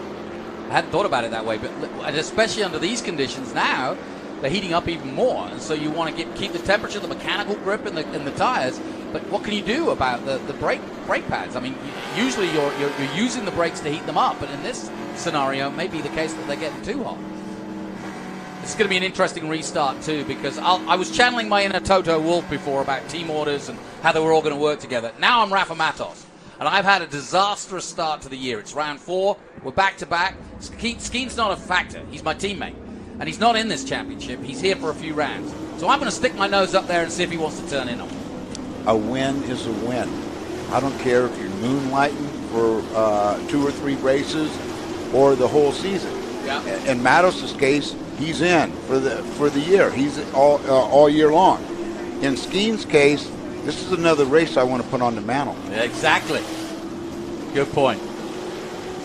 And there are others who need some points too. Mosak right there in 3rd, Thomas Merrill. In fact, this time last year it was Matos and Merrill going head-to-head. Rafa taking him on turn 11 in a very audacious move to take the win. Matos a winner here last year. Skeen has been a former winner here. And of course is a champion in his own right. Back on board with Adrian Lostowski. Like Matos, Adrian hasn't had the best of starts to the year at Charlotte, at Road Atlanta. Problems here, problems there. Taken out. Had to start at the back, came through to 10th at Sebring, but it's not been an easy season for Adrian Lostowski. Hawk Performance on board with them, and Hawk there, looking at brake pads. Hawk a really big partner to Adrian Lostowski, and looking to try and turn things around. He just said to me today, I want to get out of here with points, I want to be in the top 10, and I want to go on to Sonoma and do the same, and then go home, back to New York, back to the tracks I know, like Watkins Glen and Lime Rock. Well, there's so many cars here getting points. It's like finding gold under your pillow. You really got to strategic with everything you do, because there's not like there's just a few cars and you're gonna gain big points. Each car in front of you is a little point here, a little point there, but you don't want to lose it either, right? You don't want to make any mistakes where you lose points. It's tough to get points here. The other thing that's worth talking about is when you're going slow like this is not how these cars are designed and how humans are designed in a metal box. You're getting hot and the car's getting hot. So there's a lot of things going on that you're kind of, you want this to be over now, don't you? You want to get going. Well, you're a little over half distance, right? Yep. Well, this is where the discipline comes in, mentally and physically, right? Sure. You know that you got to still run hard. The car's not as stable as it was at the start. Tires are starting to go. Brakes are starting to get a little soft. But you've got to work it. You've got to keep. You've got to take what you got at that moment and go fast. Maintain what you got. In Skeen's position, just keep everybody behind me. Well, we're about to find out because the safety car has gone off. Mike Skeen is in control of this race. Rafa Matos will be looking to get past, but so too will Merrill and Mosak. The two M's. Here comes Rafa immediately. And maybe my prediction was right because that was way too easy for Rafa Matos. And through goes Mosak too, which is not the plan at all. That has not worked well for the three-dimensional services. Skeen got out of the way, but look what's happened. He's now been thrown out on the outside, been hung out to dry. He does muscle his way back. Wow, much better by Skeen, and that's the plan they wanted. That was insane move by Skeen to fourth going into the hairpin. That was a brilliant move. Oh, that was a brilliant drive by him just in that one corner. But he almost blew it, didn't he? Well, I mean, they got the jump on him. Yeah. Two or three cars got the jump on him going up the hill, but he got it right back, and he's going to go after Matos. Yeah. Well, it's going to be interesting now to see how they play it. There's Sexton. Haven't seen him all day, but Jeff Sexton, of course, the young Texan who is coming into the championship for the first time this year and currently running in 7th in the championship in that Horse Soldier Bourbon Whiskey Ford Mustang. And so it is Matos, Skeen, Mosak under real pressure already now from Brent Cruz. The youngsters are going at it together. The championship leader's in the mix. He's in 6th place. Connor Zilic is right there in 7th. Goikberg in 8th. Slater 9th and Jack Wood 10th. We've got an almighty battle here as the Ford Mustangs at the front start to pull away. Well, and we got the old hands right here. I'm not calling them old, but just in terms of experience, right? 2 championships under their belts. And then you got the young kids. Well, they want to be king of the young kids, right? Or the young guns. Now, Mr. Moonlighter, who is Skeen, right? Yep. He knows that Matos is running for a championship, but all right, you got to earn it. Look at this. Cameron Lawrence getting amongst it with the 2 youngsters. Lawless Allen in the 25, Jack Wood in the 27, and Cameron Lawrence right behind them. And I think that's Andretti, if I'm right. Yeah, up to 15. So really, really interesting now as we get down to the last 20 minutes of this race. Andretti is up to 12, and that's good point scoring because you score all the way through. Whoa, and under braking, and now everybody trying to get past. And it is the 86 of Adam Andretti making his way. Well, Adam Andretti, prophetic words at the beginning of this race. He said, it doesn't matter what happens until the last 10 laps, and we're getting ever so close to just that. And he's got Cameron Lawrence. Lawrence is a hell of a driver. And he's the mark point that you mentioned. Yeah, he's the point man. The point man. Right, Oh! Pull up the inside of Rainey. Nicely done. Not quite. Can't pull it off there. Thought about it. And Adam wants he bumped him just there, right? But Adam... Roberts racing, right? That's it. And... Oh, Cameron Lawrence, classic maneuver. Okay, That's now where's Andretti? Right Andretti's going to go with him. He's gone with him. Right. Borchetta's gone with him with damage to the car as well. That was absolute experience versus you, wasn't it? Really good racing. Now there's Andretti. Oh, go on, Adam. Stick it up the inside. If you're going to make an overtake, Adam, do it at Andretti curve. And he's done it. Good boy. But now somebody else has gone off.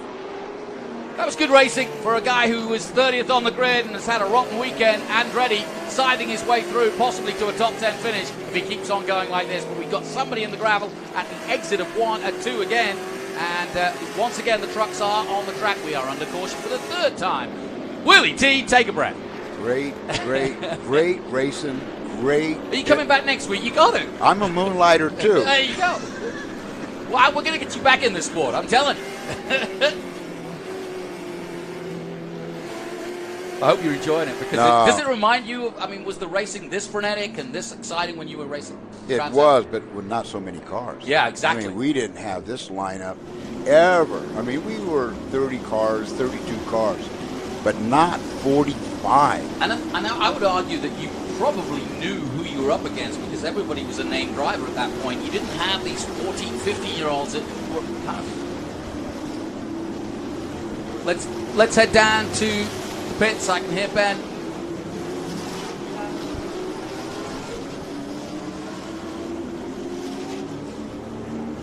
So let's have a look at that restart again. And Willie, I'm going to turn to your expertise on this. Here we go. That was Matos going by Skeen. That is Mosak. That is Merrill. Now, what was amazing is how Skeen got back on the outside of Mosak. He really had grip coming off, because I didn't think that was going to happen. Mosak could have made it hard on him and lifted him up. And I've seen people try that and get hung out to dry. Oh, yeah. Mosak could have lifted him up, right? Yeah. And, when you get lifted up there, wide. right, you're right into the sand. No, that was really clean driving by Mosak. A lot of guys wouldn't have given that up that easy, especially when he had the momentum in the center of the corner on him. Okay, well, let's take another look at that for that incident anyway, or that moment, because that really was the defining moment of the race so far. Let's take a look, another look, and we'll see it here again. Matos got up. I mean, he went by him hard. Now, okay, there's Mosak is in second. Merrill's really in third, and they got Skeen on the outside, and the way Skeen did that on the outside, look at that. That's track knowledge. And he still got off, but he had the momentum on the outside to get past Mosak. But it was clean. Yeah. There could have been, in the old days, me and Pruitt, we'd have been doing circles. Well, let's head down to the pits once again. Scott Borchetta has been right in the mix with it. Let's hear from his crew chief. He's with Ben. Watch Stephen Lustig come in sideways. Obviously some suspension problems. Now I'm with Dylan Hellman, crew chief for Scott Borchetta. You went from 11th to back in the 20s, and now you're at 12th. What's your driver saying? The field is big. It's really hard to get a good start with so many cars. So to avoid a wreck right away, we had to spin out. But typical Scott, he chases rabbits, he battles down, and he gets them. He's doing a great job. Nice. I'll give it back to you, gentlemen, for the green flag. We're going green again, and now they've got to defend because we're under racing conditions again. And could this be the last hurrah for anybody wanting to catch the Yarrow Perils that are the three-dimensional service Mustangs? Back comes Skeen on the inside of Matos. He's not done yet. And he's got him. Well, so much for team orders. Side-by-side action between these two. Oh, it ain't over. It ain't over, is it? Yeah, it won't be decided until right now. So Matos goes back into the lead, and the Brazilian says, anything you can do, I'm going to do harder. But look at this, Mosak! Oh, what? No, it's Nachi. It's number 70. It's Brent Cruz, the youngest competitor of our young guns, coming at it. And now Merrill with damage to the front of his car, but pushing hard. Brent Cruz trying desperately to get past Mike Skeen, and we restart this race. Wow, what racing between these guys. But I can understand why the 70, Brent Cruz, wants by Skeen right now, because look, if Matos gets a lap or two under his belt with 10 to go, it's pulling the pin time.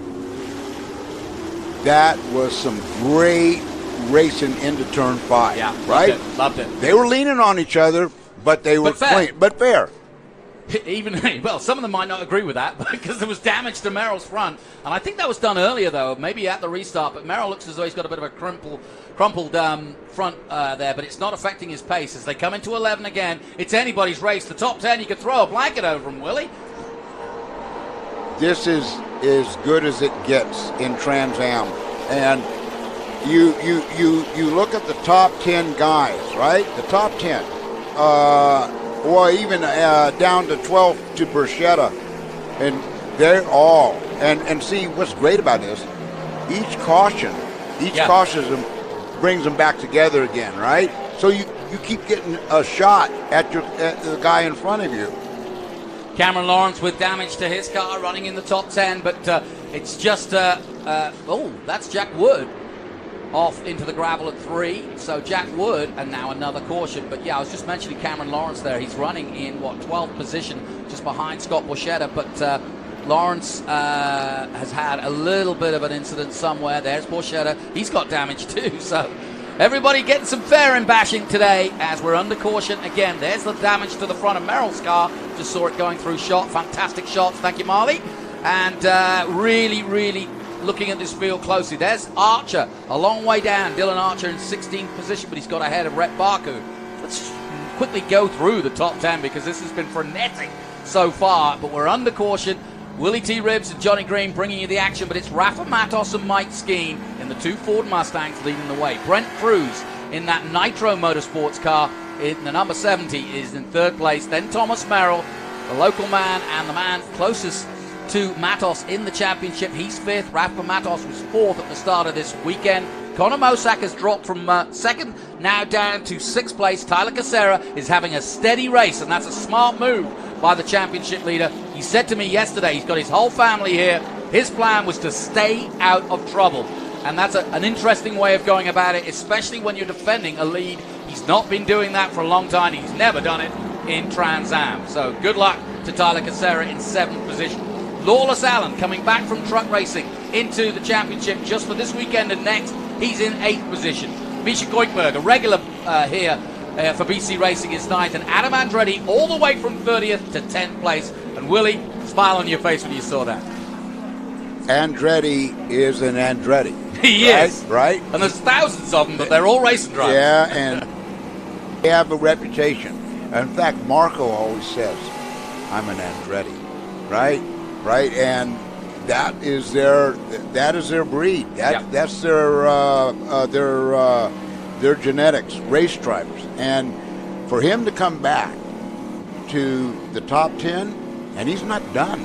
He's not done. Every car is going to have some sort of mark on him. Every car. Let's head down to the pits again. We're about to get under racing conditions again. Ben, what do you got? Well, thank you, gentlemen. As I mentioned before, I saw Stephen Lustig come in moving forward, but his car was sideways. He jumped out of the car. You looked like you were really heated, Stephen. What happened? I was pretty angry at the time. Even before that, I think I got bumped in the back by the 16 car up in the corkscrew before that, which caused the yellow before the incident. And then on the restart there, trying to get my position back past one car coming out of here, and then down into the brake zone into 2. I saw someone go off into the dust out there, and just took my normal line, came in, and I think the 67 car tried to come back onto the track right at the traffic and hit me broadside right on the right side, hard as hell. So I was a little heated. I think the rears broke, the front suspensions broke. Drove it back in like this on the, not to stay away from the race line, made sure we weren't leaking fluid. We're going green. Sorry, Stephen Lustig, we're going green. Back to you, gentlemen. Great stuff. Well done, Ben. Here we go to racing conditions again, and once again, Mike Skeen is right there behind his teammate, Rafa Matos, as we restart this race. Lawless Allen coming into the picture. Mosack trying to keep up with them. And in 3rd place, it's Brent Cruz, but it's going to be the 2 Mustangs once again going head-to-head into the Optima Batteries Andretti corner. Side by side again. Nothing. No quarter arse, none given. And these two are going at it, but Matos holds the lead for now. But starting to get out of shape. Willie, you mentioned it earlier. Now we're starting to see even the leaders struggling. You can see the rears starting to slide more and more. And when you come off a caution, you got to get the tire temperatures back up, right? Yep. So they're already warm. You got to get them back up to temperature, and they're going to slide. Lawless Allen coming side by side with Thomas Merrill as they go up the hill. In fact, he's made the pass. So Lawless Allen is a law unto himself right now, and Lostowski on board with him, just trying to get a decent result. Lostowski's 14th at the moment. I think he'd be happy with this at the end of the day because he's running. He's had such, if it wasn't for bad luck, he wouldn't have any. Down through the corkscrew again. Mosack struggling to stay with Zilic. Zilic right there with him. Lawless Allen made a move nicely through. And we're back on board with Cameron Lawrence now, 2nd in the championship at the beginning of the day. Close though, just 12 points. 9 points, excuse me. Whoa, somebody going wide there at the exit of 10. That's one. I think that might have been Andretti. And it is.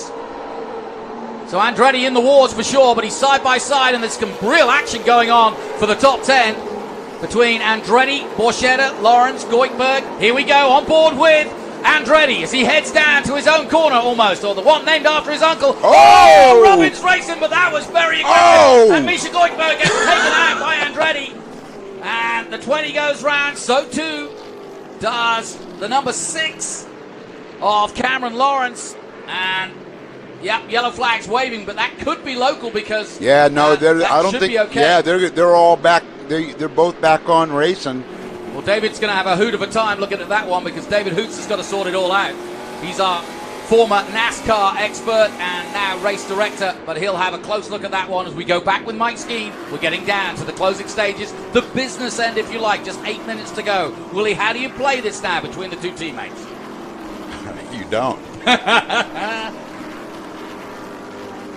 Yeah, Misha Goikhberg reported that he was smelling oil, so he might have just, I don't know, he might have been slowing down, and that's why Andretti felt like he could make that move. I mean, Adam is not a dirty driver in any way. He would make that move if he saw the opportunity. He did see the opportunity, and Goikhberg, for whatever reason, we might see it again on replay, but they came together, and Cameron Lawrence, unfortunately, also succumbed to that one. But we're back on board with Dylan Archer. Here's your leaders coming out of 11. 8 minutes to go. What a race here at Laguna Seca. It's always great here at the WeatherTech Raceway, and it's proven again to be so. I think Connor Mosack is settling to stay out of the wars and maybe just pick up the pieces in fourth and hope something goes wrong. But these two are not stopping him. Once again, it's this turn 2 battle between them. Both of them are really... everyone else is working a little harder than Skeen and Matos. Matos and Skeen are really working each other hard. They're not working the car as hard as they're working each other, right? And they're doing it clean. Nobody's been spun yet, but we still got a ways to go. Yeah, well, still 7 minutes to go. And Andretti's right there. He's got Borchetta, who's having the time of his life out there. Scott Borchetta has been on track in SVRA all weekend. He races a lot in the Historics. He's been a multiple Group 6 champion in his time. In fact, today he clocked up his 26th. Oh! Mistake there from Skeen as he goes over the Zanardi move, as it were, because that's a famous part of the corkscrew. And a little bit of tap there from Matos. It was Matos that got out of shape, and Skeen just bumps into the back of him and says, mate, if you don't want this win, I'll take it from you. Doug Peterson, I'm glad he's in the race because he wouldn't want to be on the sidelines. They're both on ice right now. Yeah, they are. They're totally. both. If you look at how Matos' car is getting into the corner, he's skating into the corner, right? And then he's trying to put the power down, and they're both skating. I think Matos' car is a little looser than Skeen's. Well, I know who's hungriest. Matos. Skeen, though, is not giving him... I mean, they may be teammates, but boy, this is real racing. Fantastic stuff. Into 3 they go, side by side. Something's got to give. Okay, here we go. Here we go. Here we go. Into 4. Skeen breaks late. Takes it. Beautifully done. Mike Skeen, former champion, up against the current champion. Side by side into 5. Surely something. They touch again. Through goes Matos again. They will not be denied. Matos does have to relinquish the lead, and Skeen is in the lead with 5 to go. Is this all fair for you? Oh, this is racing, right? Right? They say rubbing's racing. Yeah. Well, banging is racing. Absolutely. And on each other is clean. No one's gotten spun out, but the cars are really loose. Yeah. You watch both of them. They're on ice, and but they got to be careful. Brent Cruz is right there in 3rd place. And Brent Cruz is loving what he's seeing. I bet he is. Oh, I did. When I saw 2 guys beating on each other, give me loved some. it. Yep. Because you just wait for the right moment, and it would be coming into Andretti again, I'm sure, into turn 2 as they come out of 11. Here we go again, and Skeen has the lead. Matos made a mistake. They've been hitting each other, and again, more racing from this with 5 to go. There's your championship leader. Hardly seen him all day, Tyler Casera, but he's staying out of trouble and staying out of this amazing race that we've been seeing throughout this 100 minutes. 4 minutes to go. Merrill dropping back. He's now down in 7th, behind Casera in 6th. Damage to the front, but it's not affecting him. Meanwhile, at the front, Matos and Skeen going at it, tearing parts of fairing off each other. Well, and Brent Cruz is one of the young guns. He's watching the old guns work each other over, and he's smart enough to just watch, because why they're doing that, they're not actually going faster. They're going slower because they're working each other over, Good right? point, yeah. And look at the back end of Skeen's car. Yep. Right. Look at him try to pick up the power, and the car slide. Well, Matos' car is doing the same thing, and Cruz is watching this, and he's loving it. Yep, and no question about it. Lawrence really pushing on now as he tries to get on level terms, but these two have dropped back a little bit from the main fight. There's the 22 of Ty Young, and he goes off track.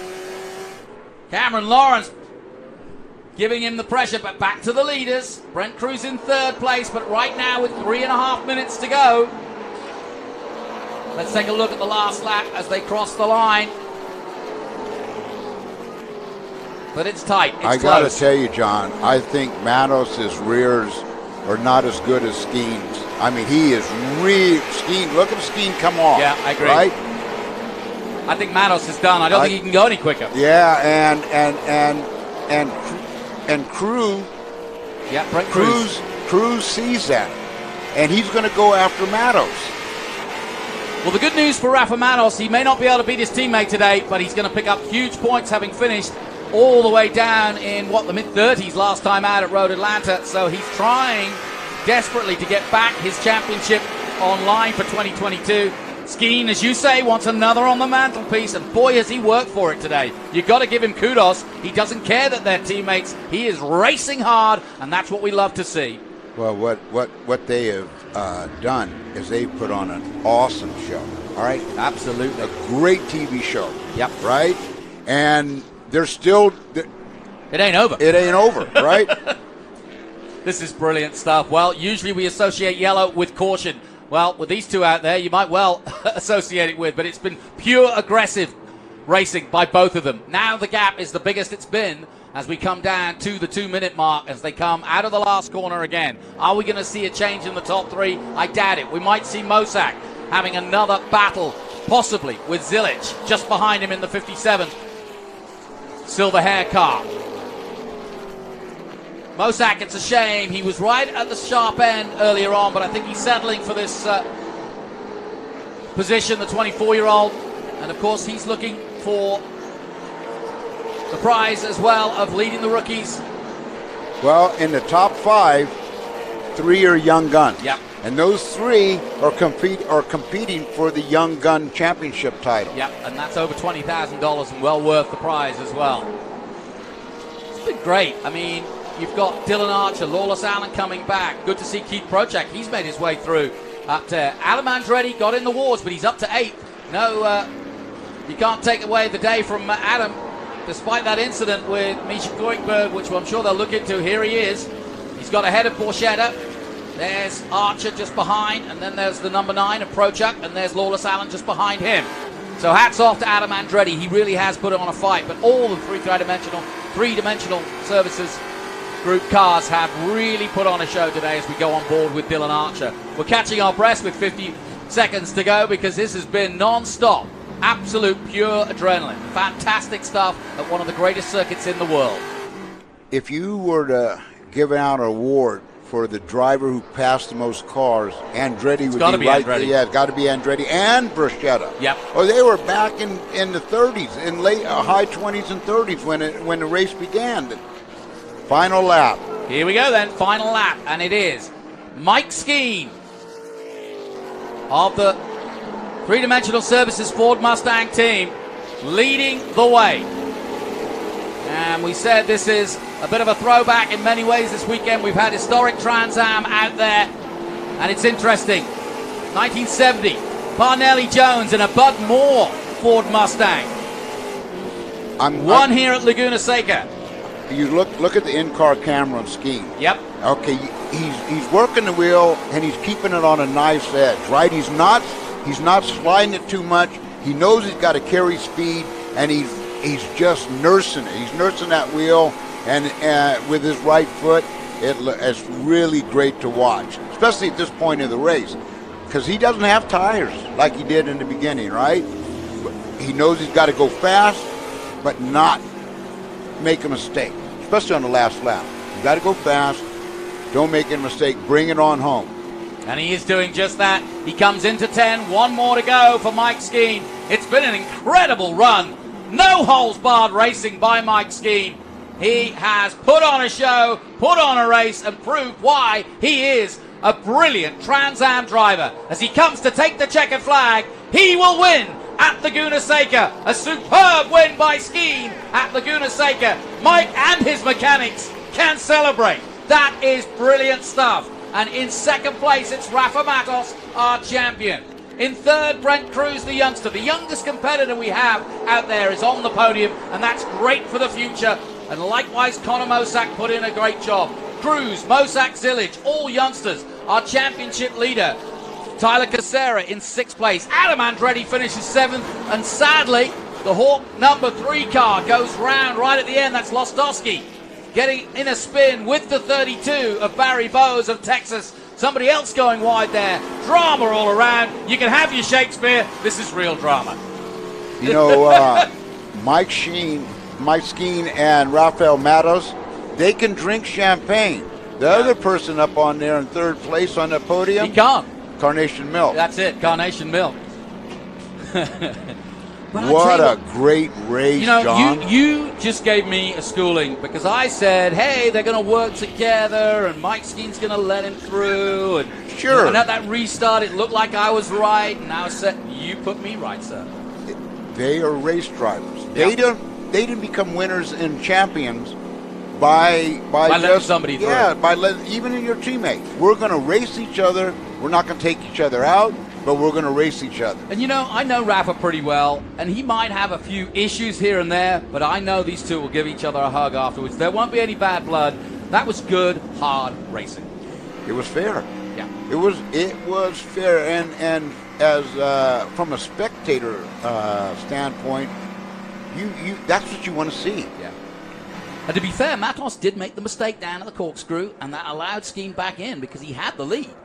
And so as he came through, he almost straight line the corkscrew, which kind of put him off his line a little bit, and that allowed Skeen through again. But that stuff that was going on at turn 2 was awesome. Skeen really deserves it. That was amazing. And plus, he did do his part to help. When you're going up into that corkscrew, that hill, you don't see that corkscrew until you get over the hill. and it's right there. So it's easy to run wide there or overshoot the corner. Good thing is he was good enough not to spin the car down the hill. He used all the road, did a Zanardi. Yes, right? yeah, exactly. He did a Zanardi, kept it, but it gave Skeen the opportunity to get in front. Here's the funny part. The guy in 16th is a guy called Doug Peterson. He owns the 3-Dimensional Services team. It's his company, 3-Dimensional Services. He won't have seen any of this because he's been racing hard himself. But I think he'll get back, and as a former Trans Am champion himself, he'll take his hat off to both these guys. Well, when he sees it on TV, he wasn't up close enough to the front to see the brawl, right? Yeah. But when he watches it, all you can do is pat them both on the back and say, great job. You both came home 1-2, right? And no damage. Well, as you can see, Mike Skeen's got the helmet off, and they're hugging Rafa, they're hugging Mike, and in a moment we'll hear from Mike Skeen, but you can see the bearded wonder as he is. Let's head down to Ben Sissel. He's got our winner, Mike Skeen. Well, gentlemen, thank you so much. Crazy race here as the cars come by.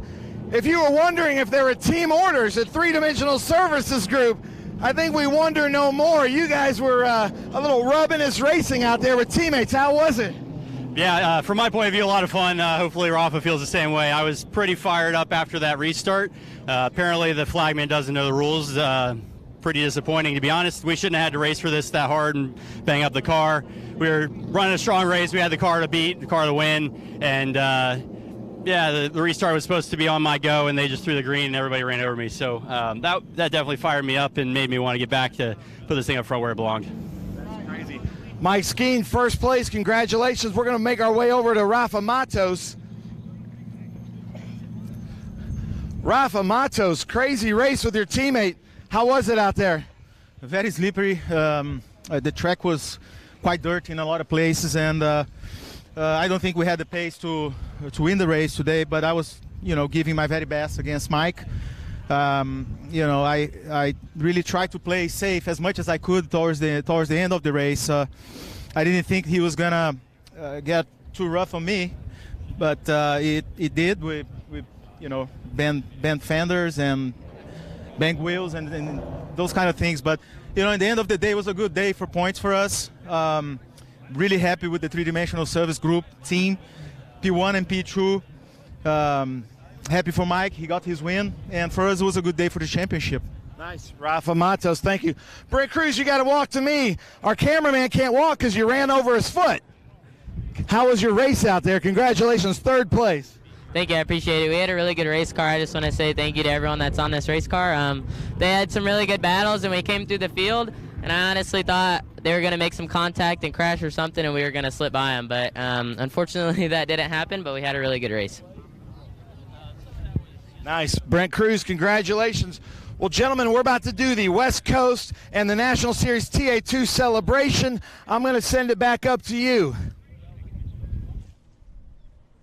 Great stuff, Ben. And I'm looking at the my dear friend here. Let me give the results out first, and we'll talk to Willie in a moment. But Mike Skeen takes the win over Rafa Matos. Obviously, Rafa felt a little roughed up there as well. He might, but Mike Skeen wasn't holding back, and you understood that he felt that he got beaten up himself at the restart. Brent Cruz, just a youngster, but what a mature performance in third place. Mosak, Zilic, two more youngsters, fourth and fifth. The Casera team did a very good job for the Liqui Moly Turn 14 distribution team because, of course, he came in leading the championship and he goes away with big points. Andretti, what a drive. 7th place from 30th. Evan Slater, 8th. Prochuk, 9th. Borchetta, top 10. That says a lot also for the Big Machine Vodka man. Dylan Archer, 11th. Lawless Allen. Jeff Sexton up to 13th. Didn't get the qualifying he wanted, but finished well. Baku, 14th. Anderson, 15th. Doug Peterson, who owns the three-dimensional services team. Boy, will he want to watch the replay. 16th. And Jeff Holden, 17th. Ken Sutherland, 18th. Michelle Abate, our only female competitor, in 19th position, did move up the board because she started back in the low 20s as well. Cameron Lawrence, sadly, finishing down in 21st. He had a spin and there was more to come. Lostowski, likewise, at the end there, involved in an incident. Lynn, Perron, Stacy, Bose, Chad Christensen, 17th. Misha Goikberg taken out a little bit at Andretti by an Andretti, 28th. Ty Young, 29th. And Andy Kwiatkowski in 30th place. And you saw the damage to his car when we were down in the pits. John Schweitzer of the West Coast in 31st. Marvosh, Parsons, Thomas Merrill. Sadly, his home race with the parents watching didn't work out for him. Likewise for Bogadic, Wood, Koniki, Lustig, Mock, and Jim Gallagher stuck up at the top of the corkscrew. And a little further down, Tolson, Rydquist, Crandall, Fine, and Roy Foreman, sadly not getting to the finish. But fantastic racing. Let's take a look at some of the highlights. We'll be here all night if we take a look at all of the highlights, but we can show you just what a great race that was. And we got underway with Mosak on the outside, looking for a way round the outside to take the lead. It didn't come off, and then round went Lawrence, and Zilic with him. Carl Rydquist ended up in the gravel backwards at the Optima Batteries turn, and then the restart. This was the critical moment because Skeen was swamped quite literally by his teammate and several other cars. Then it was wheel to wheel, fairing to fairing, yellow to yellow, but what a peril it was. Then Andretti coming through in a similar car, and he would cause cars at carnage as well. Lawrence and Goikberg involved. More bashing, more fairing bashing, more racing, great racing. Two very experienced drivers going at it at Laguna Seca, just what we fans love. Wow, let's take a deep breath and let's hear from Willie T. Ribs. You're back in Trans Am, watching it close up. What do you think? Intense. And I didn't know what the problem was Skeen at that restart. And I thought, couldn't have missed a shift, right? Yep. When everyone jumped on him. Well, it was the flag issue, and that we couldn't see from our angle. But Matos, he's not a good loser. I mean, as Roger Penske would say, show me a good loser, and I'll show you a loser. Well, he's a racer, and he wasn't happy. Good. I'm glad you're not happy. Okay? Because if you were happy, you're not taking it serious. And but they drove awesome. Yeah, it really was a fantastic example of pure racing and pure adrenaline. That's what we love in Trans Am. Now, let's get to our chill-out moment of the weekend. It's always an interesting one to decide on this one. This is the chill-out, keep cool move of the race by our chill-out systems. And it has to be these front boys going wheel to wheel.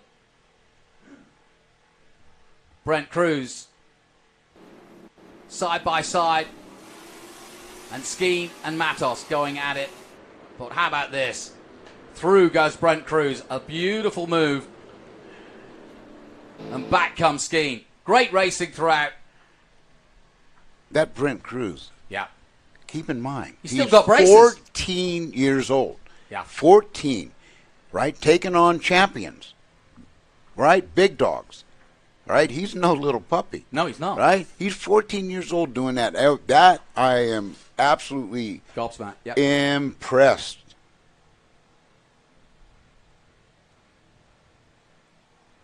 So as we look down on the podium situation, Ben about to get underway, so let's head down to Ben Sissel for our ceremonies. All right, ladies and gentlemen, from Laguna Seca, let's get loud. WeatherTech Raceway Laguna Seca, let's hear how loud you can get. That is what I want to hear. We are going to start out with a West Coast TA2. There's some West Coast fans right there. I love it.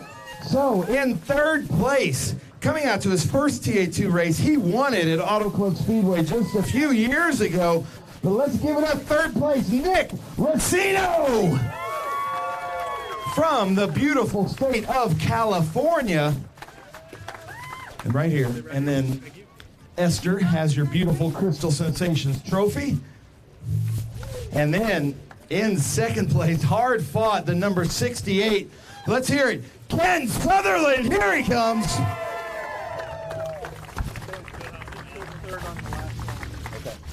Thank you, thank you. And then in first place, he got the West Coast Motul Pole Award. Let's give it up to number 11, Jeff Holden. Nick Rustino from California took third on the last lap. That's the way to do it. How's it feel, buddy? It feels great. I always have a great battle with Tim Lynn and all the West Coast guys. It was a wild race. I just want to say thank you to Cole and Tracy Burr over at WeatherTech Waste Industries. Couldn't do this without them. Also thanks to Tom and Alan over at Amsoil. Also appreciate them. And thanks to Mom and Dad, girlfriend, and all my crew. Let's go! Yeah! Nice, I love it. Nick Racino with a whole crew. I love that. Ken Sutherland and Jeff Holden, man, you guys both have white with orange accents. Yeah. You're both super fast on the West Coast. You guys are probably going to be going at it all season. How's it feel? It feels great. I hope that's the way it works out because he's great to race with, and I think he was just holding up there at the end to make it interesting and give me a little shot. But that was a lot of fun, really fun race. Thanks to Cascade Sotheby's and the car owners, Kurt and Patty, and all my friends and family that are here helping this weekend. This is we were a ways back from these top dogs here, but that was a real big win for our little team. So. Nice, I love it. The navy blue hat team basically right there. Well, shout out. And then Holden, man, holding it down. Way to go. Take the mic and tell us about it. I just want to thank Dakota Lithium. We just got him in the car this year. Joe's Racing's been helping us for a couple years. Motul Oils, RelaxandCB.com, and Mid-Valley Transmissions. They've been helping us out with transmissions for a while now, so they're working great. And all my volunteer crew. We're a small team, self-funded, and we're just looking for wins to keep everybody happy on the car. Nice. I love it. Volunteer and mom and dad crew. All right. WeatherTech Raceway Laguna Seca. Get loud. Come on now. Nick Racino, Ken Sutherland, Jeff Holden. Unbelievable race here at WeatherTech Raceway Laguna Seca. We get the nod from Chris Clark. Where's Seth? Seth, you good? Okay. All right. Let's get loud one more time. Nick Racino, Ken Sutherland, Jeff Holden. Fantastic race from these gentlemen. The West Coast TA2 series just keeps heating up. Don't move, he says. Uh-oh. Yeah, you guys want to get out. Oh, look at that. Good throw there. Don't want to get sprayed. I smell like champagne the rest of the night. Yeah. Uh-oh. Oh, I heard some expletives when he pulled out the champagne. Wait, let Eric get off stage. Go for it, gentlemen. Let's hear it. Oh, a little knock on the floor from Racino like he's done it before. Oh, and right in the eyes. Oh, Ken, there's no steps over there, buddy. He's going to share with his family and friends off stage. Oh, Holden's got a spray in his eyes. Congratulations, guys. Let's hear it one more time. TA2 West Coast, always putting on a great show. They will be with us next weekend, just a few hours north at the Mission Foods Sonoma SpeedTour. Congratulations, gentlemen. That was fun. TA2 National Masters. Another one of these yellow three-dimensional services group cars. Let's hear it in Masters. I like that. Doug Peterson, Masters three-dimensional services group. What a weekend for Masters. I've got so many questions for you, Doug. Driver, owner, leading the race with two different drivers. Do you even have anybody explained? Sponsor. You forgot. Driver, owner, sponsor, repairman, a little bit of everything. But you forgot to give team orders. What's going on out there? Your two front guys were bumping and grinding. The only thing I told them is don't hit each other too much. So that was it. I don't know of the definition of too much, but I think they have varying definitions. Masters TA2 here at WeatherTech Raceway Laguna Seca. That's got to feel pretty good. Yeah, you know, my setup actually was pretty bad, so I was really struggling. And I see the guys sliding and the wheel spinning, and I said, you know, I'm going to drive as fast as I can without wheel spin, without sliding the car, because those last 10 laps are going to be tough, and they really were. Unfortunately, my tires were kind of gone too, but you know, I think I finished 16th. That's not bad for 71 3/4. And who's counting? 71 3/4. Let's give it up, Doug Peterson, Masters three-dimensional services group. What a weekend. Andretti moving through the field. Mike Skeen, Rafa Matos going for it up front. Doug Peterson battling. Masters, Doug Peterson. That is very difficult to do as he hands back like a gentleman to Miles from Crystal Sensation, that beautiful trophy. And Doug, I've seen your shop. You display those beautiful trophies pretty proudly, don't you? Oh yeah, for sure. They're beautiful. Yes, and he's got a collection of them, a large collection of them. Doug Peterson, Masters, one more time. Let's hear it. All right. In third place, we just might have heard from one of the elder statesmen of the group, if I could say that politically. Now we're about to bring up our youngest in that group of 45. Let's hear it in third place, the number 70, Nitro Motorsports, Brent Cruz. Brent, nice job. Fun to watch. Esther says congratulations, hands him the trophy. In second place, fighting for first the whole race, check out this number 88 with the 1 in it because he is our champion from last year. Let's hear it. Rafa Matos, three-dimensional services group. Unbelievable race. Where's Rafa? Coming up here. I know Rafa's family from Brazil are watching. So hello to the family in Brazil.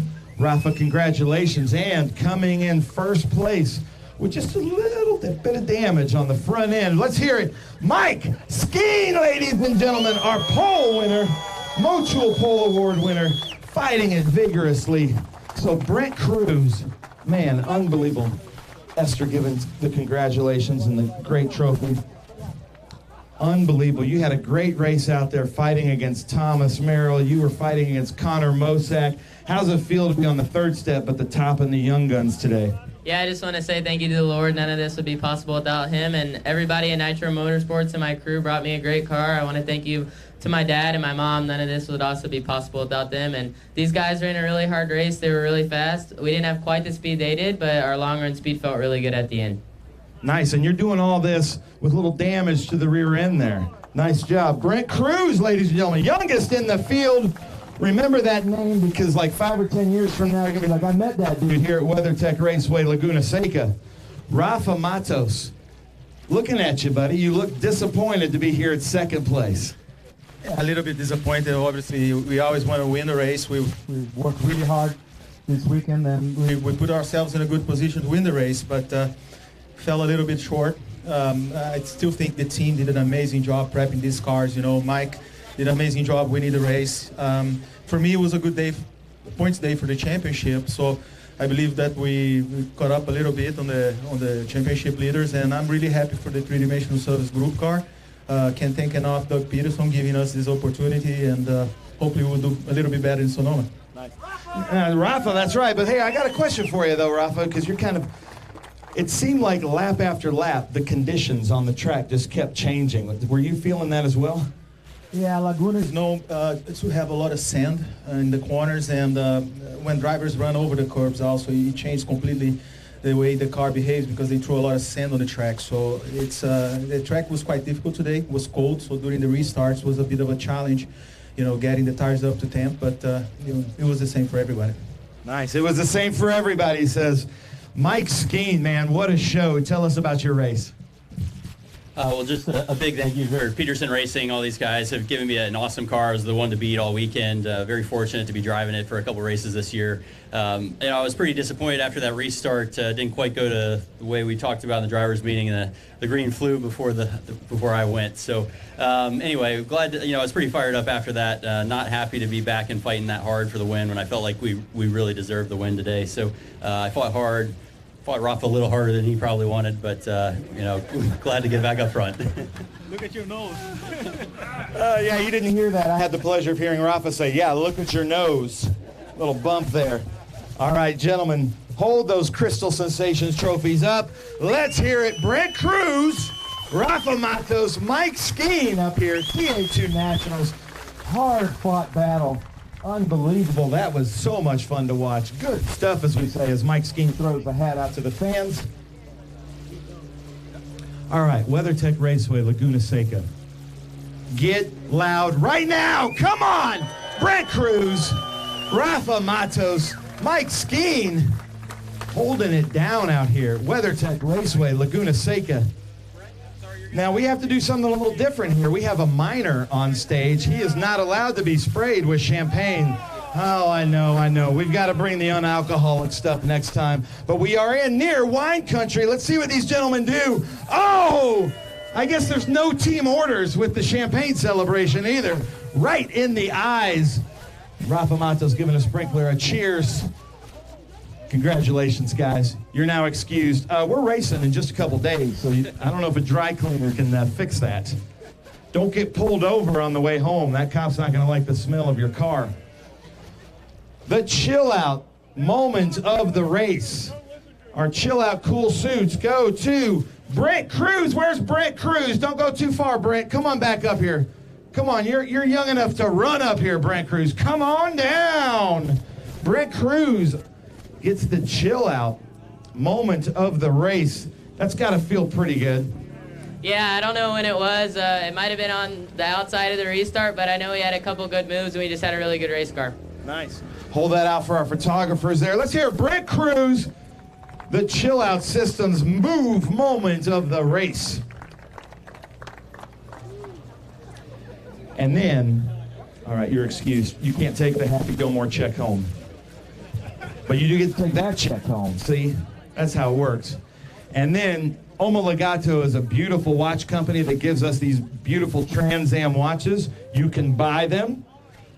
But right now, we're going to give the Omologato Young Guns fast lap of the race. This goes to the number 28 right there, High Point University. Bring up Connor Mosak. Come on up here, Connor. Great race. You were in third place for a long time in that race. Tell us about the race out there, and what do you think of this fantastic timepiece? Yeah, I've been admiring these last couple races. I was wondering if I'd ever get one, but good to finally get one of these. Yeah, I feel like our High Point University Mustang here wasn't quite as fast as we needed to keep up with the Peterson guys, but you know, I feel like we maximized our finish for how the car was, and have got it in one piece to hopefully be competitive out at Sonoma. Perfect. All right, jump up on that top step, Connor. Hold up that watch up high for Chris and Chris. Let's hear it. Connor Mosak, Omologato, fast lap of the race. One of our young guns doing super well out here with us. Trans Am Series presented by Pirelli. Connor, congratulations. We good? Well, ladies and gentlemen, I am sad to announce, but there's good news, good and bad. That is it for the Trans Am Series and the Trans Am SpeedFest here at the beautiful WeatherTech Raceway Laguna Seca. We will be back here next year, but if you need a little bit more, just drive 2 hours north to Sonoma for the Mission Foods Sonoma SpeedTour. Tickets are on sale at speedtour.net. We will all be there racing. It's going to be a blast. Thank you guys so much. We love WeatherTech Raceway Laguna Seca. One more time for the drivers.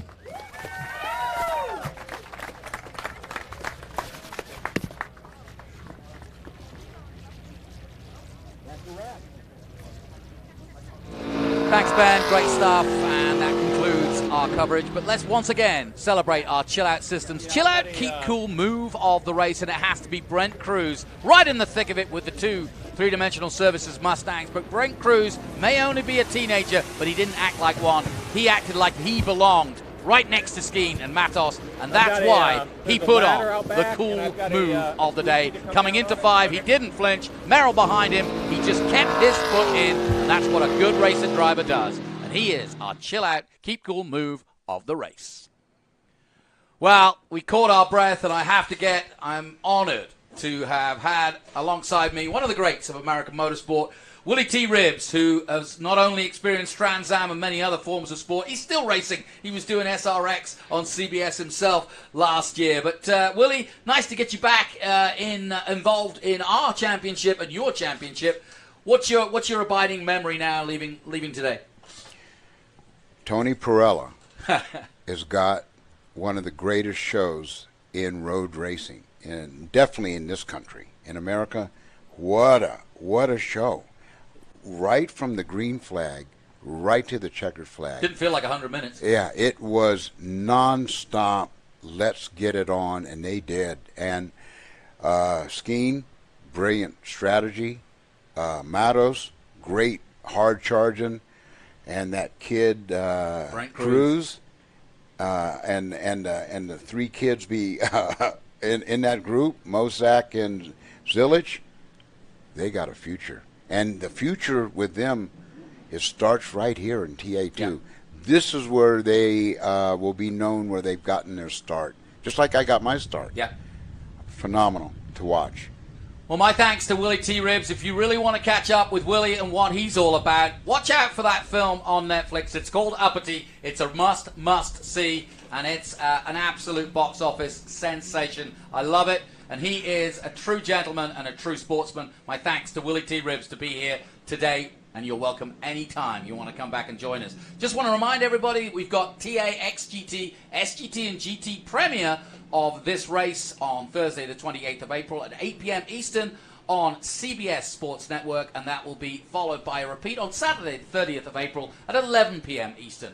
And if you're a TA2 fan, and well, you should be, the premiere of this race will be Sunday, May 1st at 6:30 Eastern, and it will be repeated again Sunday, May 1st at 10 p.m. Eastern. And while that's going on, we will be in Sonoma. My thanks once again to all the crew of Greenlight Television, and of course to Tony Pirelli and the Trans Am crew. My thanks once again to Ben Sissel, to Willie T. Ribbs. I'm Jonathan Green, on behalf of everybody here. We'll see you in a week's time. I hope you've enjoyed our coverage today. We'll see you soon.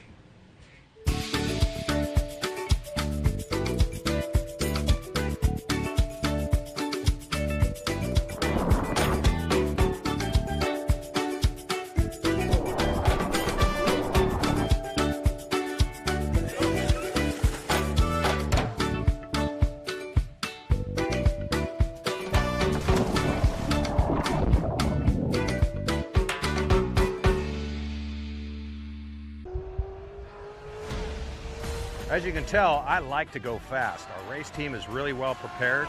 We like to look good, but we also like to dress good, and that's why we shop at Franklin Road Apparel. I own the company, and I wear the clothes that we sell in that store. So check us out. We carry all the top brands: Baldwin, John Barbados, Billy Reed, Goodman Brand, and on down the list. So come see us. Franklin Road Apparel, Franklin, Tennessee.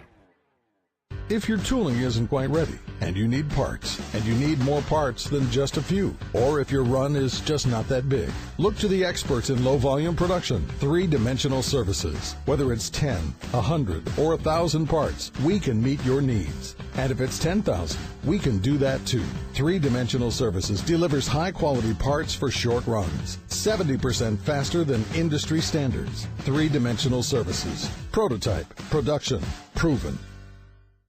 Menards is the Midwest's ultimate home improvement store. Family owned since 1958, Menards is the one-stop shop where you always save big money. Get the Midwest's best selection nationwide when you shop online at menards.com. We make it easy to complete your projects around the house, big or small. From hardware to plumbing or paint to appliances, we carry it all. Visit menards.com today to save big money at Menards.